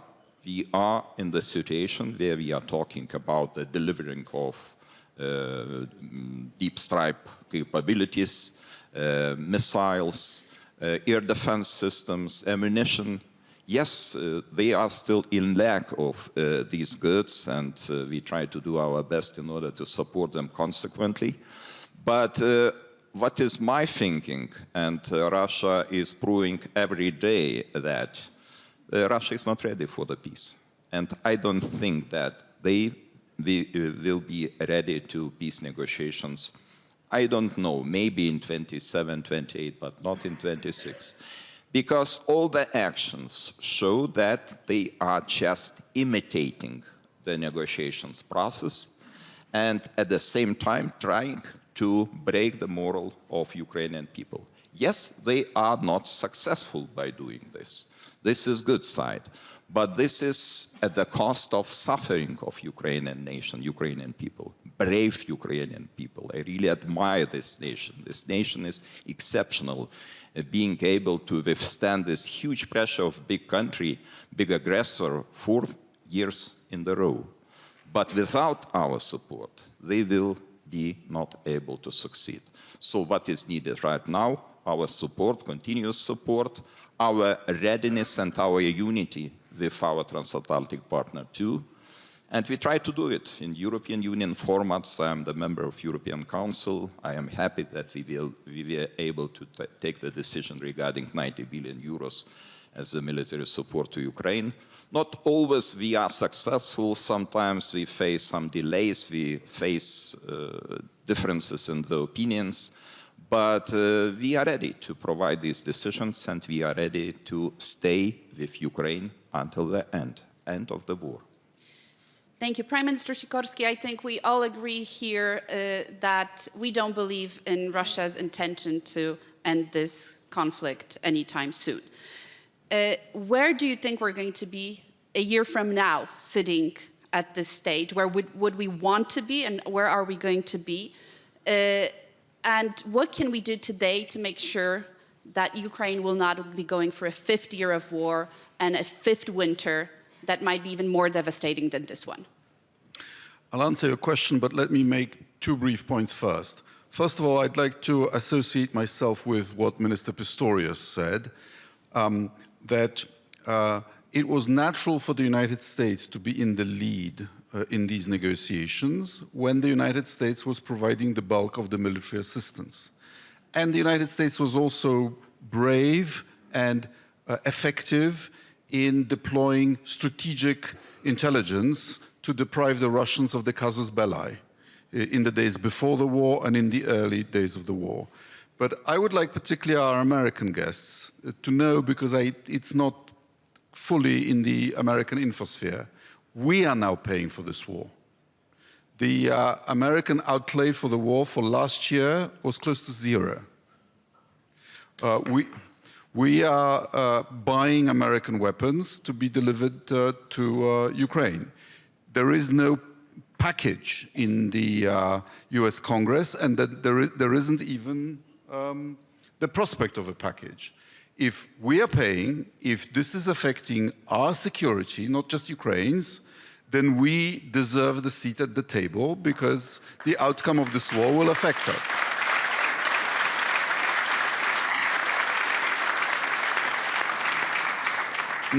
Number two, consider what these attacks on Kiev and other Ukrainian cities tell you about Putin's ideology. The whole invasion was justified on the pseudo-Tsarist and Soviet grounds of Ukrainians being really just misguided Russians. If we get united, they'll see the light. So they were a brotherly kind of peasant version of Russians. And Kiev was really a Russian city. So Putin is now bombing his brothers and bombing a Russian city. I think that shows you that this is in fact a colonial war. He is just bent on conquering Ukraine again. This is the third attempt. In the 19th century, they banned the printing of Ukrainian books. In the 20th century, they caused an artificial famine in which 5 million people were murdered, and the entire culture-bearing Ukrainian class was obliterated in the 1930s, and this is the third attempt. And now to your question. Putin says he wants peace, and in a sense, every dictator and every conqueror wants peace. If you give up and you capitulate, you'll have peace. But the question is, under what conditions? And Russia can tolerate Ukrainianness as a sort of provincial version, a Russian folklore.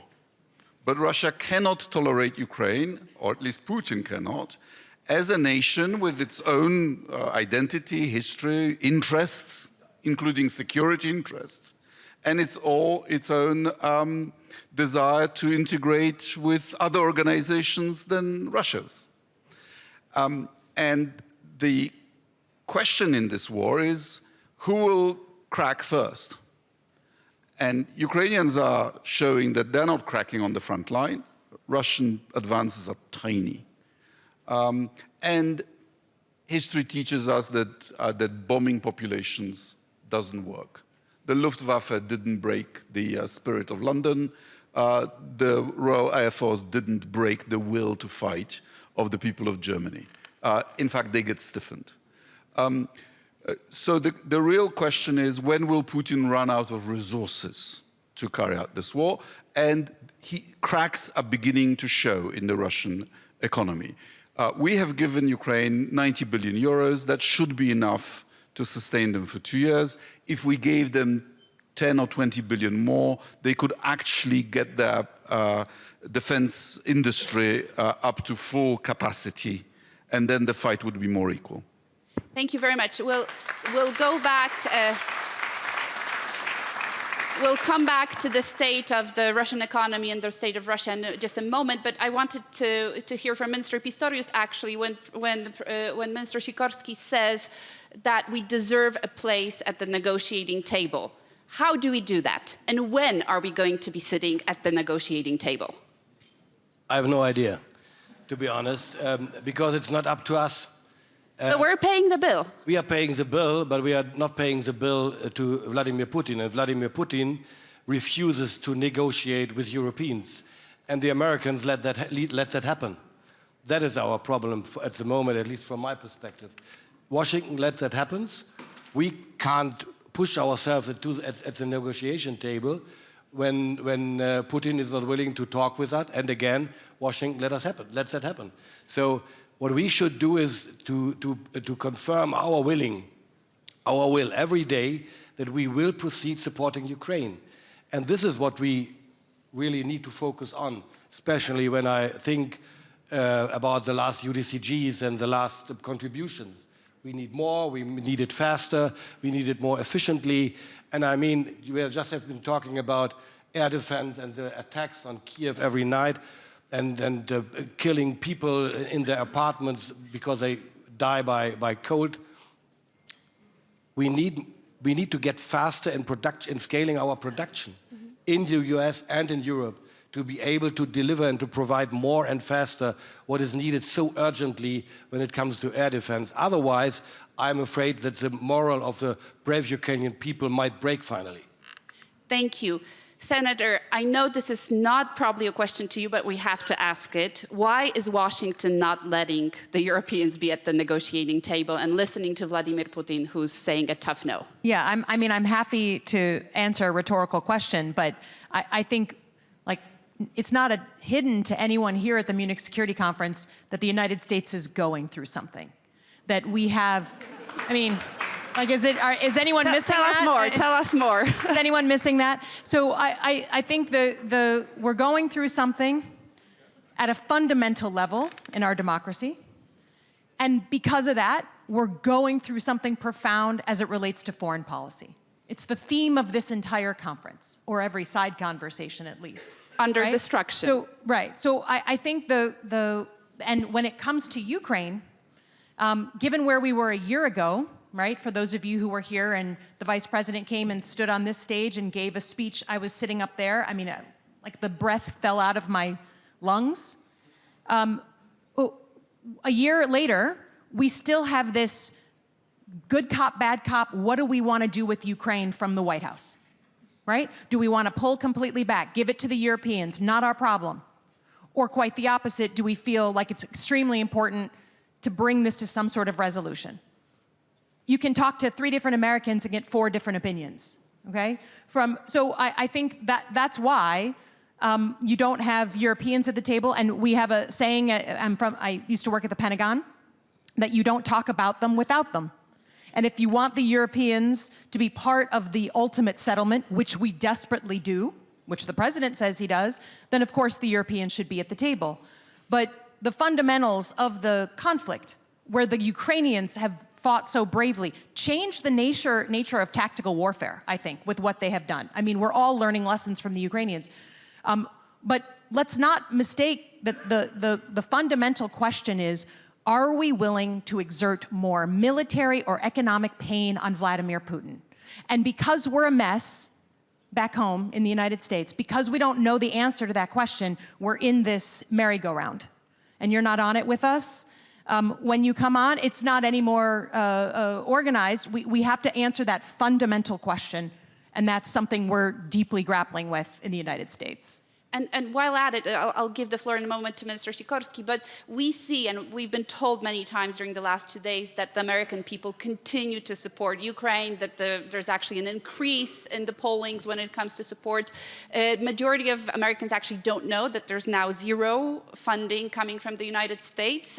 But what would you, or what are you as the Senator of the United States doing to actually convince the majorities to push, for example, in the Senate, some of these aid packages, sanction packages? Yeah, well, I come from the state of Michigan. We happen to have a lot of Ukrainian Michiganders, so it's never far from people's minds, especially in certain communities.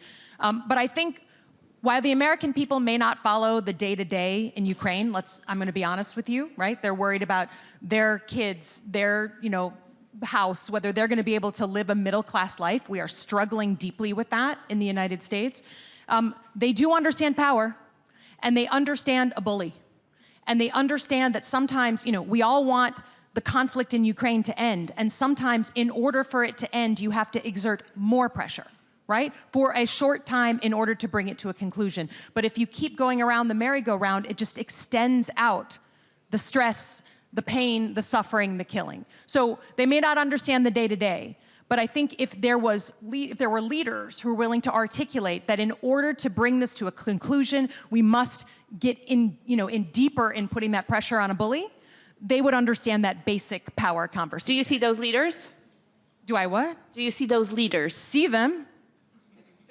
I mean, again, I'll answer whatever rhetorical question you want, but I was almost indicted last week by my government.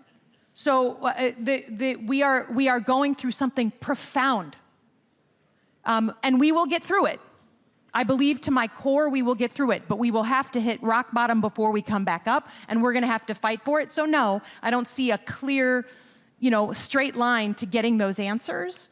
But many of us feel very passionate. We are here because we feel very passionately that our interests with Europe are aligned, and that allowing Vladimir Putin to roll over Ukraine is not just horrible for Ukraine, it's horrible for Europe and horrible for us.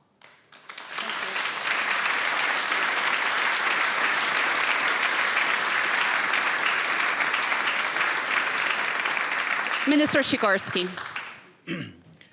Europe should be at the table because the stakes are incredibly high. It's not that just the future of Ukraine, it's not just the security of the eastern flank, it is about the place of Europe in the future distribution of power in the world.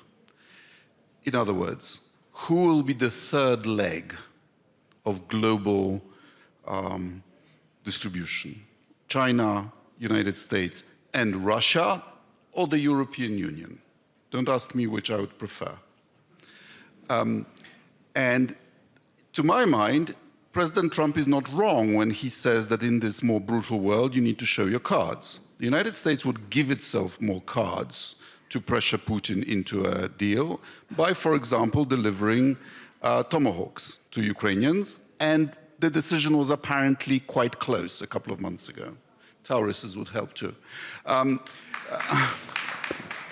But as Europe, what we should say is that if the US forces Ukraine into an unfair deal, we will continue with our commitment to Ukraine, and it is Ukraine that will decide when to make a deal. And then we will not be able to be ignored by Putin, because we will then become the main provider to Ukraine. Very good point. Thank you very much, Minister. I'll bring back Minister Kaczka here to the discussion. Unfortunately, many leaders around the world, people believe that Russia is invincible. That for some reason, Russia wins every war at the end of the game because of its, willingness to take the long-haul perspective and sacrifice. What do you say as a Ukrainian to these people? First, I think that with Minister Sikorski, I think we can say that Soviet Union collapsed in Afghanistan. Yes, so that's also an example that not every war was won. Yeah, and I think that my personal thing is I always highlight that Russia was able to win the war when Ukraine was part of Russian Empire. So with us, it is possible. Against us, it is impossible.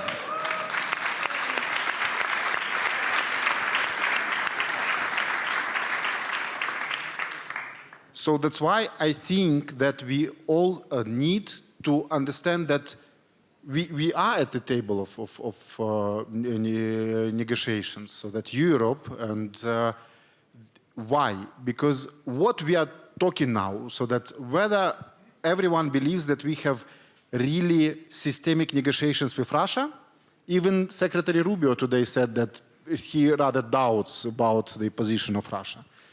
We are at the moment when we are thinking, doing, finding a way how to force Russia to be at the table of negotiations. It is impossible without European pressure. It was impossible without US pressure in terms of sanctions, and we had a lot of tactical discuss. But it's also impossible without showing that we have really strong security guarantees. And these security guarantees should be designed, developed, and implemented as a first initial step before the negotiations, just to show Russia that they cannot win against us, but they definitely will lose if we are all together. And we have these security guarantees as a political, legal, but also practical commitment. Practical commitment in terms of training, in terms of establishing our cooperation, but also supplying weapons. So that's why what is happening now is a creation of this environment and this universe for negotiations, and we are all at the table.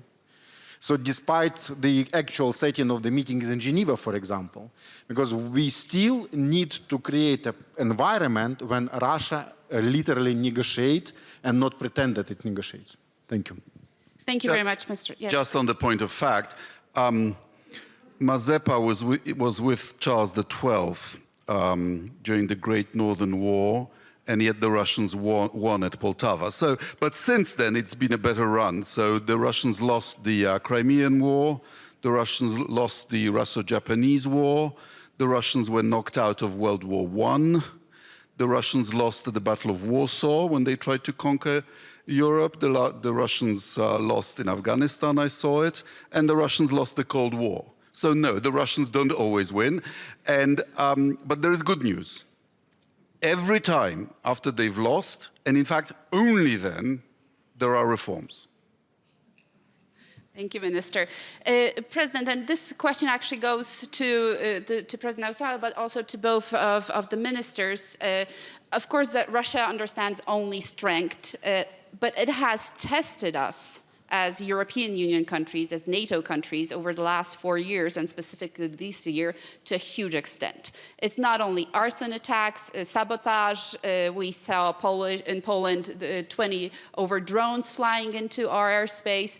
Do you think we're sending a signal to Russia that we're ready to retaliate for this kind of behavior? Because so far, our societies say we're not doing enough in this matter. I will refer to that, return to this question, but I would like to say that Russia lost one more war in 1990 as my country regained the independence, and we survived the events of January 13th, and other Baltic countries also regained the independence.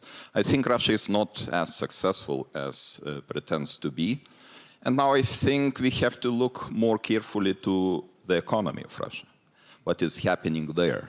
And I think that they are in the situation of stagflation. And every economist will say that stagflation is a very dangerous situation where you have no tools how to repair the situation. If you increase the interest rates, you will contribute to diminishing and dropping of economic activity. If you will reduce interest rates, inflation will be even higher. So the living standard is going down, especially in the regions of Russian Federation. But you know, this is a country where you can just ignore the needs of the people because you don't have the election process. You have no democracy. We all in Western countries, we would lose the elections if the economy would be in such a bad shape, but not in Russia, at least for the time being. Now, so where is the pain? Where is the pain? Where's the pain? I think the pain, the line of the pain is not far away. But of course, Russia is still on the way to this situation. Now, please remind me your question. Hybrid warfare. Hybrid war. Arson. Yes, you know, we are very good specialists in this regard because Lithuania has very long border with Belarus, close ally, close proxy with Russian Federation. And we have also 120 kilometers borderline with Kaliningrad region. So all the time, we are exposed to different kinds of hybrid attacks. No matter, in 2021, it was illegal migration, artificially created problem by Alexander Lukashenko, sending the people from Middle East, from North Africa to Minsk, then from Minsk to the border. And we could see the officials and employees of Alexander Lukashenko regime instructing them how to cross the border, how to create, destabilize the situation at the border. Then later, now we are suffering the flights of balloons, meteor balloons, actually for smuggling purpose, for cigarettes, but actually... But are we responding effectively? Do you think the Russians are getting the signal that we're responding? Solutions, and we count on the European Union flagship initiatives like Eastern Flank Watch. And I think the more successful we are, because this is really the threat to our society. Society is under threat. Society is asking politicians what to do. Do you have enough tools to respond to it? But I think those hybrid attacks contribute that we are looking for the solutions on European Union level. And this is a good point, that we are ready to respond, we are ready to take the solutions, and we are looking forward. I think we should understand that Belarus should be included in the sanctions list, sanctions which were imposed on the Russian Federation, because this country is destabilizing and destabilizing the situation at the border deliberately. Mm-hmm. Yeah. Intentionally. Thank you. The same, very shortly, Minister Pistorius, Minister Sikorski, are we doing enough? Are we able to take our gloves off when it comes to responding? Germany also had drones over your airports, many other attacks in the cyberspace. You know, are we signaling Russia the way we should? At least we started doing so. We're speeding up, we're ramping up, we're becoming better and better every day by developing new technologies, by procuring what is available. So we are better every day. And at the same time, I would fully agree with Mr. Nausėdas, Mr. President, that it is a European issue in the first place, because it is not a national, can't be a national issue for smaller or bigger countries in Europe. We all know that disinformation, fake news, and hybrid warfare does not stop at frontiers of some single small countries. And the third point I would like to raise is, it is a matter of mindset in our societies, how we react to that, how we seriously take what's going on. And for my country, I can say, I really have been seeing in the last years an incredible, at least 3 years ago or 5 years ago, an incredible change of mindset in terms of that. The society is getting more and more resilient, and at the same time, of course, hoping and praying for peace, but more and more resilient, and that is what we need, more resilient societies. Thank you very much. I want to take 2 or 3 questions, but please, Minister, and then very shortly on this. I think Putin makes a mistake by provoking us through hybrid activities, because it stiffens our resistance and allows us to have higher defense budgets. But what he does is incredibly active. You've had assassinations in Germany and Britain. We've all had arsons. We've had attempted arsons on board airliners. We have cutting of cables and pipelines at sea. We've had the suppression of GPS signal. We've had an attempt to explode rail lines under a moving train on a high escarpment. People would have died were it not for the incompetence of the assailants. And we've had mass intrusions of Russian drones and cruise missiles into our airspace. This is all forcing us to take countermeasures. And there are further things that we could do. So I've closed down 3 Russian consulates. We've restricted the movement of Russian diplomats in Poland. We still have over 2,000 Russian diplomats. Our security services think up to 40% of them are spies. We should not be tolerating them. They should not benefit from the freedom of movement across the Schengen zone, which they are trying to destroy. And we've also spent almost €1 billion on building a big and beautiful fence on our border with Belarus, through which they were pushing migrants on purpose. So it's all costing us. It's all making us more resilient, but there are more things that we could do together. Absolutely. Thank you, Taras, very briefly. I would like to say that we are still not doing enough because the war is continuous and the threats are continuous, but the dynamic is extremely positive. I totally agree that even like previous conference and this conference, the mood is absolutely different. So we have very practical things. So that's why I think that we need to also pay attention to the dynamics, so that how fast we are changing, how fast we are moving. That's important now, because I think that there is already a consensus that we are moving proper direction, we are doing right things, but these dynamics, the tempo is the most important element, and here we see some risks, so that's because of Europe always like a little bit slower than everyone expects, but... So let's take some questions. If we can take them together, I'm already seeing here 2 and 3. So let's start with the lady in the red, Lisa. The floor is yours. Lisa Jasko, member of the Parliament of Ukraine. A quick question to the President of Lithuania and also Minister Sikorsky. If Poland or Lithuania will be invaded, what specifically would you expect from NATO or non-NATO countries to defend you? Thank you. And before you answer, we'll take 2 more questions from our Munich young leader here. Ellie, please introduce yourself and ask your question. From the French Institute of International Relations. Minister Sikorsky, you reminded us that the EU, or Europeans in general, have been paying for this war over the last year. The EU has finally secured a 90 billion loan for Ukraine to be spent over the next 2 years, I believe. Now there seems to be a conversation among Europeans about how to spend these, whether question, on please. Ukrainian industry, European industry, or American defense industry. To the whole panel, thank you. Thank you, and it's also to the whole panel, but I can't say no to Garry Kasparov. I'm sorry, I have a soft spot there. Garry, the floor is yours.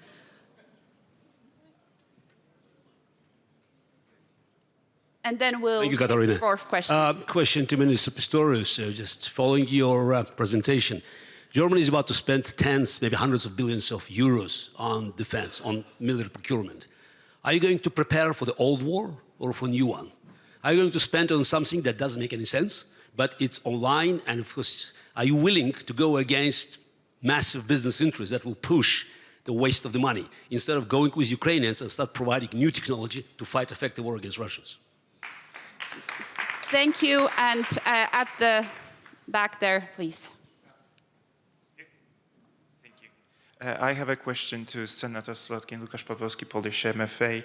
You said that US society is going through something and that it is going to hit the rock bottom before it comes back up. Would you care to define what the rock bottom is? So let us start with Senator Slotkin, please. Sure. I mean, look, I think I'm sitting in a room full of people who come from active democracies. Some of you have fought very hard for your democracies. We are in a struggle for our democracy. It's not the first time in our 250 years, but it is certainly the most real one of my lifetime. And I think what we're seeing happen right now is as things deteriorate, for instance, in Minneapolis, right? It is hitting something in the American consciousness, a sort of barometer for authoritarianism that they instinctively look at and don't like. Now, because of confusion over years on what media source to listen to, what political party you come from, people are very, they're very unsure about what they read. But when they see it with their own eyes, that is something fundamentally different. And that's why you just saw President Trump very quietly slink out of Minneapolis, because he understands it is just deeply unpopular, not just with Democrats, but with independents, Republicans, and people of all stripes. The more he overplays that authoritarianism, the more people can see it with their own eyes, the more they say, look, I voted for him because I wanted a better economy. I thought we would get it that way, but I didn't sign up for this. And I come from a state that just voted for Donald Trump, so I understand this. So I can't tell you the exact ways and the definition of rock bottom, but I will tell you I stand here as an American senator feeling very concerned about the 2026 elections in November. He is telling us what he wants to do. He is laying it out for us, and it is up to the Americans to believe him, right? That just like in 2020, he said, if I don't win, then it wasn't a free and fair election. He is repeating the playbook, now threatening to put uniformed federal agents around polling locations. I mean, he's telling us the playbook. So the question is, what are we going to do as Americans to defend our democracy that we helped invent? Okay? And that, to me, that process that's going on right now, which is playing out in front of all of you, it's not like we like coming here and talking to you about the difficulties in our own country. No one likes to do that. But it is playing out in front of you, and the question is, will the American people, and when will the American people feel like the issues of democracy are actually not someone else's issues, their kitchen table issues, they affect my everyday life, my safety, my family, my security, my livelihood. When that happens, you will see the American people push back in a profound way, as you've seen in places like Minneapolis. That is the process we are in right now. I can't define it for you, but it is happening before our eyes. Thank you very much, Senator. We have 5 minutes left, so 1 minute per speaker. Yeah, thank you. Thank you for your clarity. 1 minute per speaker. You can answer the question, or you can just engage in the debate we're having currently about the United States. I'll ask the question from the Ukrainian parliamentarian about what I would expect to happen if Russian tanks crossed the border. Well, we joined NATO for common defense. So in the sense, there's an easy answer. If they cross the border, start killing NATO citizens, Polish citizens, we would expect the North Atlantic Council to meet and to activate the contingency plan. And after that, the plan is very easy. We win, they lose. That's a good plan, Minister. Minister Pistorius. So how do we win, they lose? Very brief to the question in terms of procurement. When we started, we had huge gaps of almost everything, and we need to fill them as soon as fast as possible. And at the same time, of course, we know that the war of the future is not just described. If anybody had told us 5 years ago that drones would play such a relevant and crucial role, nobody would have believed, or it could have imagined that. So therefore, we should do and will do everything which is necessary to anticipate what might happen.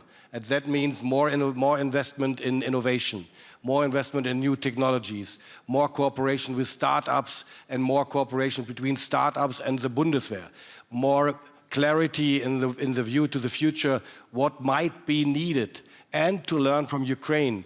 Joint ventures with Ukraine are crucial for us and really very critical.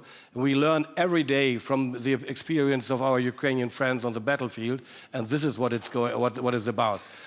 Thank you. Thank you very much. I'll turn to the President, and the last word will be to Ukraine. President, do you agree we win, they lose? That's the strategy? Look, don't think that the brave people live only in Ukraine. The brave people live in Lithuania too. We were struggling for our freedom 50 years in a row, and we regained our independence. So in the case of invasion, first of all, we will make the life of aggressor as painful as possible.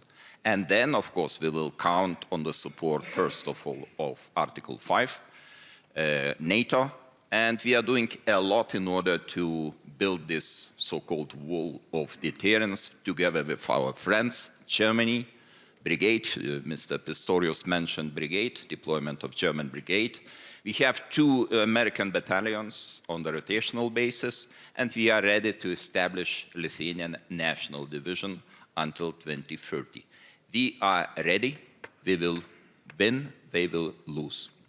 Thank you very much. And Taras. I think that first and foremost, we need to bear in mind that everything we did successfully, we did together and with your support. So that's why we all are brave, and we already proved it. We are stronger than we are perceived, and we also prove it. We need not to think what will happen or when it happens, but we need to work now to deter with sanctions, with all the policies. So that's true. And on money, I think that we need to understand that the real cost of a year of war for us and for all of us is more than 100 billions of US dollars. So that's why 90 billion is like, is not all the money that unfortunately we will need to spend on defense. And this is also one of the biggest question of security guarantee on how to finance these defense things, but this is rather for all thinkers for many months ahead. Thank you. Thank you. Ladies and gentlemen.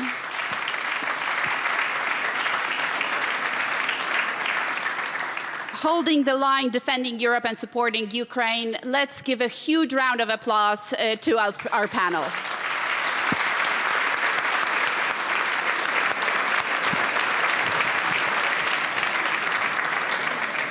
Ladies and gentlemen, the program in the conference hall will continue at 5:30 p.m.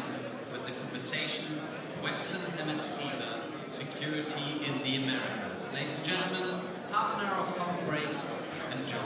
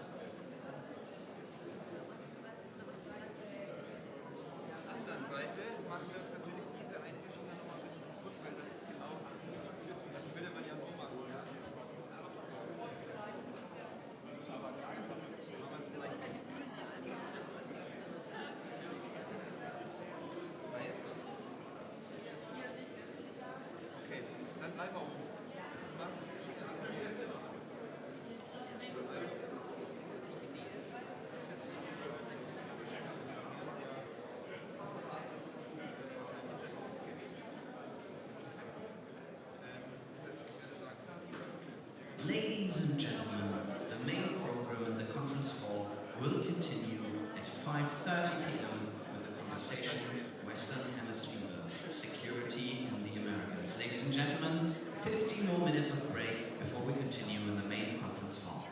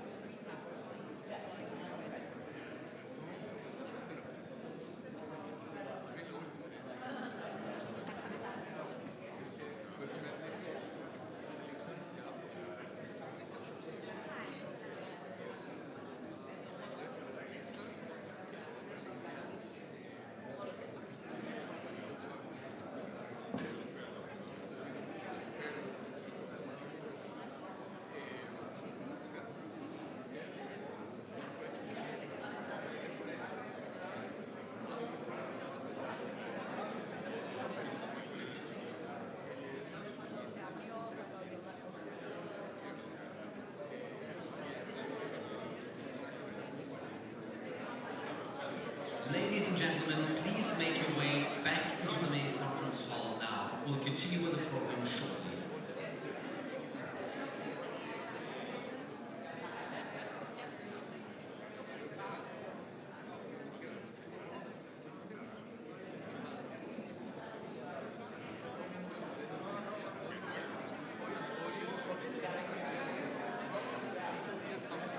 Ladies and gentlemen, please welcome the broadcaster and author at National Public Radio, Mary Louise Kelly.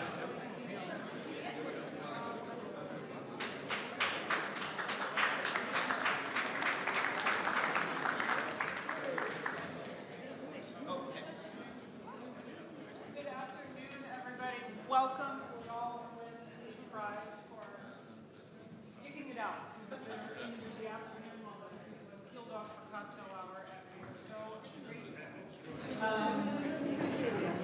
Not so long ago, many of you know, the big U.S.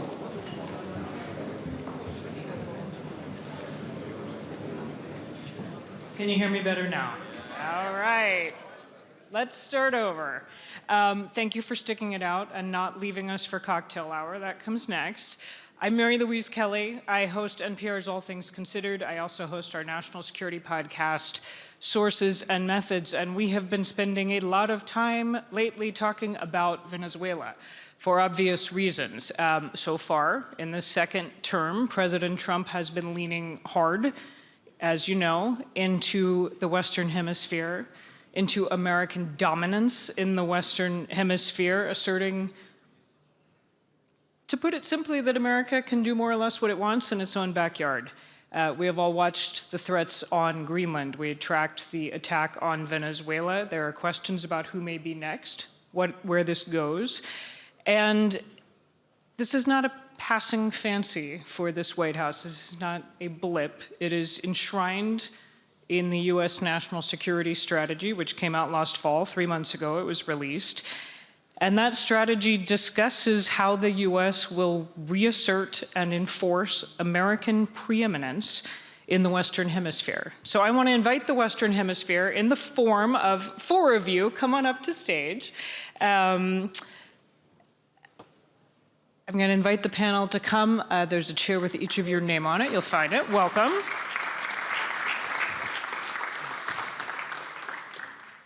We're going to talk through what it looks like to have the U.S. reasserting American preeminence in the Western Hemisphere, and how closely your vision of your hemisphere aligns or doesn't with the very muscular policy that we are watching from the current occupant of the White House.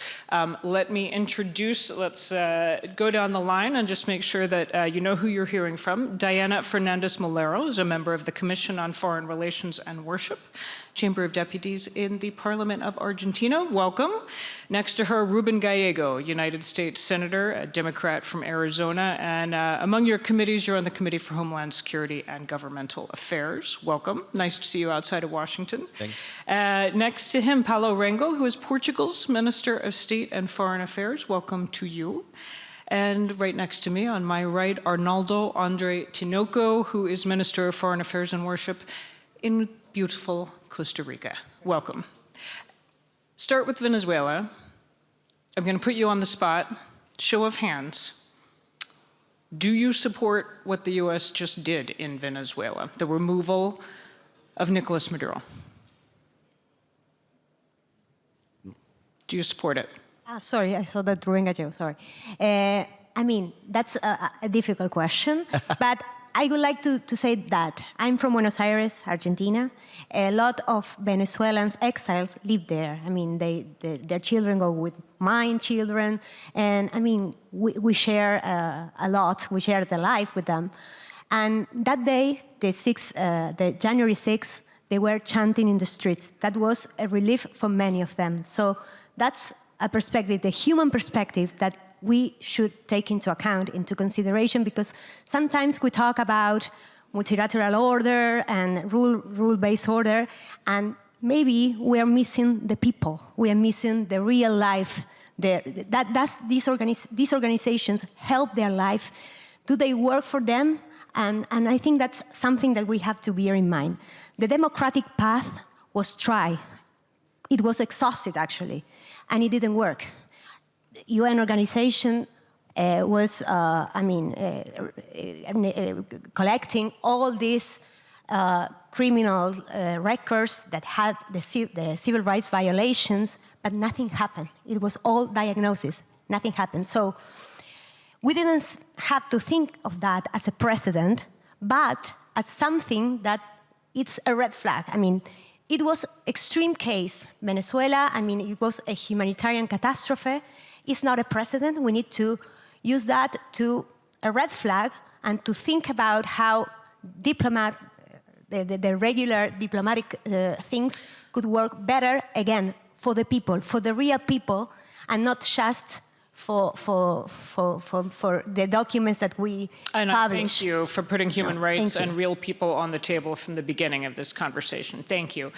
Senator, good idea, bad idea to attack Venezuela and look, take bad the idea president? how it went down. And look, Maduro is a bad person. He's been doing bad things forever. Why was this a bad precedent? Let's not look at what happened in Venezuela. Let's look what happened just after Venezuela. So right after that happened, what did President Trump say?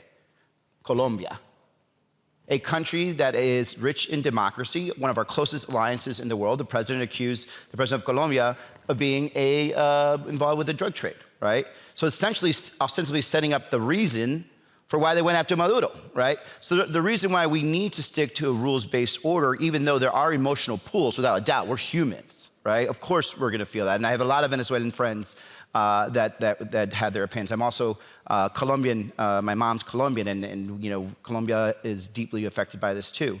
But when you are allowing this type of escapism of the rules-based order, you create this adventurism for potential leaders like Donald Trump. And sometimes it will be in your favor, and then sometimes it will not. But then what happens when China decides that Taiwan now is suddenly, the president of Taiwan is suddenly a criminal? Would that be their justification for them to actually send in their special forces to regime change? We wouldn't like that. So again, glad he's gone, but the violation of rules-based order is something that should really concern everyone that actually lives, dies, and prospers by the rules-based order. Yeah. Foreign Minister Rangel, your thoughts on what just happened in Venezuela, and I guess how it is playing in your country? Well, I have to say that this is a very, very important matter for Portugal, because we have a Portuguese community of 500,000 people in Venezuela. Mm-hmm. So this has always a major impact in our public opinion and in a lot of families that have either Portuguese descendants or even Portuguese citizens. And it's a very active community. And so this represents 0.5% of our population, if you look at this. So our population in Portugal is 10 million, and you have 500,000 that are in Venezuela, not from this 10 million, of course, is added value. But so this is a very delicate issue for us. Then let me say, it is clear that we have to respect international law and the Charter of United Nations. So for a country like Portugal, this is very clear. But when then you have, but we know very well what was the Maduro's regime, what it means. We never recognized his election, and so this is also quite clear for us. But then when this happened, there is something that is different from other situations, because I would say, we can say the international law was broken. Mm-hmm. Very well. But now, how are you going to repair this? And nobody is defending that Maduro should come again to be president of Venezuela. Chelsea Rodriguez has thoughts on that. So this means that for us that have 500,000 people there that are either Portuguese nationals or belong to the Portuguese community, we are thinking about the future. So what is most important for us now is that we have a proper transition to democracy, and that Venezuela can have their own sovereignty reinstalled. So we are looking forward to the future arrangements that will allow to restore democracy in Venezuela and to restore Venezuela's sovereignty. to allow that, for instance, something that happened that was the highest or the biggest movement of refugees in almost all history, and especially in Americas, that happened with Chavez and especially with Maduro's regime, that we can bring these people again to Venezuela, that has all the conditions to be a very prosperous and rich country. So we are focusing more on the future than really on the situation that happened on the 3rd of January. So what I would like to say, it's clear that there was a break, or that the international law was broken, but the way to reintegrate, to restore international law is not to bring again Maduro. So this means that probably it's not so white and black as people normally say. It's because otherwise you'd say, okay, to restore the integrity of international law, the former president should become president again. And nobody says that. Mr. Foreign Minister, I want to give you the chance to answer this question. And I also wonder, and we will move on from Venezuela because there's a lot of other things to talk about, but does it plant any question in your mind? We're talking about international law. What about precedent? What about who's next? If you are sitting in Panama, are you looking over your shoulder?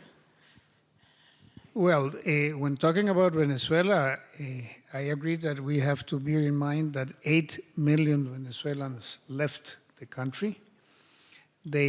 Most of them passed through Costa Rica. Costa Rica is a small country between Panama and Nicaragua.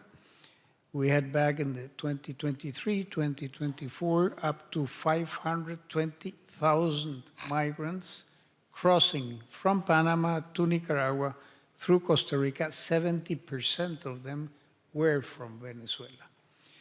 We made a poll among our population after Maduro's extraction, and 84% of the Costa Ricans approved that measure. 84% of Costa Ricans approved of the U.S. action. The U.S. action. Okay. It demonstrates that what my predecessors were saying, that it had popular support even in our countries. So let's go big picture, because I'm wondering what this intense focus by the most powerful country in the world means for your countries. Do you see risks? Do you see opportunities? This is the Don Road Doctrine, as we are told by President Trump. He is calling it. Start with opportunity. Well, one opportunity is that we're finally focusing on Latin America. You know, we've had a lot of administrations that have either been focused on Europe, on the Middle East, on Asia, but there's never been like a strong focus on Latin America. And I don't necessarily want it to be this way, but hopefully the next administration, or if there is a pivot, there is a true focus on trying to develop Latin America to help integrate more into a real Western hemisphere economy. There's a lot of great opportunities there. I don't believe this is the route to do it. By stick is not going to do it. It's actually, I think, create ill will. Right now, you have a lot of elections happening in Latin America that are moving towards the right, to electing governments that are actually pro-United States, and we like that. Countries that are also, leaders tend to be anti-China, we like that. But if we play a heavy hand, like we have for the last 100 years in Latin America, you can have a total blowback, and we don't want that to happen. Did you want to jump in? Yes, well, for a long time, the U.S. didn't neglect the Latin America and was absent, and this vacuum was filled by other actors, maybe actors that weren't so, market-friendly, nor believe in democracy either. So this is great news that the U.S. now is looking at Latin America. I think that is a huge opportunity because I'm not a specialist in security, but I'm an economist, and I always have this economy and institutional perspective. And when institutions fail, security also fails. So if we have institutions failing, we have less trade, we have less investment, more poverty, and this is a ground for a lot of this organized crime and I mean things that we don't like. And so I think that and also that is built in the whole hemisphere, affecting also the US. So I think that now we have a convergence of interests with the US, and that we can work together in order to cooperate and create these orders also. And Argentina is an example. What's going on in Argentina should be something to take into account. We signed a trade agreement and investment, but it's more than that. It's also security, it's also institutional capacity, it's also supply chains. And I think that this works for, not only for Argentina, it works for the region. And I think that we should go with this cooperation, and it's better for the whole hemisphere. Okay, so you're describing that it's positive. The US is really paying attention to what's happening in Latin America and the broader hemisphere. There are downsides of the US paying a lot of attention, and no one likes a bully. There have been many conversations I'm sure you all have been at this conference about Europe trying to figure out how do we stand up for our values, for what we as Europeans need. How do we rethink our relationship with the United States? Are those conversations happening in your countries? There's a shift, of course, in points of interest between the previous administration and the current administration. For the current administration, we have identified three topics of interest: migration, organized crime and narco trafficking, and Chinese investment, mainly in security areas or critical infrastructure in our countries. In all of those, we do not have a problem with the US. Our policy, pre-existing the Trump administration, coincides with it. We are struggling against organized crime and narco trafficking. With the support of the US, we have installed scanners in all of our ports and are trying to sterilize our fruit exports from the contamination of drugs. On the front of migration, we have more Americans living in Costa Rica than Costa Ricans living in the US. The problem is inverse. And regarding Chinese investments, we took a position on the deployment of the 5G networks, according to which providers must come from countries that belong to the Budapest Convention on Cybercrime. China does not belong to the convention, and thereby Huawei has been excluded as a provider. So we qualified in all those points of interest, and the cooperation is running well in our case. You have to take into consideration in our specific case that 60% of the tourists we receive are from the US, 50% of our exports go to the US, and 70% of foreign direct investment comes from the US. You're saying you need the US. So our economy is practically fully integrated with the US economy. Foreign Minister Rangel, how are you thinking about this? Portugal, you have a foot in both these worlds. You're European, you're also in the Western Hemisphere.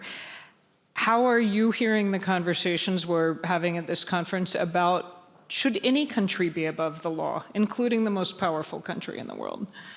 Well, let me say that Portugal is a founding member of NATO, is member of the European Union we joined the European Union 40 years ago, and we have the biggest maritime domain of Europe.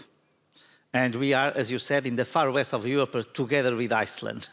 So, for us, everything that is linked to Atlantic, and especially United States, is, I'd say, a decisive and fundamental act of our external policy. So this is quite clear. What I'd like to draw your attention to is that all these doctrine of the Western Hemisphere had an impact in Europe that today Europe was very reluctant to accept, but today everybody accepts, is that Europe has to be responsible for its own defense and has to invest adequately, properly, intensively in defense. Because the United States say we have to take care of the Pacific, we have to take care of American hemisphere or Western hemisphere, so you have to be responsible for your own defense. And this, that seems something that could be aggressive to Europe in a first perspective or first approach, today is seen by Europeans as a positive thing. There is a paradox in this approach that Europe is become more and more united because of this doctrine, because we have to take care of ourselves. So this would be a positive impact that I would like to stress, to underline, that probably was not foreseen when we speak about this doctrine and this geopolitical approach, but will be the consequence of it. Europe will take care of its own defense, and so it will take a new step in its own unity and integration. And Senator, this is a positive remark that I'd like to do. It's not analogous, though. The European Union and Europe in general had years and years and years of intercontinental wars. South America hasn't actually had a massive war against each other since 1935. It was Bolivia versus Paraguay, right? It has, decades and decades now of, democracies passing from party to party, right? So our relationship with Latin America does not have to be one of a defensive posture. We have aligned interests, obviously, in terms of keeping China out in critical infrastructure, Huawei, a good example. Other critical infrastructure in terms of access to sky. I was talking about the telescopes down in Argentina. But because we don't have to necessarily have that intense defensive posture and relationship that we had with Europe, we need to actually look at our relationship with the Western Hemisphere from a different prism. And that prism is economic collaboration. And the best thing that can happen to the United States is that we need to have another entity, another region that is just as powerful as the European Union to help us really counterbalance the market that China gets to command. And going into the future, if we don't have a prosperous Latin America and a prosperous European Union and a prosperous United States, we're not going to be able to meet the demands of China. This is our opportunity to do that. And it pains me talking to the capital in the United States, our Wall Street guys, our private equity guys. They're more comfortable building in Chengdu, China, than they are in Cali, Colombia, right? Yeah. 4 hours difference between 16 hours difference, all right? But in terms of what is in our best national interest as a country, our capital should be flowing where our interests are, and it's not. It's going to a country that is trying to rise against us. Let's just stay with China for a second and how the rest of the world fits into this. And I'll direct this at our panelists from Argentina and Costa Rica, if I may. Is there room for both a very engaged, muscular U.S. policy in the Western Hemisphere and for China? Because I don't see any sign of a rush to distance from China. China's business footprint is everywhere. Chinese cars are everywhere, if you go to Brazil, for example. Well, yes, of course. I think there's a space for both. And I mean, countries relate to other countries, I think, in base of 3 pillars. The one is geopolitics and your neighbors. I mean, you have to have a good relationship with your neighbors and also with global powers. That's basics. And that's sort of stable. It doesn't change with time. Then you have the institutional and the values, no? So which countries it relates to has to do with values and which countries do you want to have institutional anchors. And this is with Western democracies. And it doesn't change over time either, no? So, and then you have a third dimension that is trade and investment. Well, that changed more frequently. As an example, China 20 years ago wasn't a relevant actor for Latin America or Argentina, and now it is. So in these 3 levels, we need to engage. And we need to engage in order to have the benefits for Argentina and the Argentinians as well. And I think that we can set a clear line, like a pragmatic engagement with clear lines, and you say, okay, critical infrastructure, well, with rules, with clear rules, transparency. And so I think there are space for both, and also for the European Union. I mean, this new engagement of the US in Latin America led Europeans to make it easier to sign the agreement with Mercosur, European Union. And this is, you know, good for Argentina, good for Europe, and good for also Western democracies, because we are doing this with values, and we are, you know, the rule-based order that we lost, maybe we can recover with these kind of agreements. Yeah. Do you want to weigh in, Mr. Foreign Minister?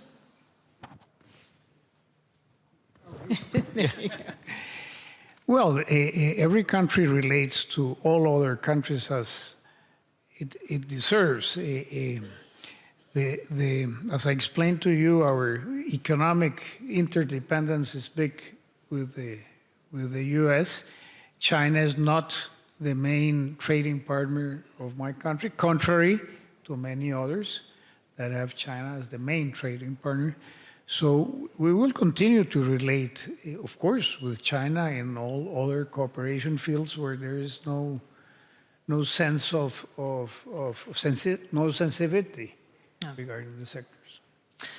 I'm going to open it to the floor for questions in just a minute, but I have one more. This is a jump ball for any of you who care to weigh in. I hate asking the question, what happens next? Because the only honest answer is no one knows. No one can predict the future. But what happens next? I mean, are we all going to be back at this conference on this stage doing a big panel on Cuba? Because that's what happened next. Unfortunately, if Marco Rubio has his way, yes. There is a big political power that is based in South Florida of Cuban expats that have a decades-long obsession of regime change in Cuba. I hope again that that's not what we end up doing. I think again that would be a big blow to the rules-based order, and even some of the actions that are happening right now are distasteful. I think what happens next is, like, again, if the next president hopefully has an actual focus on Latin America. Prior to 9/11, actually, George Bush Jr. was supposed to have this big pivot to Latin America, and then we ended up getting distracted by the Middle East, and then COVID, and everything else like that. And I really hope to Asia, which we've currently moved on. Exactly. So now, like, let's hope that focus is there. And Latin America itself and the Western Hemisphere itself is moving in that direction. We had a lot of issues with migration. That is going to end up taking care of itself, not just because of our security. Border security, things of that nature. The birth rate of Latin America now is 1.8%. It's below replacement rate. And for example, when my family immigrated from Mexico on the Mexican side, on the Mexican side of my family, the birth rate of Mexico at that point was 7 kids per kid. So that's why, especially all the men were leaving to go find work. So what's going to happen in Latin America as time goes on? And their population is decreasing, they're going to have sufficient jobs for everybody. There's going to be less migration. That's a really good opportunity for us to build on that. We have a great opportunity to bring stability to the region, combine our market power, invest in a region that's going to invest in us and stay with us. And we haven't learned the lessons from COVID, where we were desperately lost. We had so many products that were dependent on that cross-Pacific trade that we were searching. I was a member of Congress. I was literally calling up anywhere so I could find stuff because it was all from Asia. And we had this big conversation. We need to reshore, and we need to look south to reshore, and all of a sudden it just went away. We need to refocus on that again. Okay, a lot to chew on there, but I want to let y'all get into the conversation. I'm going to award the first question to one of the Munich young leaders in the audience. If we can get a microphone, please, to Gonzalo Bañas Villar, who is anchor and head of the international news desk at Todo Noticias. Thank you for the presentation. I would like to move to the following subject. Fortunately, in the Americas, we don't face a threat of a military direct confrontation between our countries. But what we do have is a really big problem with corruption and organized crime. In this context of where a lot of countries are moving to the right, how can we work together to develop stronger institutions, dialogue or cooperation to fight against corruption and organized crime? Thank you.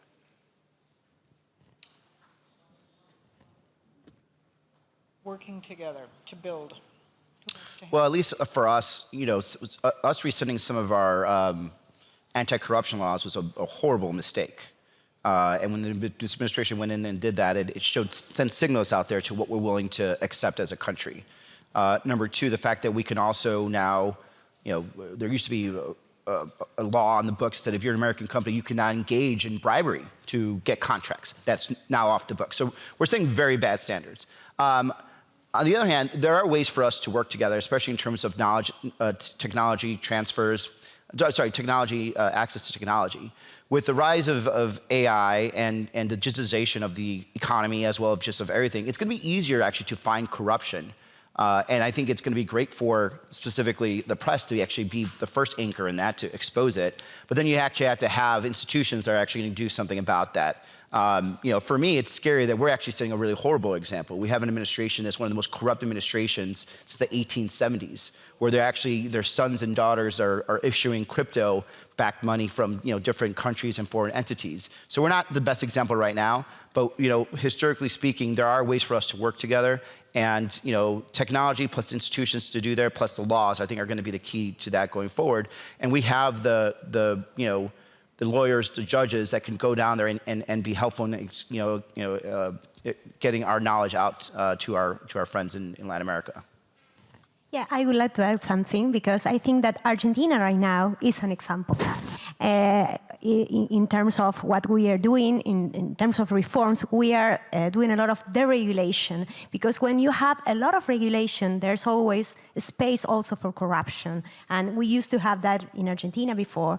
You need, for instance, specific permits to import or export, and then, of course, you have something that there is going to be bad, no? So, I mean, removing all these discretionary things, it's good. It's a good move, I think, and also signing all these treaties that we are now signing. I mean, a few days ago, we ratified the Mercosur-European Agreement in Congress, in the lower chamber. We are the first country to do that, and I'm so proud of that. In terms of that, I would like to say something. The other day, a Brazilian colleague told me, oh, the Argentinian guy, now the promoters of free trade. So that was sort of something different that is happening with Argentina. And I think that these new agreements, rule of law, we are also entering OECD. I think these are things that help for corruption, I mean, to avoid corruption, and to also give back agency to people in Argentina and freedom for the people. I think it's very important. The question that keeps coming through my mind, I hear comments about the rule of law and democracy and why that matters. And I'm struggling to square it with what we're witnessing with, for example, the US blowing up boats in the Caribbean. No one argues that no one would argue that cutting narco trafficking is a bad thing. However, there was no due process. It was a contradiction and in violation of international law. Do you wrestle with that? Well, I don't, because I think the boat strikes are illegal. I think it is murder, what we're doing. We don't murder people in the United States. We don't execute people in the United States for drug dealing, but somehow we think it's okay because it's, you know, some poor people doing it off the coast of Venezuela or Colombia. So I don't have there's no struggle with me. It is illegal what we're doing, and it's wrong that you know, members of this administration somehow lie to themselves and say that it's somehow justifiable. I mean, I imagine if Secretary Rubio were on the stage, he would defend this as that perfect wasn't on the table, that the U.S. should be fighting drug trafficking in the interest of helping Americans. There's lots of ways. There's lots of ways to do that. There's lots of ways to do that. You have the Coast Guard. You could interdict. You know, by doing this type of you know, public execution, I mean, you really are setting it up for some other country to use the same excuse for whatever that means to them. I mean, right now, if you look in China, China and the Philippines are fighting over boats in the middle of the sea over there. They're going to come up with an excuse too to just start joining Filipino boats, right? If you guys look off the coast of South America, you have all the Chinese fishing boats right there. Once, at some point, Ecuador, Peru is going to get mad about all the overfishing, and they're going to end up, hitting each other. They're going to use the justification of what we just did in Venezuela to do that. Questions? I see one here, and then we'll move over here. The gentleman with the red tie. Hi there. I think it's turned on. Is that blue tie? Thank you. David Smolansky from Venezuela. I would like to add something very important that happened on January 3rd operation. It was the proof that how Cuba has been involved in my country for 27 years. 32 Cuban agents were killed on that operation. And since 1999 until 2025, probably Venezuela gave more money to Cuba than the Soviet Union. Only in oil is estimated that 63 billion were given in oil in exchange for such a sophisticated repressive apparatus. So my question is, when you have a dictatorship in the case of Cuba with 67 years, the case of Venezuela, 27 years, people have tried everything: dialogues, negotiations, protests, elections. I've been there. I've been living in exile for 9 years. I was mayor and I was illegally removed. I worked with Maria Corina Machado. Cubans have tried also protests. There has been embargo. Obama tried to open relations with Cuba. So what options have the international system, the international community, when everything that has been tried doesn't work? And that is why I think 84% of people in Costa Rica or 95% of Venezuelans support what happened on January 3rd.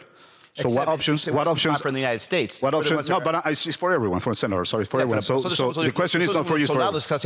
Yeah, but what I'm saying is, and this is literally a question, it's not rhetoric, is what options have the international community and multilateralism when a nation, the people tried everything? You're saying what option was and nothing is working. Thanks. And look, I guarantee you what you're saying is correct. 84%, there's that. It wasn't popular in the United States, by the way, the attack. Number two, it was our soldiers that were put their lives at risk for, but I didn't want them. Like, we've been doing too much of this. We've been, I lost too many friends in Iraq. We've lost too many friends in Afghanistan. And I'm sorry that Cuba was involved in Venezuela. And we've seen that happening. But that is the interest of the Venezuelans. It doesn't mean that we need to go and send our men and women to die for it. Everything, and by the way, I was actually very supportive of a lot of actions against Venezuela, in terms of sanctions, in terms of political sanctions, giving asylum, still giving asylum to Venezuelans, everything else like that. So we should look at a wide range of things. But if we start allowing the rule of law to be dictated how big your gun is, that gun is eventually going to be turned on us. And it'll be right now it's popular because it's Venezuela. What happens when it's Mexico? Are you going to be saying that when it's Mexico? There was just Colombia. I mean, now what's going to happen when it happens to Colombia? Everyone's going to start to change their tune. And the reason it started because we allowed the first originalism to happen, where we just said, hey, it was okay because we didn't like that guy. But he's saying that they tried everything. So it's so, So then why don't you guys do it? Well, because, we are trying to fight with ourselves. Why does the United States have to be the actual military force then instead, if it's so popular? If we do not take that into account, we cannot reshape these institutions that are failing the people. So we need really to take into consideration that, because, they try everything, and we know that, and they report all the violations, everything. They won the elections. The election was stolen. So, and what about the multilateral order? They failed them.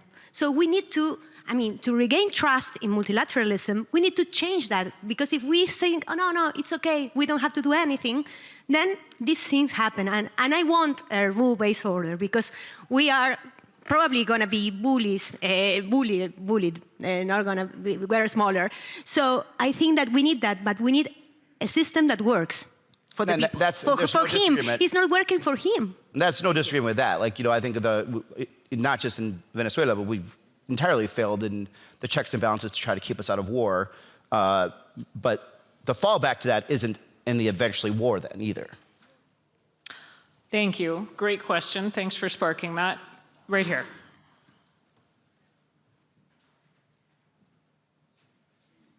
Hello, good afternoon. I'm Ricardo Della Coleta. I'm a journalist for Folha de São Paulo, a Brazilian newspaper. Senator Gallego, it seems to be a bipartisan objective to reduce China's influence in South America. There is a disagreement on how to reach that. I wanted to hear from you, what would be a credible and effective strategy for the United States to reach that objective, taking into consideration that when we speak about China and speaking about South America, because I know more of the reality, we don't speak only about trade. It's the major or second biggest trading partner of pretty much every country in the region. It invests heavily in infrastructure. It has ownership of strategic assets like rare earths. It just concluded a huge port in Peru. And one of the critics you might hear from different officials in South America is when negotiations are on the table with the Americans, the US just does not offer the same amount of investments and money that China puts on the table. So what would be your vision, your strategy that maybe in a future administration, there would be a bigger cooperation and countries in South America would be willing to cooperate with the US and push China away because they think it's in their best interest? Look, if we want to play at the poker table, we have to bring the stakes. And we don't. But like, this is why I think the next president should have, you know, on plan as fast as possible, the Marshall Plan for Latin America. So that way we don't have to compete against China. We are there to actually, you know, help build that port. We also need to reorient our capital markets again.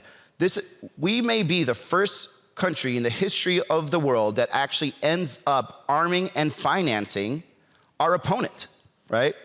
New York is going to be, the New York Wall Street money is going to end up causing potentially American dominance to wane because of their greed and how much they've invested in China. When you have perfect alignment with countries that are aligned with the United States, we have cultural connections that we could be doing in Latin America.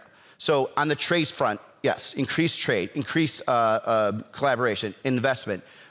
We don't invest as much as we can in terms of the cultural side of things too, right? We should have a lot more worker visas coming in from Latin America, legal worker visas, student visas, every type of visa that will actually connect us and binds us, not just at the, you know, the lowest level of workers, but even to the, you know, to the policymakers, the journalists, everything else like that. It's what we did in the post-World War II world, and we know that that's a winning strategy. For some reason, we just look at Latin America and say, well, it worked in Europe, but I guess we can't do it here. I think that's what we have to do. We should do what we know works. And if we do that, you're going to have a hemisphere that's going to be rich, prosperous, aligned with the United States, and it's going to be, more importantly, we're going to be all aligned in against potentially you know, a rising China. Got it. Mr. Foreign Minister. Yes, only to say that when we look at the competition that comes from the Pacific and especially from China, the only answer that could really replace this increasing role of Chinese economy in Latin America, but also in Europe everywhere, is to have a network of free trade agreements. Like we have made now, European Union and Mercosur, to use the Portuguese word for the market, and the same happens with the United States. That's where Europe really has a huge divergence with the Trump administration, is on protectionism. Because if you had a common market or something like that between the two banks of the Atlantic, and in this case I'd say South, Central, North America, European continent, and in the future the Western Africa, but that would take some time, then you have a preference space where you can compete with China or with emerging economies on the Pacific. So probably the answer is exactly the opposite, with less protectionism, with with free markets all around the Americas, and also with the European Union. If we are able to do that, we'll have a clear competitive geography that can give to the Atlantic, again, preeminence, at least to balance Atlantic with the Pacific. I would like to have a market from the Antarctic Atlantic to the Arctic Atlantic. Yeah. That would be a dream. But when we are not able to have the dream, I'd say, coming true, we can do a lot of improvements. And to have a trade agreement between the United States and the different America markets with the European Union, this will be the best solution to say that we are reducing the aggression competition of other powers that are emerging now. This has been a really fascinating exchange of views. It's a big hemisphere, so it's no surprise that there's a huge range of views. Thank you for a frank and feisty conversation. I see more hands. I'm sorry, we're out of time. Thank you so much for coming. Thank you.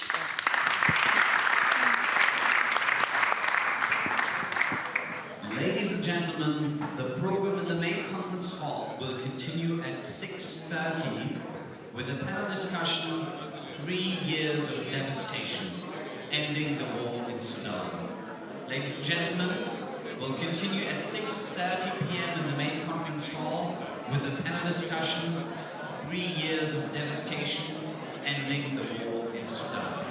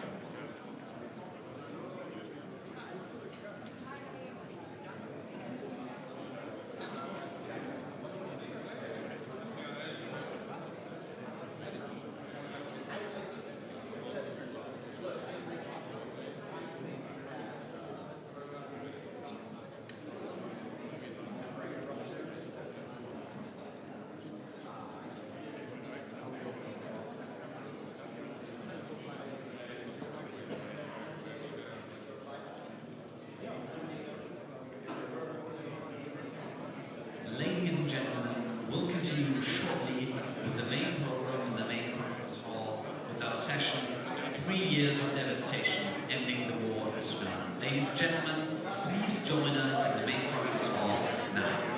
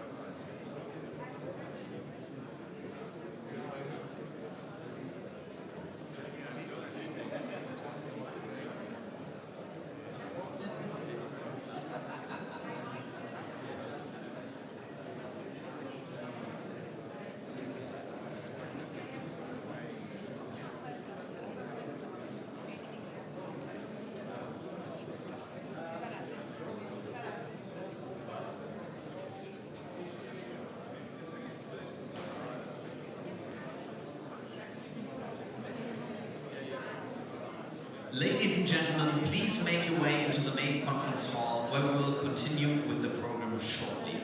Ladies and gentlemen, please make your way back into the main conference hall now.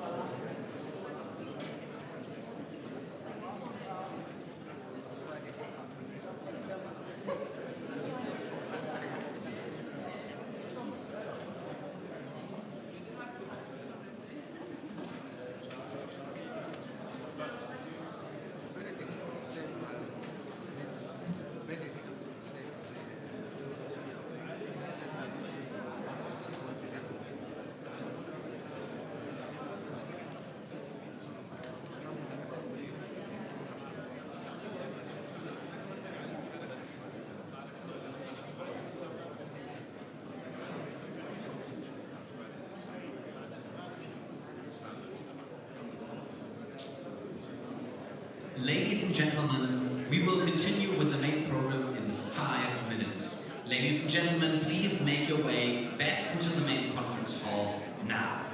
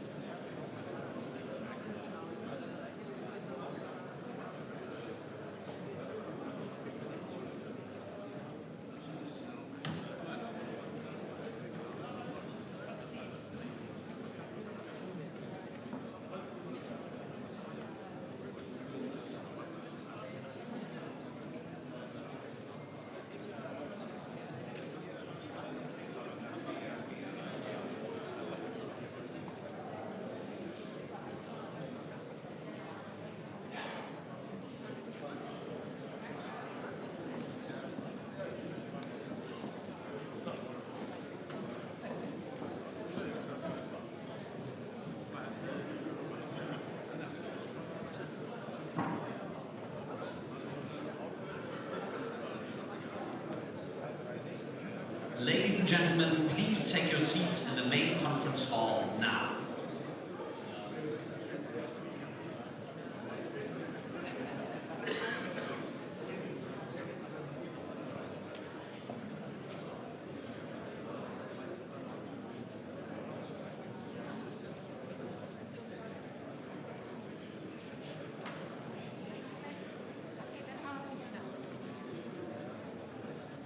Ladies and gentlemen, please welcome the correspondent at Channel 4, Lindsay Hilson.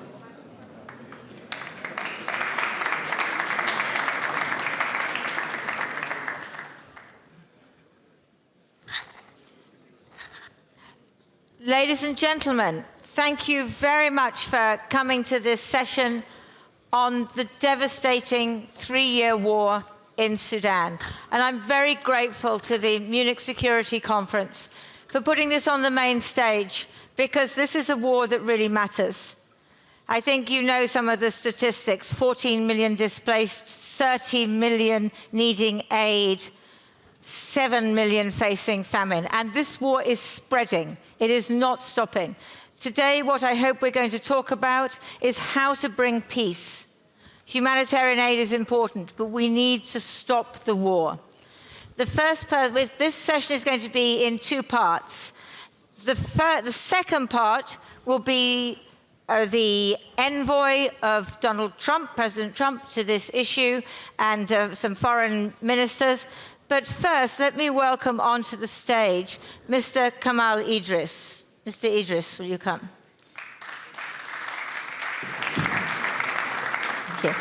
So, Mr. Idris was appointed last year by the Transitional Sovereignty Council of the Sudanese Armed Forces as Prime Minister.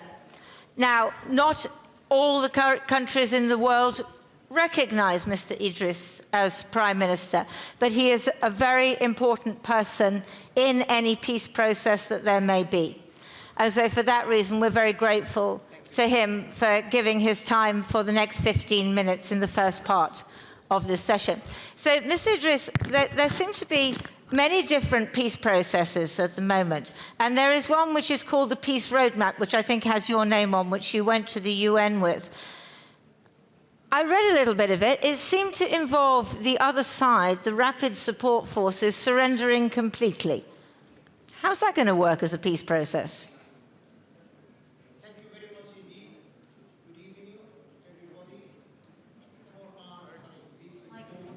I think you need a microphone. I think they're going to... Very loud, but you need a microphone for the broadcast. So, Mr. Idris, if you can use the microphone. Before answering this important question, please allow me to establish 6 important points. 3 important points. 6. There's no way that's going to happen. Agree, but I will be very brief. First and foremost, ladies and gentlemen, Sudan is a historic country, is a historic nation and ancient civilization. You all know that. So I'm just stating the obvious. Second, I wish to commend and compliment the tripartite arrangements working for peace in Sudan. I underline tripartite arrangements, tripartite talks, tripartite peace initiative in Sudan,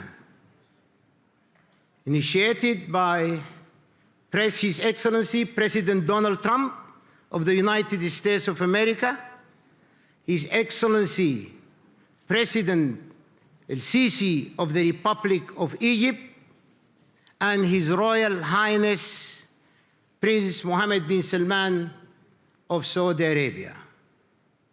I thank these 3 international personalities for the positive talks in fostering peace in Sudan. Which you have not agreed to. You have not agreed. We have initiated, Ms. Moderator, our own Sudanese own peace initiative, which I presented before the Security Council of the General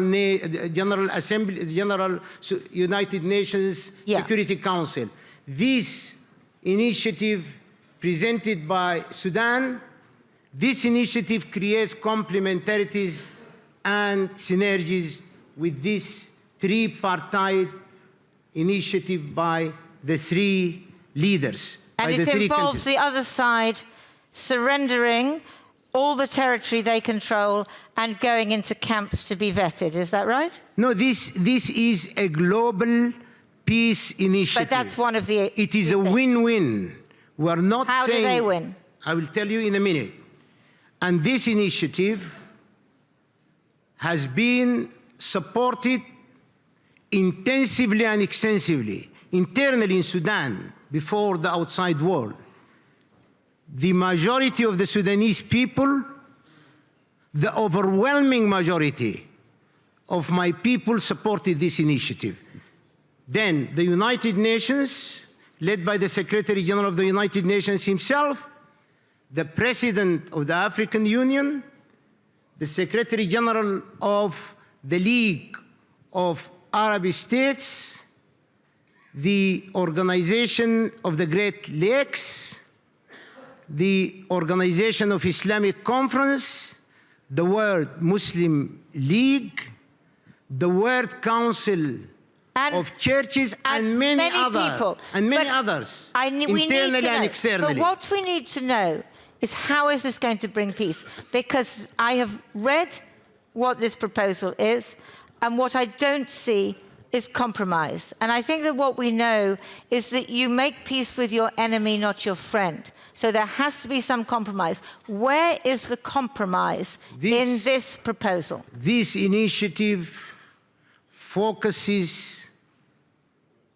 important elements, the restoring the legislative legal authority in Sudan. One authority, one nation, one country, and the most important element is protection of civilians. We all sing this song, protection of civilians and the rule of law. Who contests this in this room? So, anyone contest civilian protection or the rule of law? I think we can all agree with that. So how do you come to a ceasefire? Because the ceasefire, which the Quad, which is the UAE, Saudi Arabia, Egypt and the Americans, the Quad have come up with a peace proposal, and my understanding, and you can correct me, is that the Sudan Armed Forces have not agreed to that ceasefire. Is that correct? There is no formal comment, and by the way, I would like to reiterate here, all proposals we have received from any party, we gave our reaction, whether this is positive, negative, or we have provided concrete comments. I underline, I see the tripartite arrangement. So far, we have been holding serious talks with these three countries, individually and collectively. I'm not commenting about the Quad. So no ceasefire then? Sorry? No ceasefire agreed then? There is no concrete agreement which we have received and agreed upon. And please remember, if you are under the impression that we have received from any country, any authority, a concrete proposal to which the Sudanese state, Sudanese government, or the Sudanese people, we have 40 million people in Sudan monitoring this minute by minute, second by second. This is our broader parliament. We have not yet agreed on anything. We do not have on the table of the government any concrete proposal. But a humanitarian ceasefire is absolutely urgent, isn't it? Ceasefire in itself is not an end. But it is a beginning, and we haven't got to a beginning yet. We are not here to say ceasefire. Ceasefire without complementing other arrangements of the so-called DDR, the doctrine of the DDR. Everybody knows what I mean by DDR. Tell us. Ceasefire as an end in itself is not a solution. A ceasefire is a beginning, not an end. There is no beginning, there is no an end. All these initiatives, All these steps must go hand in hand, concurrently. But if you don't start somewhere, and tomorrow we initiate war again. But you have to start somewhere, and you start with a humanitarian ceasefire, and then all these other elements, which of course you're right, are tremendously important, follow. But if you don't start with a ceasefire, then the people are continuing not an end in itself. Please remember this. Can you tell me one single precedent in Sudan or in Africa where we have established truce as an end itself and it led to a successful outcome? Zero. Truce as an end in itself will never work unless it is coordinated and connected with other arrangements. DDR, relocation of the militias, and in our case, these are not militias, by the way. These are mercenaries, and some of you would have followed my statement, which I sent to the Prime Minister of Colombia. The majority of those fighters are mercenaries. I say it publicly, from Colombia, from Ukraine, from many other countries. These are not fighters. And what about the United Arab Emirates? What is your position on talking to the United Arab Emirates? United Arab Emirates have to come to an agreement to stop providing any assistance and weapons or support to those mercenaries. Once the United Arab Emirates did stop that, we can ourselves enter into serious talks, even with the United Arab Emirates. But under the circumstances, we have evidence beyond reasonable doubt, established by prestigious organizations, the United Nations system of organizations, prestigious universities in the United States of America. They did say that. It is not us. It is not Kamil Idris who said this. These are established reports. So it is up to the United Arab Emirates to defend themselves, stop this, and then we can enter into You have no idea how quickly time goes. I'm going to go to the audience for a couple of questions, because soon they're going to clear us off the stage, you know. Do we have any questions? Oh, maybe no. Are you just giving me these few minutes? Yeah, I am. I'm that mean. Very serious moderator. It's not me. It's the it's the organisers. Listen, does anybody have a question? Otherwise, I can continue. Yes, the gentleman there. They're bringing you a microphone, sir. Have you talked to the RSF? Have you talked to the Rapid Support Forces, your enemy? No. First of all, let me clarify. RSF was established by Sudanese law. RSF has been dissolved completely. That era of Can I finish, please? Do you want me to finish? Or yeah, please go ahead. You're claiming that the RSF does not exist anymore. The organization that exists is a combination of militias and mercenaries. The majority of the fighters are mercenaries, as I have just said a few seconds ago, from Colombia, from Ukraine, and from many other countries. So who is there to make peace with then? You see, these are established reports in the media and in the international media. It is not Sudan who's saying this. These are who is there to make reports, peace with? Evidence beyond reasonable doubt. You understand this term in law? Evidence beyond reasonable doubt. So who is there to make peace with? If you are denying the existence of your enemy, we are not denying. We are not denying the existence. We are saying the fighters now are mercenaries, prohibited, banned by international law. Ladies and gentlemen, we have to abide, listen to this very carefully, by the Charter of the United Nations and by the basic principles of international law. We cannot contradict ourselves. With whom does Sudan fight today? With mercenaries. Sudan is today, but tomorrow is many neighboring countries, the Horn of Africa, and this is a direct threat to the international peace and security. I think we can all agree. We're not saying we don't want to agreeing that this war is a direct threat. Do I have one more question to Mr. Kamal Idris, not from his own delegation, but from somebody else? This delegation, I think, is banned. Gentleman over there. Thank you. Philippe Bolopion, I'm the Executive Director of Human Rights Watch, and I'll have questions later as well. But I wanted to ask you, first, we fully recognize that the Rapid Support Forces have committed atrocious crimes, especially when they took over El Fasher, and we believe there is... Can you make it quick, because I can I will. There is also ample evidence of the UAE support for the Rapid Support Forces. But your forces as well have been accused of serious violations, including indiscriminate bombing. So what are you doing to keep that in check and to make sure that your troops are not Let me clarify. Violations? These are not simple crimes.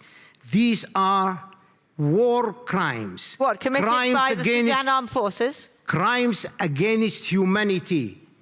Crimes against humanity. Atrocities beyond the description of words, as established by various reports. So, what SAF, the Sudanese army, was doing were in private self-defense. This is the army that is under the constitution. They are under obligation to defend Sudan and the Sudanese people. So it is not a traditional war where fighters were coming to attack you. These were the guardians of national institutions. They attacked these institutions, they destroyed the infrastructure, they killed people, displaced persons, raped women, killing the parents in front of their eyes.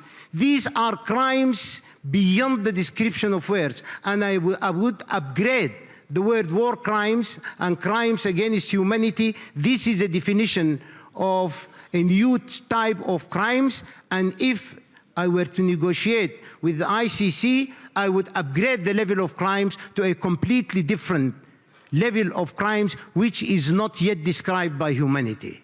Mr. Idris, you know how quickly time has gone because you have spoken so much. And we are grateful Sorry to you to be for that. talkative, but Sorry remember I'm defending my people. But we are very grateful. But we are very grateful to you for your time. Thank you so much indeed. Now, ladies and gentlemen, Mr. Idris is going to hand me his microphone. He is going to exit the stage, so am I. They're going to pull on some more chairs, and then we're going to hear from some other people involved in Sudan. So don't move, there is more coming. Thank you. Ladies and gentlemen, please remain seated. Please remain seated, ladies and gentlemen, as we're preparing the panel discussion.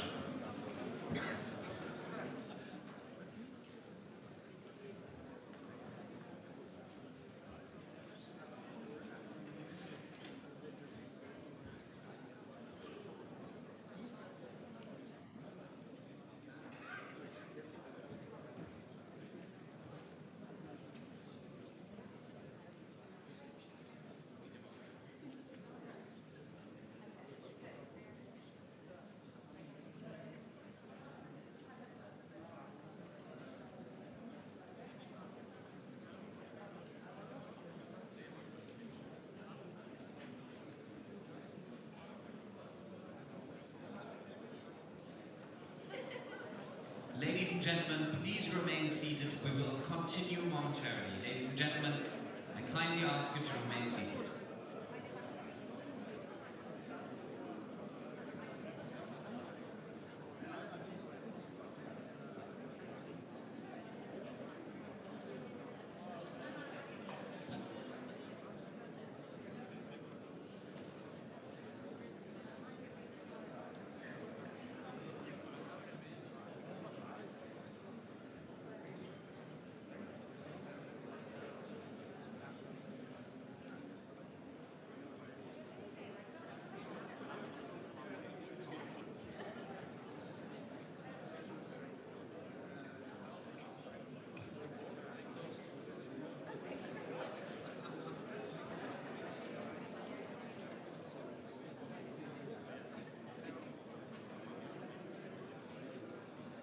Ladies and gentlemen, please remain seated.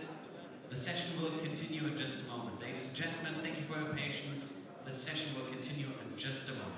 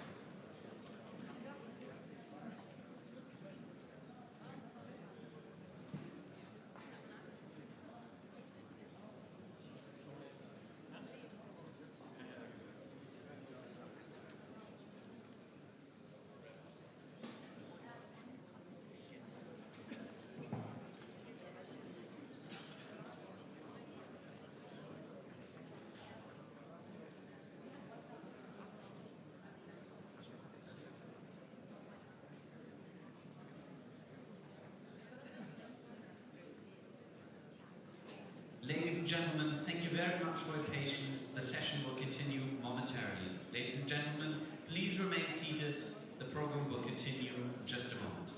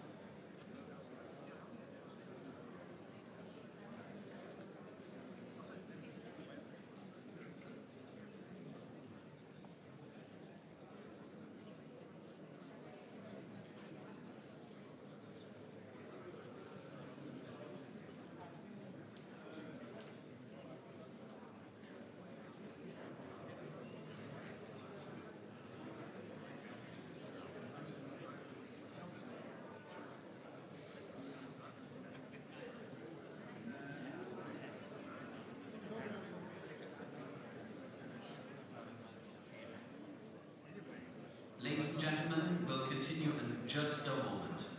Thank you very much.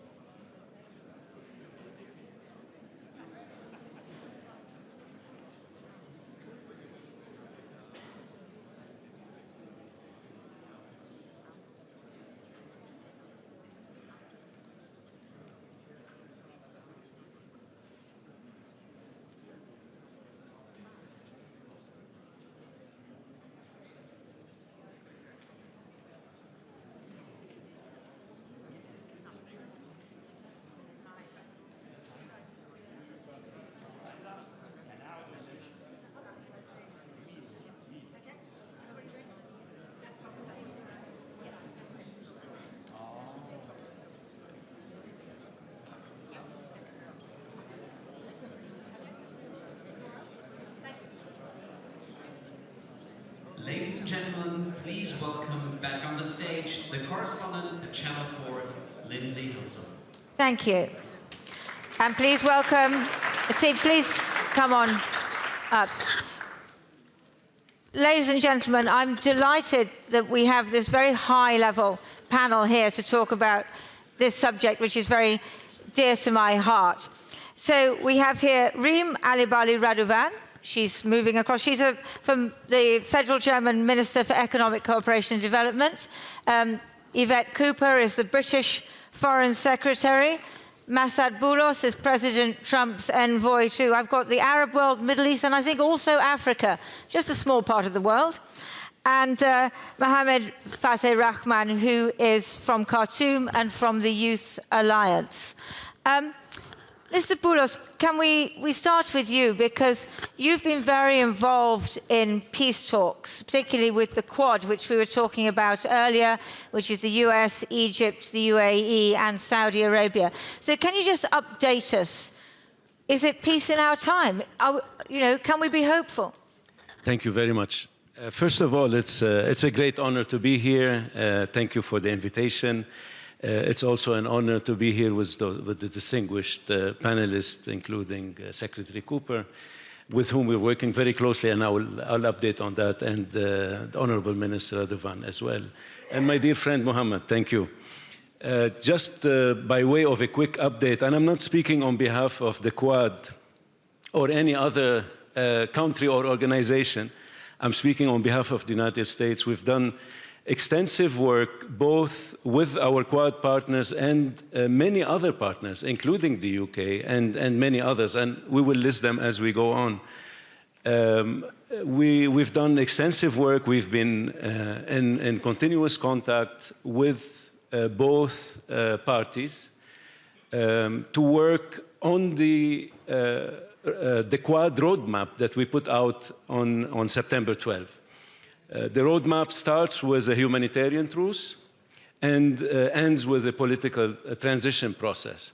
So on the humanitarian truce, we presented an initiative, we presented a strong text to the parties that addresses all aspects of this, let's call it temporary ceasefire or truce. We have also engaged in extensive consultations with both sides, and then we've reached, at some point, an understanding that it will be most useful to go through a UN mechanism. So we proceeded with that. We've been working with OCHA specifically, and with the UN Secretary General and his team to come up with a UN mechanism that will help implement and monitor this ceasefire or this humanitarian truce. And we've worked on it for weeks, and I can say that we announced that in Washington a few days ago, along with our partner, Tom Fletcher, that we do have a draft mechanism. It's going to be hopefully finalized very soon by the Secretary General's office, and we will be ready at that point in time, hopefully within days, to present the final draft to the parties and hopefully get their approval. Can I interrupt you just 1 minute? Because I've just been speaking to Mr. Kamal Idris, who, as you know, was here representing the Sudan Armed Forces, one of the parties. He said there was no reason to have any kind of ceasefire or truce until you had everything arranged. And then he denied the existence of the rapid support forces, which would be the other side, the enemy. He did not give the impression of a man who was about to sign on the dotted line. Well, this was very interesting. I heard a bit of it as we were coming in. This was quite interesting. No, the realities and the facts on the ground are quite different. We all know that there are two parties to this conflict. Yes. We are, as mediators, we are not taking sides. We call them out whenever they cross any lines, and they've crossed some few. When the RSF committed atrocities in Al-Fashir and elsewhere, we even refer to it as genocide. Officially, yes. This is the US position. When the other side used chemical weapons, we've also called them out, and this is our US official position. So these are facts on the ground. Unfortunately, there are two parties. One may have committed much more than the other, but we have to work, as mediators, we have to work with both sides to get to an end, a peaceful end to this war. We all know that there's no military solution. This has to end peacefully through a negotiated process. I think that most of us can agree that, a negotiated process is what is necessary. I suppose what's concerning me is that I see the war spreading. I see these camps in Ethiopia for the RSF. I see a drone base in Egypt backing the SAF. I don't see the United Arab Emirates backing down on its support for the RSF. And then I've just had this very interesting conversation with Mr. Idris. So at the moment, I'm afraid I'm not feeling very hopeful. Well, I would tend to agree with you if you see what's happening, especially in recent weeks. Of course, one would have some doubts. But what I can say on behalf of the United States is that President Trump is committed to resolving this war, and he has made this position very clear. He just spoke about it very recently, just a few days ago, once again, and he made his position very clear. He wants the suffering to end, the suffering of the Sudanese people. But what leverage do you have with the parties or with their backers? I mean, you have a lot of leverage with the UAE. They're one of your closest partners. We're working with our Quad partners, both the UAE and the Kingdom of Saudi Arabia and Egypt as well. But like I said earlier, we're working with many others. And each of us can bring something to the table. When there's a collective effort, including, let's not forget also the quintet. They've done a good job. And this is not the only track. Of course, this is the most urgent, and President Trump has expressed it very clearly. The humanitarian crisis is the world's biggest humanitarian catastrophe. And this suffering must end. It must end very quickly. That's why we've been working with OCHA. We've been working with other organizations and the UN generally. In addition to other humanitarian organizations, we want the aid to get in. Sure. And as you said, we're very concerned about any sort of external support. The Quad has made this position very clear. We would like to see an end to this external support, and we've taken measures. Except for the fact that the Quad are part of the external support. But let me just bring. I want to speak to you, Foreign Secretary, because I know you've just been in the region, and just very briefly, can you just tell us something about the sexual violence against women and girls? Because I think that that's another thing we can agree on, that this is one of the most appalling aspects of this crisis, and I think you saw some of this firsthand, didn't you? Yes, thank you, Lindsay, and thank you to the organisers for holding this panel today, because, look, Sudan is the worst humanitarian crisis of the 21st century. I have just, last week, was in Adre, the Chad-Sudan border, and talking to it. That's a camp of 140,000 Sudanese who have fled. And of those, 85% of them are women and children. And the reality is the stories that you hear are horrendous. Here, speaking to one young woman who said to me, she said, most of the women I know, they had bad violence on the way here, but we don't want to talk about it because of the shame. I spoke to another woman who is running a support for victims of sexual violence. She's a Sudanese woman, a psychologist, trained psychologist, who's been providing some just support in the camp, and who said that she estimated the majority of women she thought had been subjected to sexual violence. I've spoken to another aid worker who said in the 20 years that she has worked in conflict and been used to dealing with issues around conflict and sexual violence, never had she seen it on this scale, where she felt in one of the camps she was working in, almost every woman had a story of having been raped along the way. And another Sudanese emergency room's response worker who told me that they had had 3 sisters arrive, all of whom had been raped on the way. The oldest was 13 and the youngest was 8. Now, this is horrific. This is a war on women's bodies that is taking place. And I think that the world has to start listening to the women of Sudan rather than the military men who are perpetuating this conflict. I think we can agree with that. And I'm glad you agree with that. But let me put another question to you, because you, in the area where you were, the sexual violence will have been committed mainly by the RSF and associated militia. Now, they are backed by the United Arab Emirates. Britain still provides weapons to the United Arab Emirates, and some of those small arms have found their way onto the battlefield, which is very disturbing. What is Britain doing to try and pressure the United Arab Emirates to stop supporting the RSF? So two different issues there. So let me just briefly deal with the issues around arms flows and the UK controls, because we have very substantial controls. We ensure, in fact, when there were any allegations made, I insisted that all the licenses were reviewed, and 2,000 licenses were reviewed to ensure that there was no leakage, to ensure that there was nothing that any of those licenses was reaching Sudan, and to make sure that the allegations that had been made were unfounded. But if there are any further allegations, we would take the same approach and to review extensively to ensure that that must not happen. But come to the wider issue, because we have seen, obviously, the most horrendous atrocities reported around El Fasher as a result of the RSF attacks on El Fasher.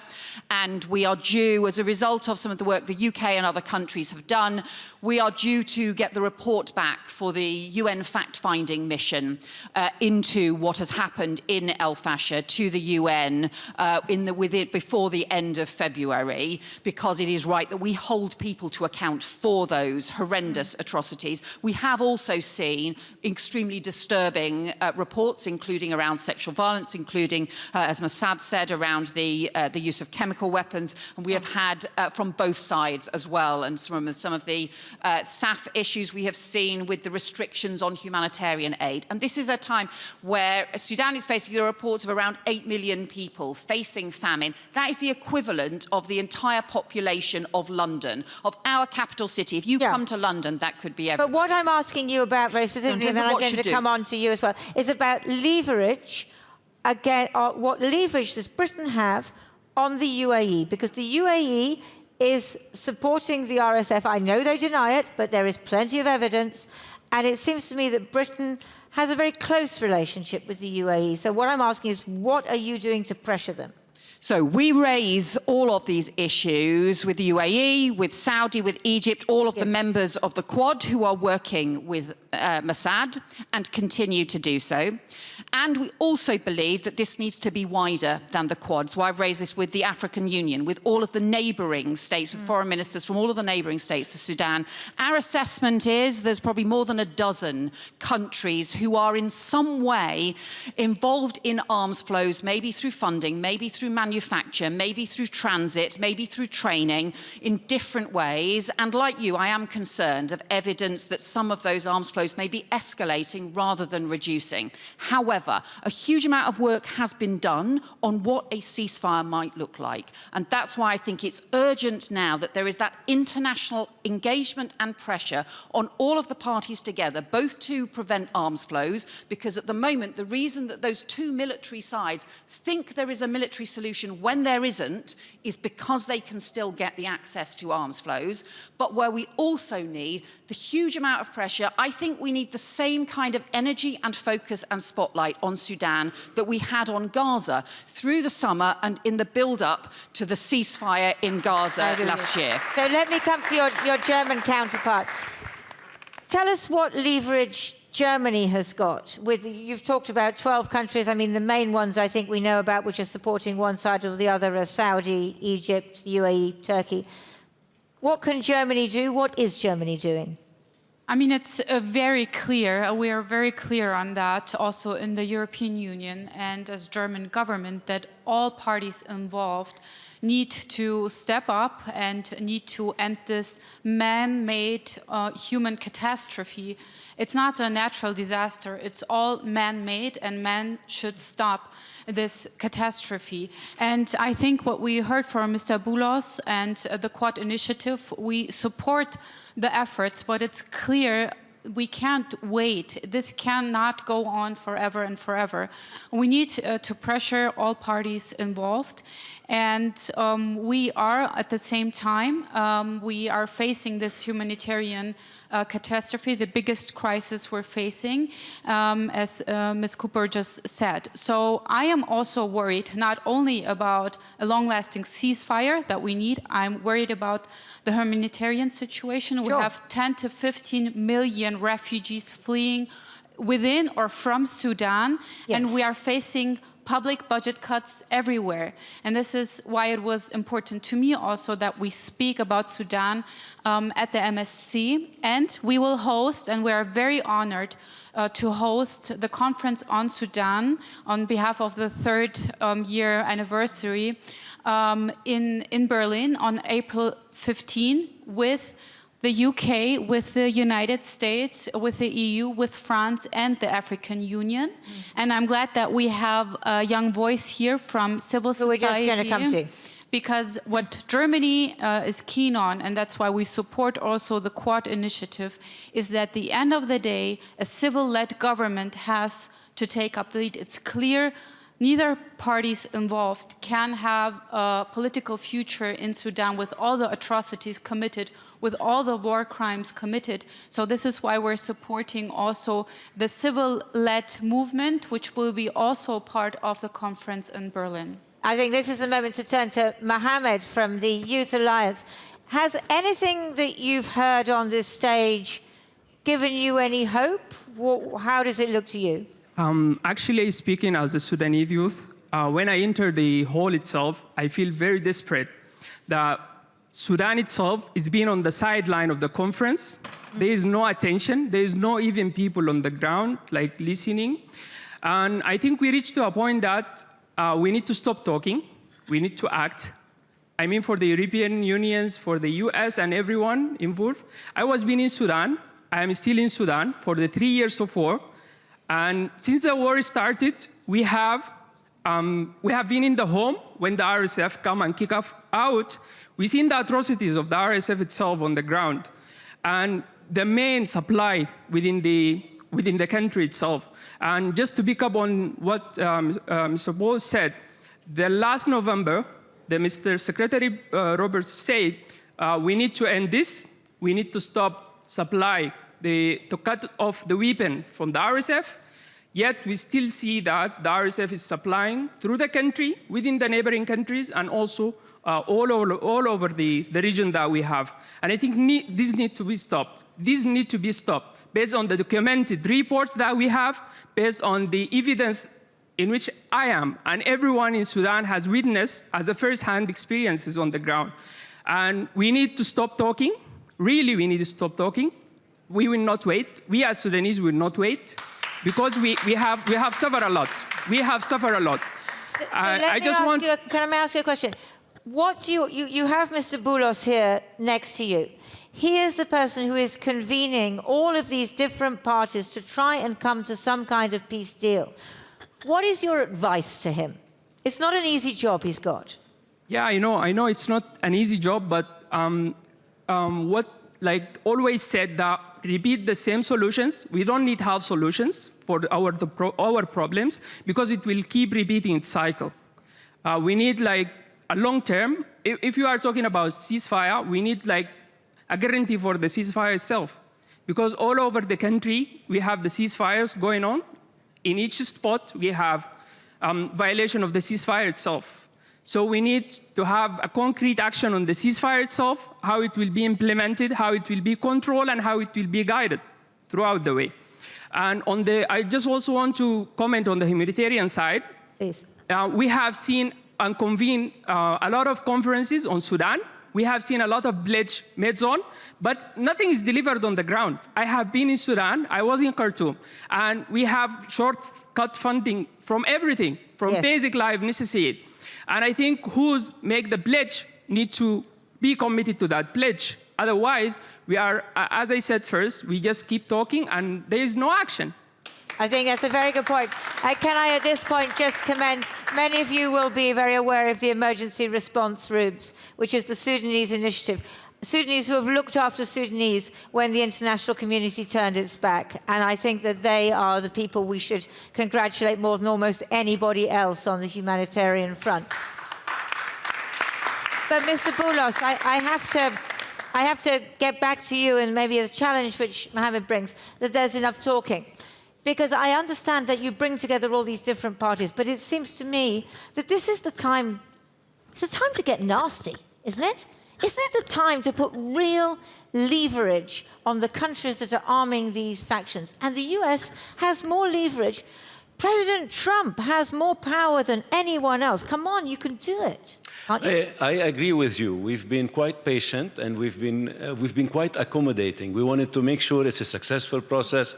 Yeah. We've been engaging with both sides and all the relevant actors. However, too much time has gone by, and it's about time to act. In fact, next week at the UN with the Honorable Secretary Cooper, we're going to have some serious talk and action. There will be some action. We will start seeing that very soon. What's the pressure? Because I think that's what's bothering me, that when I talked to Mr. Idris earlier, I don't feel that that's a man under pressure to make a ceasefire. He's going to make 6 points before he lets me ask him a question. What is the pressure you're putting on him? What is the pressure you're putting on Hemeti? What is the pressure you're putting on Abu Dhabi to stop taking the gold which is coming out of Sudan at $5,000 an ounce? Yes. Yeah. Regarding the external support, our position is very clear, not just us, but all our partners within the Quad and all the other partners. We are totally against any sort of external support that we're seeing, and we're seeing it coming from all sorts of different sources, different supply routes, and to both parties. We're seeing it come to both sides, and this is totally counterproductive, absolutely, to the mechanism and to the process that we're putting in place. So we were waiting to put a full and comprehensive mechanism in place, but it's not just about the ceasefire. It's about the entire peace plan. We have a complete vision. Again, not just at the Quad level, but beyond. We have a complete vision, and the single most important aspect beyond the humanitarian aspect, of course, which is the top priority. And by the way, here, the United States has contributed $2.5 billion since the beginning of this war, just towards humanitarian aid and support, and we remain the single biggest contributor to date on that. Beyond this top priority, we have a comprehensive peace plan that we've proposed, and we're going to work. I'm still not understanding how. I mean, I've looked at some of the principles of your peace plan. It hasn't been published yet, but I've looked at it. It looks great, but I don't see what is going to make either the parties or those supporting the parties agree to it. They want to keep fighting. The single most important aspect of this is the political track. Yes. And this is going to be Sudanese. I really appreciate what Mohammed said, because we're listening to them. We're talking to so many groups on a daily basis, and we're listening to them. This is going to have to be a Sudanese-led process. And I want to thank the Quintet and all the other partners, the UK and Norway and others that have been contributing to this and that are prepared to host this and work more with the civil society, which is quite vibrant in Sudan, as we all know. So this is going to be a Sudanese solution. We're not going to come here and impose anything. We can probably come up with mechanisms that will help them. We can come up with probably a UN Security Council resolution that will give the legal cover and the umbrella for this work. But it's going to have to be a Sudanese solution. It's going to be a comprehensive national dialogue and leading to a civilian-led government. That's the ultimate goal. I think the Sudanese people are fed up. Certainly are. And we've been, like I said, we've been in touch with quite a few groups. They're fed up. They want this to end very, very quickly. Unfortunately, what we heard earlier is not a message of peace. We've been listening to this rhetoric, which is about the military solution, and we are totally against that. So let's keep some hope. Let's look forward to the coming weeks. I think we're getting closer. Let's look forward to that and then take it from there. We are running out of time, but I want to give Mohammed the last word. So, Mohammed, can we just pass the microphone to you? If you want the people in this room, the people who are watching, what's the one thing you want them to take away from this session about your country, and what's the tragedy in your country? I think Sudan is no longer accepting empathy in a way that we are desperate, we are suffering. We just need to develop, we need to recover, we need to move on, because it's been like three years of suffering, 3 years of war, and we really need an end to it. Thank you so much. Ladies and gentlemen, thank you very much for coming to this session. Thank you. Thank thank you to our panelists, and thank you to the Munich Security Conference for putting Sudan on the main stage, because that is where it needs to be in international relations. And I would also say, slightly sentimentally, because I've been going there for 40 years, in all of our hearts. Thank you very much.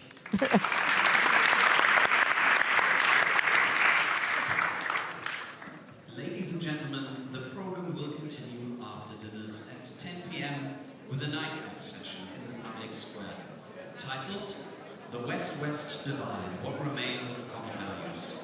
Ladies and gentlemen, we'll continue at 10 p.m. in the public square. Thank you, enjoy your dinners, and see you later.